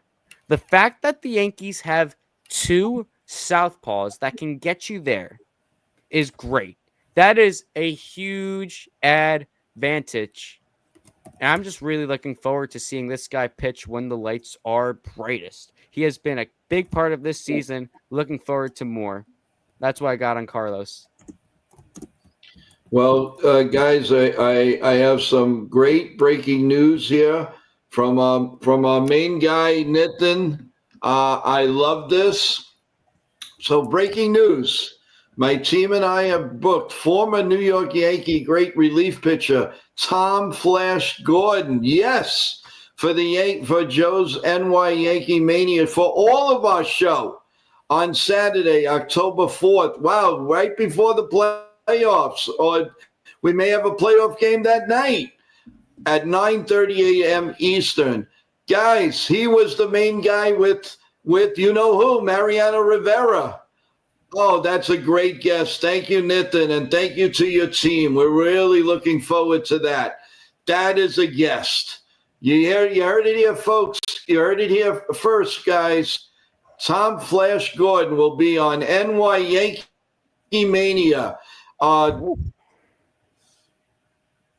Just in the heart of the playoffs. Go, Nitin. Go, but your team. We're telling you, you guys are the absolute best. Thank you so much for what you do for us, Nitin. Can't thank you enough. George and Evan, that is exciting news for the channel. Oh, yeah. That's a great guess. Are you there? Okay. Can you hear me? It is. Yeah. Nitin's the best. Can you hear me? Yes. Yes. Can you guys hear me? I hear you loud and clear. Hello? I hear you. Okay. Evan, what do you think of that guest? Amazing. Yeah, it really, really is. And remember, guys, whatever happens with the feed right now, it's all going to change on Monday morning because everything is going to change. We're going to another big outlet, and I understand that everything is going to be really, really different here. And just unfortunately, we got one more day with this, and we're going to be home free. I promise you, the stream is going to be very different. Otherwise, I may throw myself out the window. We don't want to do that. But waiting in the wings. First of all, George, that was excellent. As always, you come through like peanut butter and jelly, the best. And we want to bring up our resident play-by-play man, Mr. Everything here on NY. He is my mentor. He really is. I may be maybe a year or two older than him, but he's my mentor. And we're going to bring up Ken from The Ugly Truth because he has incredible instincts. And I'm not going to go against what he says. Let's bring him up, guys. Hey, there everybody. He is. Hello. What's up? How y'all doing? He's so calm. He's so calm. Oh, hello, everybody. What's up, Ken? I am calm. I know. I spent my years yelling in the Navy. I'm retired now, so I don't have to yell at anybody. Yeah, only me. That's about it, but that's okay. Great game tonight for the Yankees. Rodon pitched to Rodon. I mean, what more can you say? He had 7, 8 strikeouts tonight. Pulled us through the 7th inning. Didn't stress the bullpens. With Cam being on the bump tomorrow, if he runs into trouble, we have a fully stocked bullpen that can come in there and take the helm and hopefully guide us to our 3rd win. As I stated earlier in my predictions, the Royals were going to take it to the Blue Jays, and they completed the 2nd game of their leg. We're now 2 games down. I listen. Go ahead, I'm listening. But it's still going to be tough, Ken. I don't know how we're going to pull it off. I don't care. Nothing worth fighting for that is easy is worth it. And you got to have faith. All the people were telling me I was full of crap when the Yankees were going to take the East 2 months ago. I've held firm to that. I'm still holding firm to that. Now I know you just, yeah, really. Sean Browning, Lou, SS, Dennis, how you doing, my man? How's it going? Joe, good wrestling call today. Thank you, T-Road. I appreciate. I'll tell you, it knocked me out, but it was a lot of fun. That match was incredible. A lot of fun. Anybody gets a chance to see the replay of that match, you've got to watch that match with AJ and CM Punk. It was really, really a lot of fun. Crazy action, guys. But just remember. But no, hey, listen. Yeah. Just remember. Keep grinding it out. We control our own destiny with regard to our wins. We keep winning and get a little help from our friends on the outside, the Red Sox and the Rays, and good things could happen for us. Yeah, I agree with you. New to the stream, as I could see, is Celtics. How you doing? AJ Lee, Punk. Yeah, for sure, Joe. Welcome to the stream, Celtic.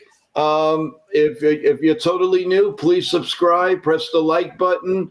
If you heard our play-by-play, I was hoping please give Evan some love and press the like button. We'd really appreciate it.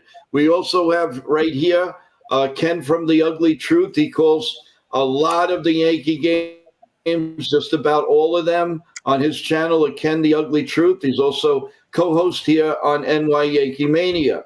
We also have George here. So I want to introduce everyone, being with all the new people, to say hello to George. George has his channel Swinging for the Fences. He's young. He's an incredible interviewer, and he has stats and describes things as good as a veteran guy of 25, 30 years. So we've got the goods, and we've got hopefully Chef Nick might be joining us in a little while, and of course we've got the greatest in Nitin from NR Sports Media. He books so much talent for us, and as you can see on the screen, we're going to have Tom Flash Gordon from the Yankee bullpen. With that, he was next to Mariano Rivera for a few years. So that's going to be a fun show into the playoffs. I'd love to get his intake. And what better way than to have a big former Yankee talk to us on that day. So please, everyone, get ready for that. We'll have the link out soon. You could start asking your questions and all. So that's going to be a lot of fun. I'm really looking forward to that. I take my hat off to Nitin and his team. That's just nothing short of amazing for this show. And if you're listening, Nitin, and I probably are, thank you so much from all of us. You do an amazing job. Oh, and not even to forget about it, he brought us George. He brought us George here. And he also brought Ben, who is unfortunately very, very tied up in things right now. And I know everybody wants to get at him to yell at him about his Mets, but that's besides the point. That we can do another time. But a shout out and the Sean Browning. We can't forget about Sean Browning, who what he did the other day with Evan when we were knocked off because of this nutty stream things that we have. Yeah, and Nitin, you guys did an incredible job. I got nothing but praise for you guys, and you got a lot of kudos. Also for Ken, kudos to him. What he did this morning, he put more moderators on for us. He took the time out to do whatever needs to be done on actually both channels. And I want to give a shout out to his incredibly talented son, who did everything for us. He was able to do our StreamYard, our Stream Deck, to put all the entertainment for us. Just to give you an example, this is what he did.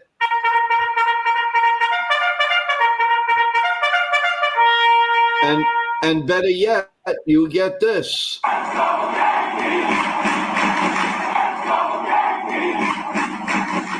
So why not give a big kudos to John and Ken? What a dynamic duel I have grown into. I really feel like part of the family. I know he's part of our family. They're part of our family. So kudos to all and everybody in the chat. I just love giving you credit. We have a little ups and downs with a couple of trolls and bozos, but you know who you are, and you know each and every one of you. I have you all in the head. I know who started with us and who's with us through thick and thin and really help and email us and rah us. You guys are the best, and I just want to say thank you from the bottom of my heart. And anytime the stream goes down because of stupidity, it's beyond my control, but I try to make it up with you guys. Listen, we're one of the only shows that go on 3-4 times a day. And why do we do that? Because we enjoy it. We love to bring the content, and we're striving for the same thing. The Yankees, the road to 28. 28, guys. What do you got to say about that? Do we have a shot? Can we do it? Yes, take it away. Somebody. Of course we can. The playoff picture is becoming more and more muddied, especially in the AL. There is not a single team who has clinched anything. And we're 8 games left in the season, and no one in the AL has clinched. The Tigers, who everyone thought were infallible, are in a nosedive. Cleveland Guardians have come from the realms of the deathbed, and they're 1 game behind the Tigers. The Mariners and the Astros, you guys called a great game there, and they're in a gunfight for the division. Whoever wins this series is going to be the division leader, and the loser is going to be in the wild card bracket. Yeah, it's been a weird year, Ken. I agree. It's been a weird year. And the funny thing is, no question. The funny thing is that the Yankees have the second best record in the AL. Yeah. If we were in any other division, we'd be king of the hill. And if we manage to surpass the Blue Jays, we're going to end up having the number 1 seed and end up taking a first round bye.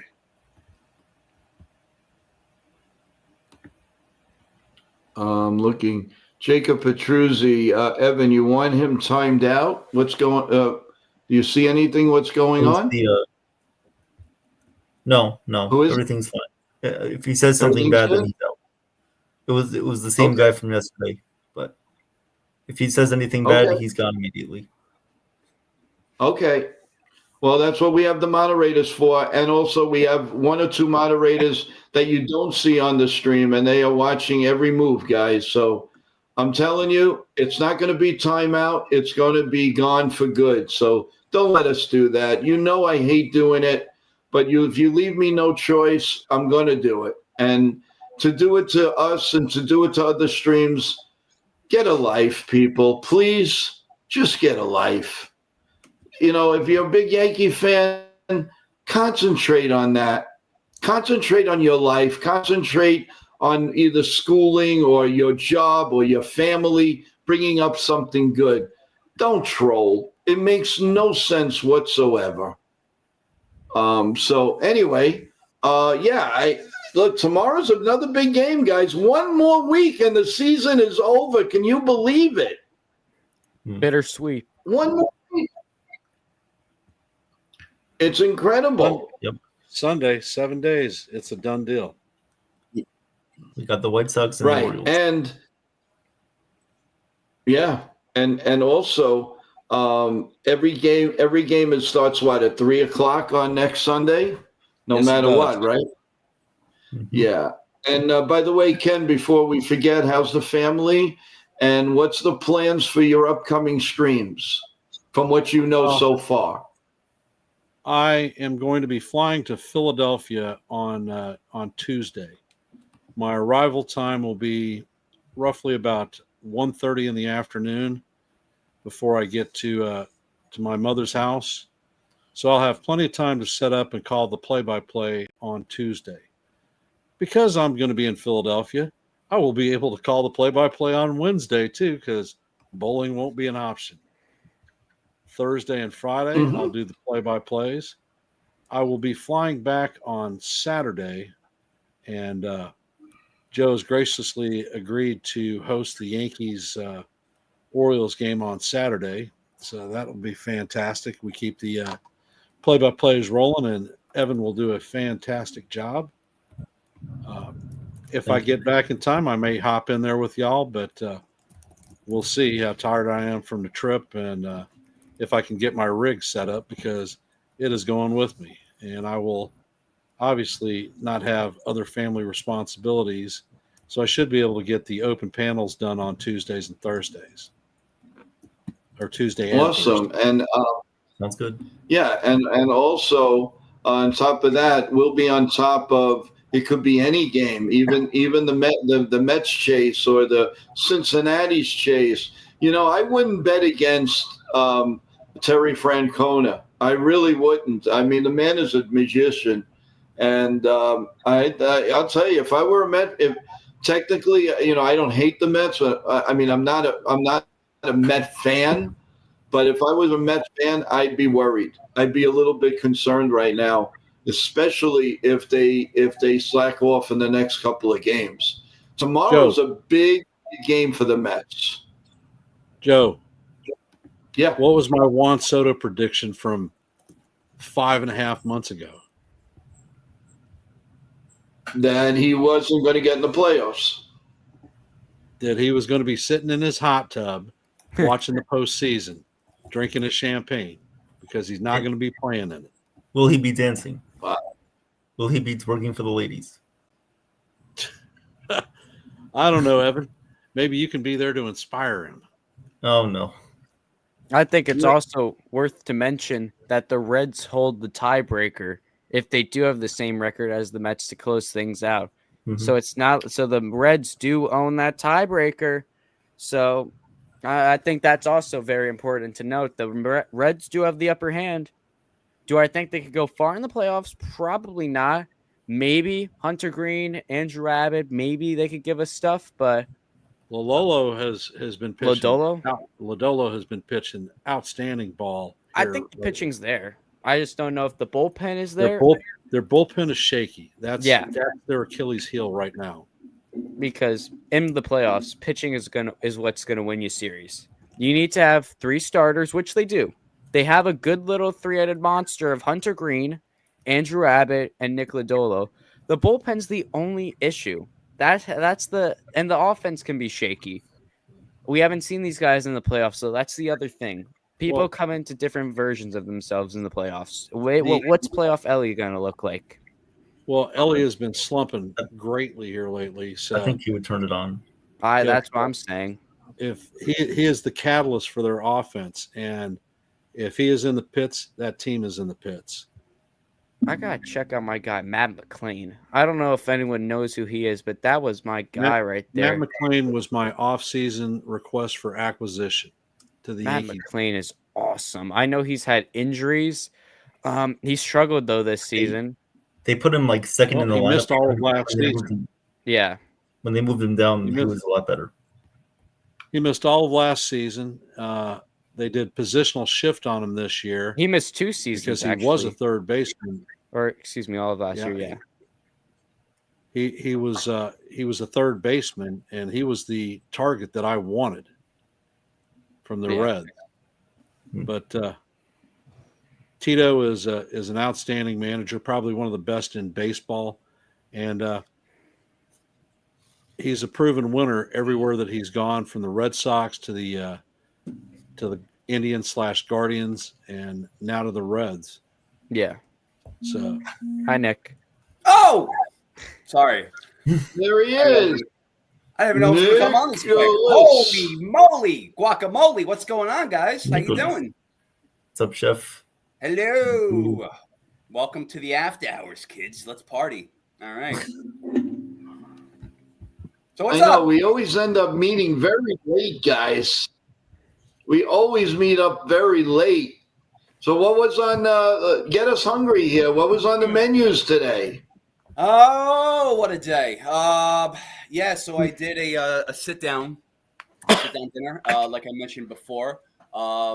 lamb lollipops. Not actual lollipops, but like lamb. They call it lamb lollipops when you cut the rack of lamb. So lamb with.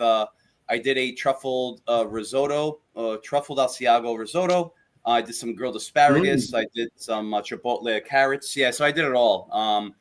Yeah, I have food on my mind right now. Yeah, it was a lot. Yeah, it was nice. It was good. I did a little flan for dessert. So yeah, it was nice. It was a high profile event. So wow. Nice.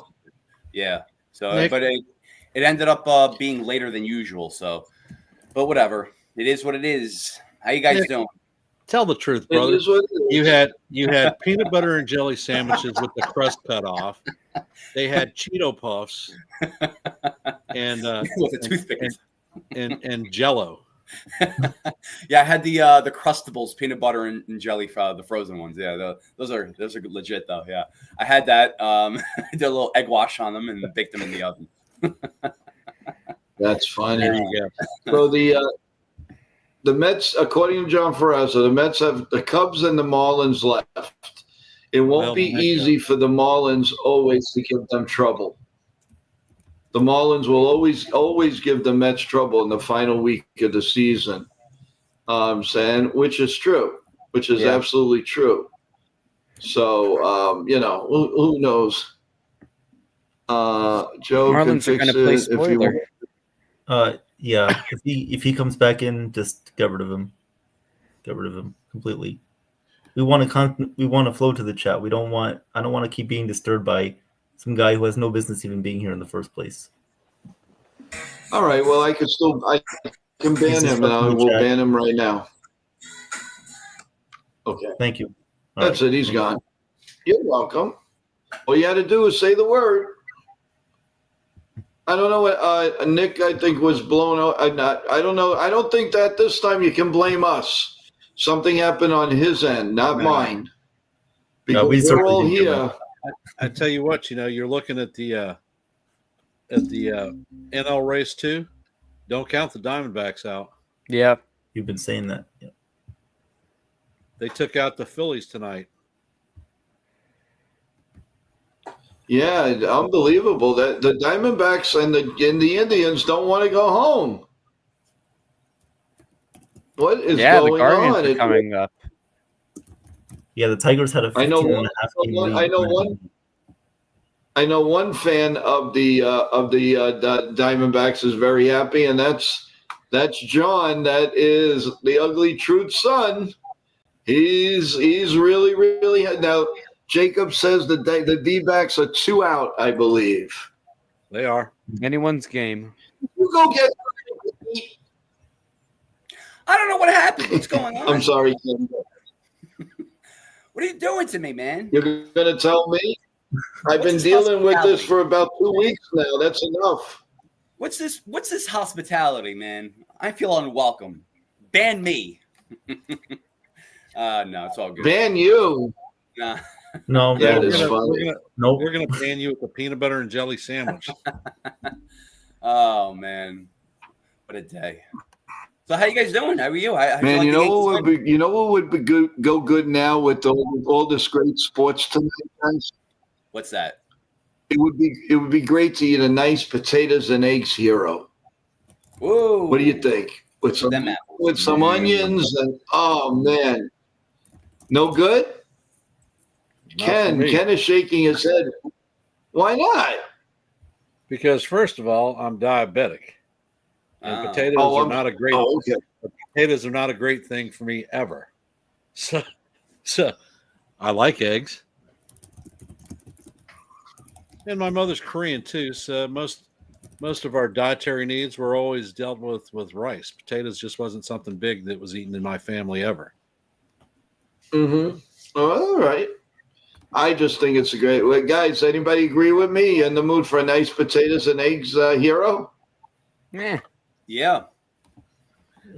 Probably not. I'm good. Yeah, I'm with Evan. Or you know what? You're looking for a jelly donut? You have one? Jelly donut and a cup of coffee? Wait, who is and you're talking about diabetes? Maybe a cannoli. Joe, cannoli. Come on, we got to have those cannolis. Yeah, What? Dennis says, how about Taco Bell? How about Taco Bell? No. Never had it, never will. Time out, guys. Who is Celtics? Why are people saying if I'm the Celtics? It's the same guy, Nick. That's the guy that I wanted to be. He was disrupting the flow of the chat. The same guy? Yeah, he's the one that promulgated 55 moderators being added. Oh, the same guy that was a different. I think it was a different guy. That was Landon, but this guy is different. Okay. Landon hasn't been here in a while. So he gets we the added all the bozo. moderators guys last night. Yeah. So he decided to come back on. And a couple this morning. And a couple this morning. So T-Road says the Guardians are on fire. And just think, they're doing it without their big gun closer, Clase, because he's still suspended. Oh, he's done for the year. He's done. He'll never. I don't think he'll come back ever. Really? Well, Shohei that's funny. Ohtani should be sitting right next to him. Oh my gosh, yeah. What a mess. That whole Hawaii thing too. But John brings a good point. He is the golden boy of Major League Baseball, and they're covering up all his indiscretions. Yeah, you wanted to. Joe calls Judge the golden boy. You want to talk about golden boys? It's Ohtani and MLB, man. I mean, really. The dude, like, I don't care if he's two-way. He's giving them 50 innings this season. 50. I just don't get it, man. He's incredible, but can we talk about other players? Can we talk about how Kyle Schwarber is having a phenomenal season? I think he should be. Yeah. I think he should be the NL MVP. 100%, Ken. 100%. But everyone's going to talk about Ohtani because he threw 50 innings. Yeah, but don't forget about Juan Soto either. He's going to get votes. Yeah, Soto's going to get votes. He's going to get some first place votes. Yep, he'll get a few first place votes. John Ferrazzo says, pardon the pun. How about some cold Italian pizza? Our boy is not on right now, but we can have cold Italian pizza. You guys ever take a slice of pizza out of the refrigerator and just eat it? No. Anybody? Yeah. When I come home, when I used to come home at 3 a.m. all drunk, yeah, it would be like the most convenient food to eat. You got drunk? That's a miracle. Well, I mean, now it's a different story, but like going out to the club and to the bar and coming home, it's like, yeah, of course, it's the go-to food. You know, it's on a paper plate. The paper plate's still greasy, but the grease it's frozen. So yeah, but that was the go-to food to have when you had it in the fridge. But absolutely, chili cheese dog. How about? Yes. Oh. No. How about a chocolate dipped donut? How about some land lollipops? I don't know if you guys put this. You guys ever catch this guy? I don't know if I sent any of you the video. Do you ever see this guy? He's, big husky guy. He as a snack, he'll open up 3 big bags of Oreo cookies, throw them in a big bowl, put a half a gallon of chocolate milk, and he eats the whole thing in front of you. No, who's that? I mean, what do you possibly do that? What? Yeah, Joe sends me some of these crazy eating videos with some of the most ridiculous people. There was a guy a girl who had like 10 Big Mac double quarter pounder patties with cheese on it, and she took a bite from the top to the bottom. I'm like, how the hell did she get her mouth around that whole damn sandwich? Incredible what these people do. I mean, and they get views like crazy. Who's got 300,000? Who's got 50? But this guy, not only did he eat 3 bags of Oreo cookies, then he took a big bowl and Reese's Pieces and the cups. He threw 6 bags of those, put milk, and then he had the nerve to say, "Well, I like to put diet milk because I level it out." I'm like, You got to be kidding. That's how skim milk? 1% milk or something like that. They had an act on America's Got Talent this year. 2 old people. I don't know if you guys saw it, but they did like an eating competition, and they thought this was like an actual good act. They had like an eating competition. They had like soup as like the first course. They had like cake as like the last course. They had like some other like tuna fish salad or something as a middle course. I couldn't watch it. So disgusting. Hey, a side note. Side question: is anyone going tomorrow to the Big Catch? Yogi's Big Catch tomorrow? I will be there. No, Evan. I will be there. I'll see you there. Unfortunately, not. I would love to go, but I can't. Yeah, same here. Yeah. You have a press pass, right, George? Yes, I do. Yeah. So do I. I'm just realizing so does Evan. It's hitting me, Evan. There will be almost 3,000 people there. I know. I'm like, how are they all gonna fit on that field? I don't. One of you take a nice video or a nice shot and send it. Please send it to me. Take a nice video. I love that field. That field is so beautiful. It's beautiful. Yeah. Are you guys doing any streams? Because what I'm thinking we could do is while they're having the catch, you could send me a link and I could record it with my phone, and we could do it. We could show it live on the stream. Let's do it. Joe, you got to tell me, and I'll put it. The catch is supposed to start at 1. It's going to be 2,500 people across the whole field having a catch. Yep. I am kind of crazy. I'm going to be doing the play-by-play for tomorrow's Yankees-Orioles game, Game 4, and that game starts at 1:35, I believe. Yeah, I mean, it's a 5-minute catch. So hopefully I won't run it into your stream. It's a 5-minute catch they have. All right, so what I'll do is I'll put a pregame show. I'll put a pregame show for 1 o'clock. I don't normally do that, but I'll put a pregame show and then come on. But don't forget to come on, George. I'm coming on because you're promising something nice. Hey, send me the link, Joe, and you got it. It's really nice of you, George. You're a great person. I'm going to do it right after this. Videos. We'll try to do an interview with Ron Guidry. Me, Bernie Evan, Williams. and Nathan are going to be there. That's awesome. Very good. Dude, I'm hoping to get an interview with Gator. Oh, yeah. Nice. Well, I made a request. Nathan and you guys are going to work on Willie Randolph. Is Bernie going to be there too, Evan?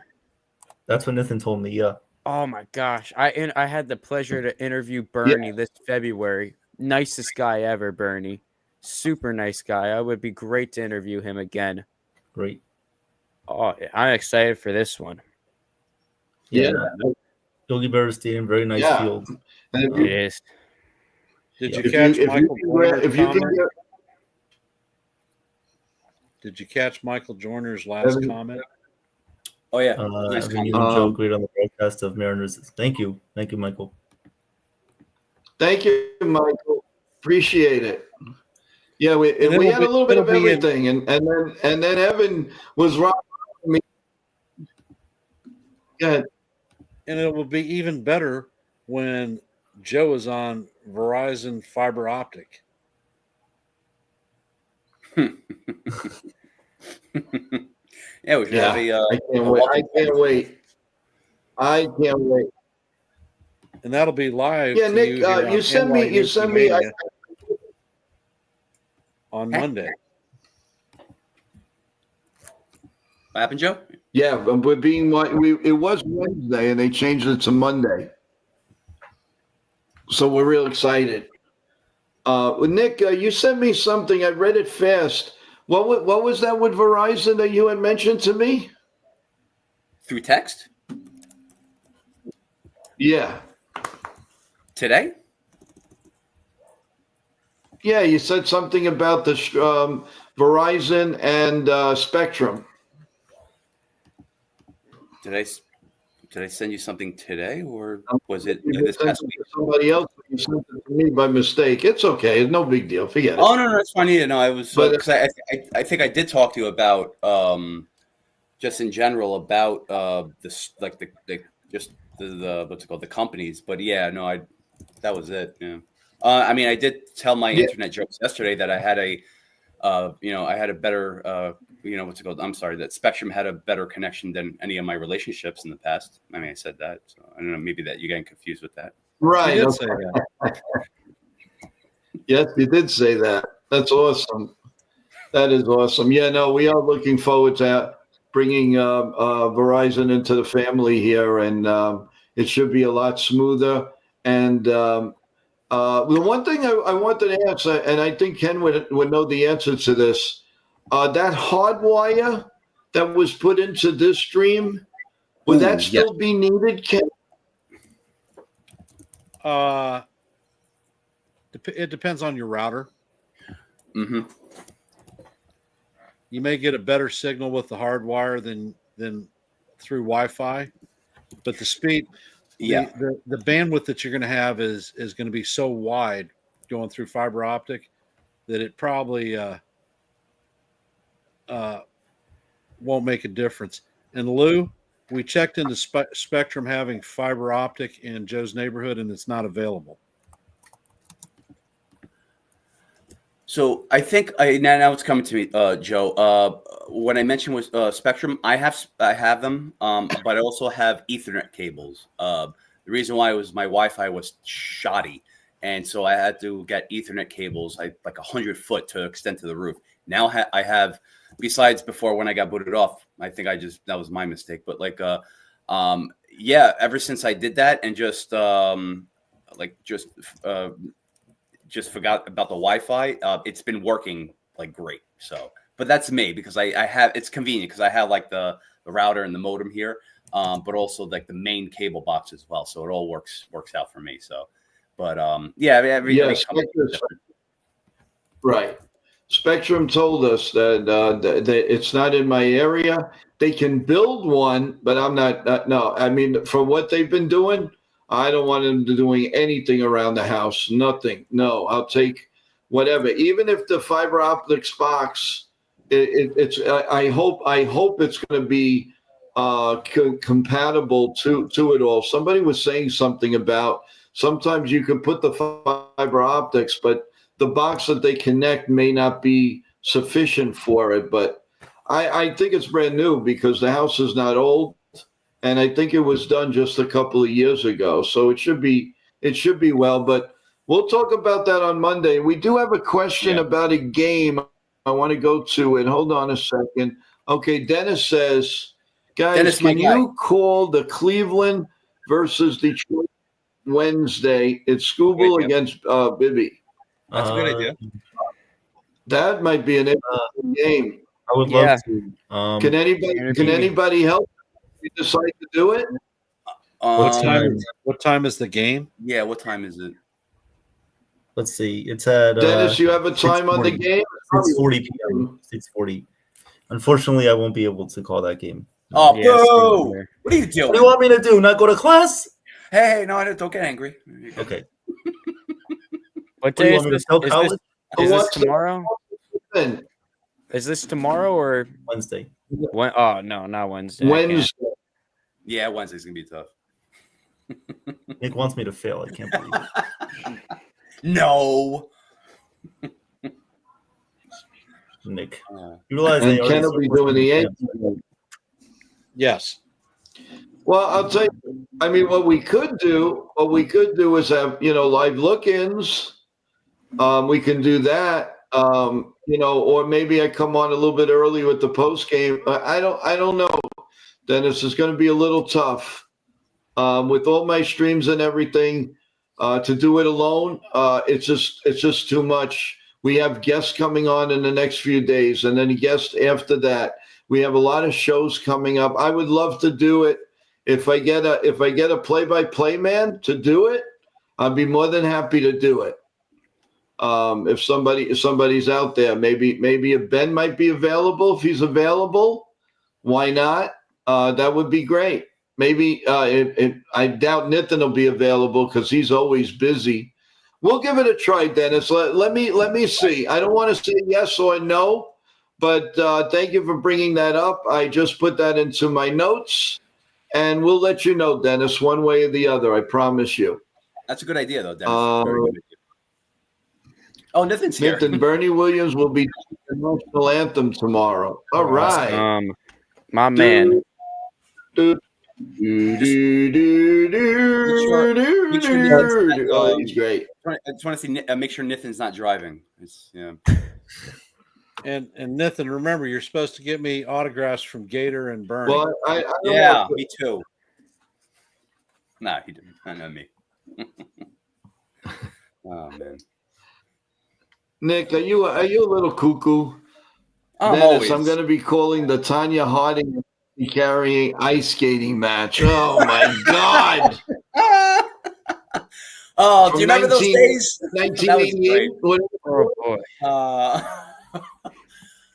Oh man, 1994, right? Was that 1994? Correct me if I'm wrong. When that happened, when Tanya Harding hired someone to hit Nancy Kerrigan's knee. I don't know. I don't remember if that guy broke her knee or I definitely injured it. But I remember that. Wow, that was crazy. Oh man. Yes. Yeah, let's do it. I'll call it nice skating. Dennis, why don't you come on with me and do it with me? What do you think of that? If we can pull it off, that would be great. Hey, listen, I give the opportunities out there. Yeah. Why? It was like a free market competition. Oh my God. Yeah, no, Dennis, we'll definitely look into it. But Dennis, if you want to come and help, it wouldn't be a bad idea. Remember, I got a morning stream, I have an afternoon stream, I have an overnight stream, I have guest streams. So, yes. I mean, I need help. He also has a stream. You also have a stream in your backyard too, where you go fishing. So also, it's one I just want to bring up too. Like even with the again, a lot of things happened in 1994, but which is very interesting. Yeah, a lot, and I'm just surprised they never did a documentary on that. With like the Rangers and just like the whole thing. Rangers, just the whole incident with Nancy Kerrigan. Just a lot of things happened, but and again, I mentioned they have something for 1977. It's called The Cold Day in Hell. That was where it's a documentary you could find free on YouTube. And so they have like the blackout, the Son of Sam murders, the Yankees, just pretty much everything that was going on, the birth of punk music, disco, all that stuff. And just pretty much how New York was back then, just like a wasteland. It's very interesting, but they should do something with 1994. Just a lot of things happened. No, you're right about that. Actually, you're right. 1994 was another crazy year. Yeah. Oh my God, forget about it. Some of these guys here weren't even born. Just kidding. Yeah, weren't even born. Yeah. 09. Wow. So George, are you gonna you and Evan gonna show your throwing powers from the outfield tomorrow? Oh, I'm not throwing tomorrow. You're just gonna have the microphone ready, huh? Yeah. Oh, I'll be ready, Joe. We'll get the mics ready. All right. The interview. Nice. Oh man, if you come on, if you come on with Willie Randolph for a minute or two, like I said, I did a card show with Willie Randolph, and he was a guest of mine with our show with Art Rush Jr. on WMCA radio back in 1991. He was just traded he just became a Dodger at the time, but everybody knew he was a Yankee at heart. There's no question about it. And actually, we had Lawrence Taylor in that day too, giving away a lot of footballs, and it was a very good show. But Willie Randolph, oh my God, and I'm really looking forward to either you guys, trying to put something together for us, or Nathan or somebody come through, because Willie Randolph would be an outstanding. Oh, what a guest! I'd love to have him on here again. Really would. But I wish you guys have a lot of luck tomorrow, and have a lot of fun, man. Absolutely. Because I'm sure it's going to be, you're going to really enjoy it. And being up, with Guidry and Willie and Bernie Williams, and and in our own right, Lindsay Berra is a legend too. She's awesome. She's been all over the place. I saw her interviewing everywhere. ESPN. She's been all over the place. So we're honored that we had her here. Thanks to Nathan, as usual, on NY Yankee Mania. So there's a lot to look forward to, guys. It's going to be a wild ride. In any event, we're going on 4 hours and 35 minutes. This is like a trade deadline day, guys. I want to make a nomination. Go ahead. I would like to nominate Nick to do the play-by-play curling. Not ice skating, curling. Oh my God! Curling would be your thing. You think so? I think so. Sweeping the floor as the that little mechanism goes into the net. Yeah, mechanism. That's a cool word. Yeah, right. I learned that in science in 1994. Contraption. I like that a little better. Yeah, contraption is good. I like that. Okay. I like that. I like contraption better than mechanism. Okay. I did a tomorrow morning. Tomorrow morning we're gonna come on at 9 a.m. not 8:30. Only for tomorrow. And at 9:30 we're gonna have former Major League player Eddie Robinson with us to talk about some of the stuff he did, and of course to talk about the playoffs. NBA. So, oh no, you mean OJ tomorrow? Not you mean OJ McDuffie, right? What was that? I mean OJ. I'm sorry. McDuffie. Yeah. Yeah, I'm sorry. I'll tell you, guys. When you're on 4.5 hours, things happen. Yeah, I'm sorry about that, but that's what I meant. I'm sorry. No, that's why you have us. Yeah. That's why we're here. Yeah, no, we're good. That's why I got you guys. You got to, for my mistakes here. Give me a break, I'm not a machine. You're good, my friend. You're not. Well, guys, let's go around the horn with some final thoughts. And tomorrow night in our post game, we'll do a complete wrap up of the oldest Yankee road trip and everything that went on the road trip and what we've accomplished, what we haven't accomplished, what we're looking for, and all of that. So that's going to be a really great, really, really nice ending to the weekend tomorrow night. We'll let you know what time the post game will be, but it'll probably be around 7 o'clock, more than likely. But let's start with well, Evan, you've been on for a long time, so why don't you start us off? Go ahead. All right. Well, it was a great stream tonight, a 4.5 hour stream, doing the play-by-play, the Mariners Astros game, and then doing a little bit of wrestling. Joe did a great job with that. Everybody in the chat, thank you for coming by. I'm looking forward to tomorrow's big event. Should be a lot of fun. Looking forward to seeing George and Nathan there. Should be great getting interviews, videos, maybe some live streaming. So that should be a lot of fun. The Yankees had a good game today. And, we got what we wanted, except for the Red Sox winning. But I guess we can't have it all. So let's just keep going forward. We got 7 games left. With our strength of schedule and with Toronto's strength of schedule, we should be able to hopefully climb back into this division. I think we're right in the thick of things here. The AL West is going to be a lot of fun coming down the stretch. Should be interesting. Same with the wild card now that Cleveland is now tied with Houston for the last wild card spot. And, the Tigers, I don't know what's going on with them. They've been free falling. They were 15.5 games up in July, and now it all vanished, went away. And the Guardians are now only 1 game back of that division. So that's really crazy. That's crazy. That really is. But let's go Yankees. We'll see you guys tomorrow morning. Yes, Evan. Thank you so much. And go get some rest. We will see you at 9 o'clock, okay? 9 o'clock on the dot. All right, man. Well, we'll see you tomorrow. Go get rest. Long time. I can stay. The what? Oh, you can say, okay. Let me stay. All right. So next up will be Ken. Go ahead. Well, as we close towards the end of the season, the Yankees are still, in my opinion, trending upward. I challenge all fans out there to, as opposed to being down on a player or players, look for the good in each of the players that represent the Yankees that everyone here loves and respects. It's easy to be negative. It's hard to look for good things. That's my personal challenge to everyone else. The Yankees are going to win the AL East, in my opinion, without a doubt. I said that we were going to go 9-1 in our last 10, and the Yankees screwed up yesterday. So now we have to close out with no more losses.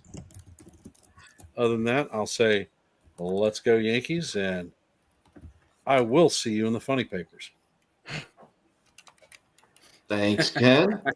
All right, it's a fight between the two talkies over here. So let's go eeny, meeny, miny, mo. My mom tells me to pick George.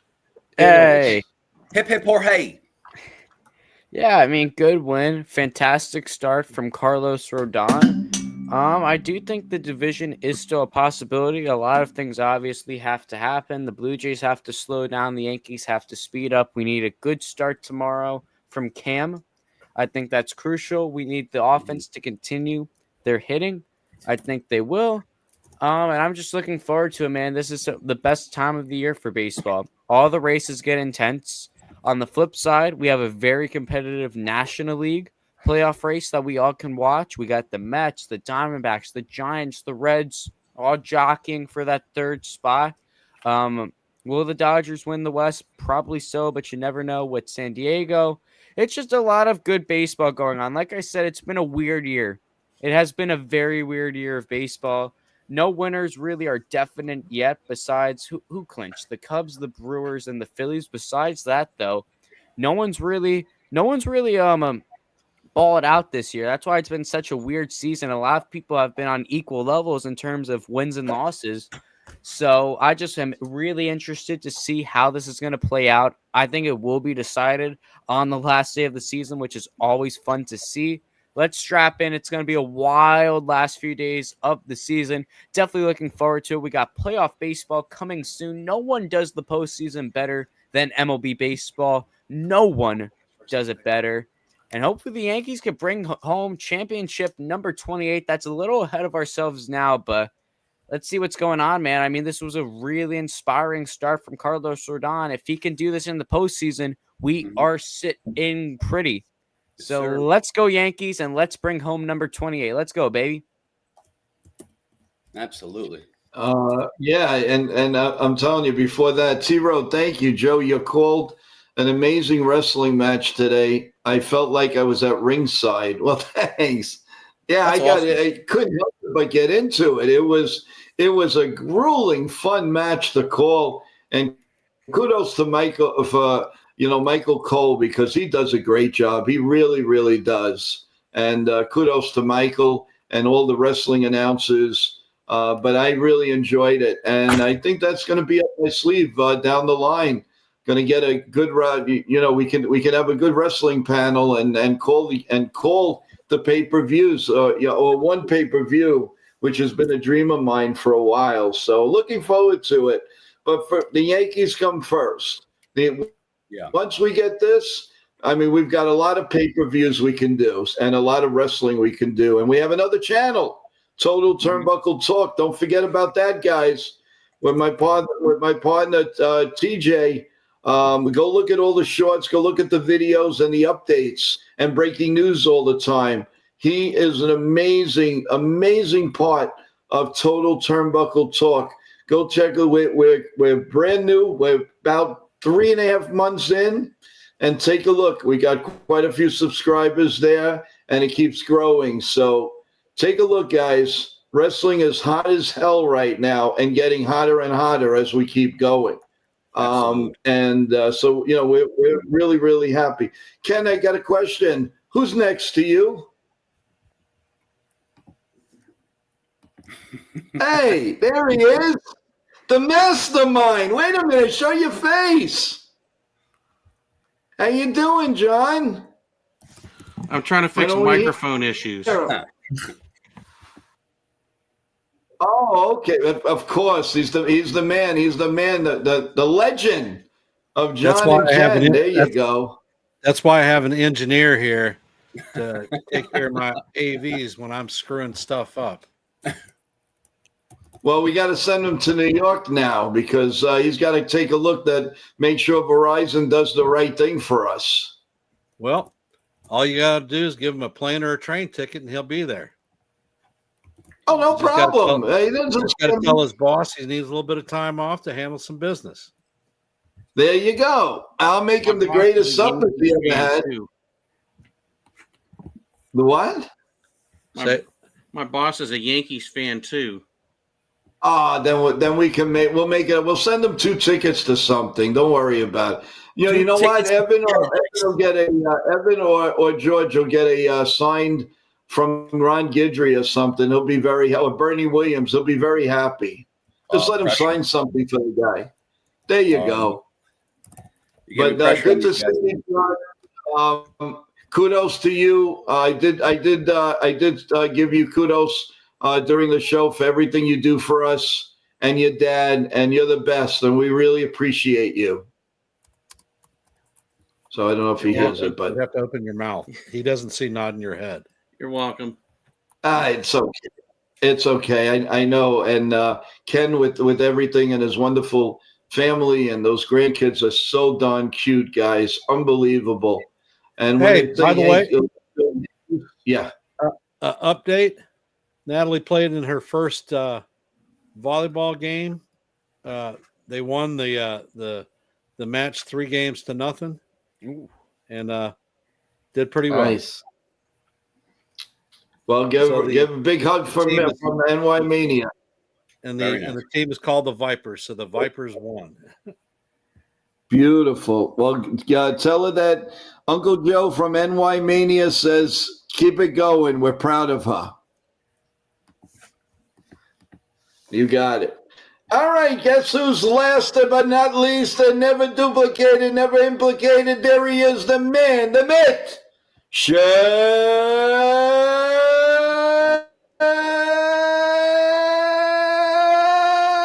Nick. Jesus Christ, man. What a great outro. Oh, man. that was for everybody. Notch. George. Yes. God damn. Look at the pipes on you, man. Oh, man. I see why Spectrum doesn't like you. No, that was great. 5 hours. No, that was great. That was good. That was amazing. Oh, all right. Okay. I just want to say good job with the play-by-play guys, Evan and Joe. I forgot your name for a second. Good job with that. And, of course, good job with the play-by-play with the Yankees. I was trying to catch as much as I can when I was making my upscale peanut butter and jelly sandwiches. But like, and Jorge, man, you're always good with your analysis in every way. So thank you for that, man. Every time the Rodon analysis was top notch. I loved it, and I actually wrote down notes. See, that's the thing too. It's like, you know, you listen to a lot of like, just say you guys too. Like whenever you talk, I always write down notes because this is where you learn. You know, you just learn from each other. But I appreciate you guys, of course, and yeah. So just piggybacking from my not I'm going to mention last night because, you know, I did my whole spiel this morning with my apology or, you know, whatnot. But if you guys didn't watch it, just with this morning, I was ranking on the Yankees and Boone for that loss, and I'm not taking anything back. I am carrying that right now. And you know what? It's again, Boone. Just with this in mind, if you guys didn't watch, he needs to have a little drink called Fortitude and Testosterone Juice because it's going to help him give us a little spunk, a little attitude as us Yankee fans going into the playoffs. So we need that right now. Great win tonight. Of course, Rodon, the Bulldog, always does good, and that's where I have a lot of trust in him. Him and Fried going the 1-2, the 1-2 punch going to the playoffs. I love it. Again, Tomoyaki Sugano. It's like sounds like something on number 20 on a Japanese menu that you would get. Yeah. So besides that, you know what? I'm not even going to.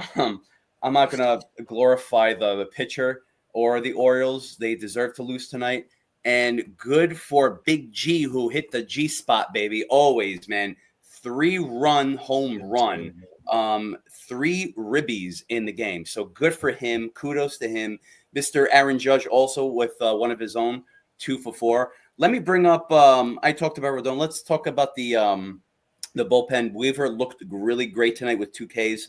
Bednar, of course, I don't have to worry about him. He always does his job. So just to cap it off, tomorrow, Schlittler against Radish, something that you would put on a salad, radish, but with a B in front of it. But anyway, yeah, so I think my predictions tomorrow, it's going to be tough. I don't know what you're going to get from Cam. As much as we had this discussion about who do you trust to be number 3, Warren, Cam, or Gil, or Hill, honestly, I have faith in Schlittler and Warren, of course. Gil, I mean, I don't want to give him excuses. I never will anymore. I think he has enough of that. And Ken, correct me if I'm wrong. He if he has this enough time to pretty much heal from his injury that he came from, the IL. I don't know if that's enough time, but with Schlittler and Warren, Schlittler, I just love the way he pitches every time. If it's a good start, fantastic, and he capitalized that for the next start. But also, if he let's just say if he has a bad start, he'll rebound, and he has that resilience to do so. So that's what I'm want to see with him tomorrow. So and again with the playoffs too, I don't think Boone is going to put these guys first. I think it's because the rookie has they're not enough experience under the belt, but it seems like they have that already. But whatever. So let's go Yankees. Let's see what happens tomorrow, and I'll be here tomorrow and making fun of Boone and talking about Boone, and looking forward to his press conference. See what he has to say. But good seeing everybody. Have a good night. Take care. Brush your hair and wear clean underwear. There you go. To answer your question, Nick. Yes. He'll has enough time to be stretched out. The current concern that I have with regard to Warren and Schlittler is they're over their red line. They've pitched more innings than they've ever pitched professionally. And personally, if I think the Yankees play it smart, they put Schlittler into the bullpen to preserve his arms, because I don't want to see this kid getting hurt in the postseason. Yes. Okay, that makes sense. And tomorrow, if he's holding his own, I'd like to see him pitch 5 and then be gone. With Hill, do you think he has a slight injury, or he's feeling something, just the way his command has been off? I think he's just feeling his own oats right now. He's not. He's got 8 starts under his belt since returning from the IL. Yep. Yeah. Usually, if you equate that coming through spring training, then starting the season about mid-May is when you get to your norm. So I think that he is getting to his norm now, and the control will fall in there. Gotcha. Okay. Well, guys, I think we covered a lot of ground tonight. I want to remind everybody, don't forget tomorrow, a special time, 9 a.m. we go on the air with coffee, bagels, omelets, and you name it. So just for tomorrow, then we go back to 8:30 on Monday. And don't forget, at 9:30, former NFL star O.J. McDuffie will be live with us at 9:30, just about 9:30. But our show will start at 9, and then our guests will come on around 9:30. Again, shout out to Nitin and his team and his crew for setting that up for us. And so there's a lot going on, guys. On 5 hours, probably the second longest stream that we've done since since we've been on. The first one is definitely the trade deadline. But I want to thank each and every one of you. Evan, you did a great job tonight. George, I can't thank you enough. Ken, Nick, of course, and George. So I'm going to put the link out for pregame at 1 with a live look-in with George from the Yogi Berra Museum. And maybe Evan, you could team. If you guys want to team up, that's fine. Whatever you guys want to do, I'm grateful. Perfect. Yeah.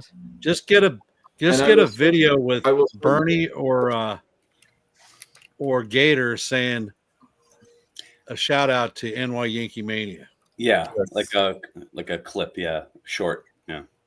Yep, no problem. That's awesome. Yeah. Willie's usually really kind with that. He was very, very good. So that would be great. And I am looking forward if he remembers. I'm sure he remembers because he came to Bensonhurst, Brooklyn. He spent about 3 hours with us. And I know he remembers Art Rush Jr. And but we had a good time. We really, really did. And it was a shame that he was a Dodger. And I have all pictures of him in a Dodger uniform. So, with that in mind, guys, I want to say thank you to each and every one of you. Please subscribe, everybody that's in that 40%. Again, come over for a minute. Just subscribe to the program. There's a lot coming on, a lot going on. We also learned about former Yankee relief pitcher Tom Gordon, who's going to come on with us on Saturday, October 4th. So we're really looking forward to that. I didn't know that. And somebody has something to say? No. I'm sorry. I didn't know. Wait, Tom Gordon's coming on? I thought. Okay. Yeah, it was. We broke it tonight. Nitin broke it to us. Signed, sealed, and delivered. No. And what? Saturday when? October the 4th. October 4th. Gotcha. Oh, that's awesome. Okay. Yeah. I love him. Yeah. Right in the playoff. We're really looking forward. Yeah, it's perfect. Yeah. Have him live, and hopefully we're going to bring in on some other play-by-plays. We get to bring in Jason Michaels, who can only. Oh, you know what? I might be able to do I'm going to call Jason Michaels for Dennis. Maybe we could do a game with Jason Michaels midweek. That he might be able to do. I'm going to give him a call tomorrow. And I'll ask him, and if he comes on, we'll work on the stream, and that would be a lot of fun. That would be nice to do it with a former player. So with that in mind, everyone, I have no more voice left. That wrestling really, I knocked it out of the park. I thought that was so much fun. I really enjoyed it. I'm looking forward to doing that again. Have a good night, everyone. God bless you all. God bless America. Don't forget, not 8:30 tomorrow, 9 a.m. We will see you live, and we'll have a great day, a great stream tomorrow, 9 a.m., 1 o'clock, the post game. There's a lot going on. So thank you, everyone. Have a good evening. Panel, thanks so much. Love you guys. Enjoy. Stay safe. Have a good night's sleep, everyone. Good night. Let's go, Yankees.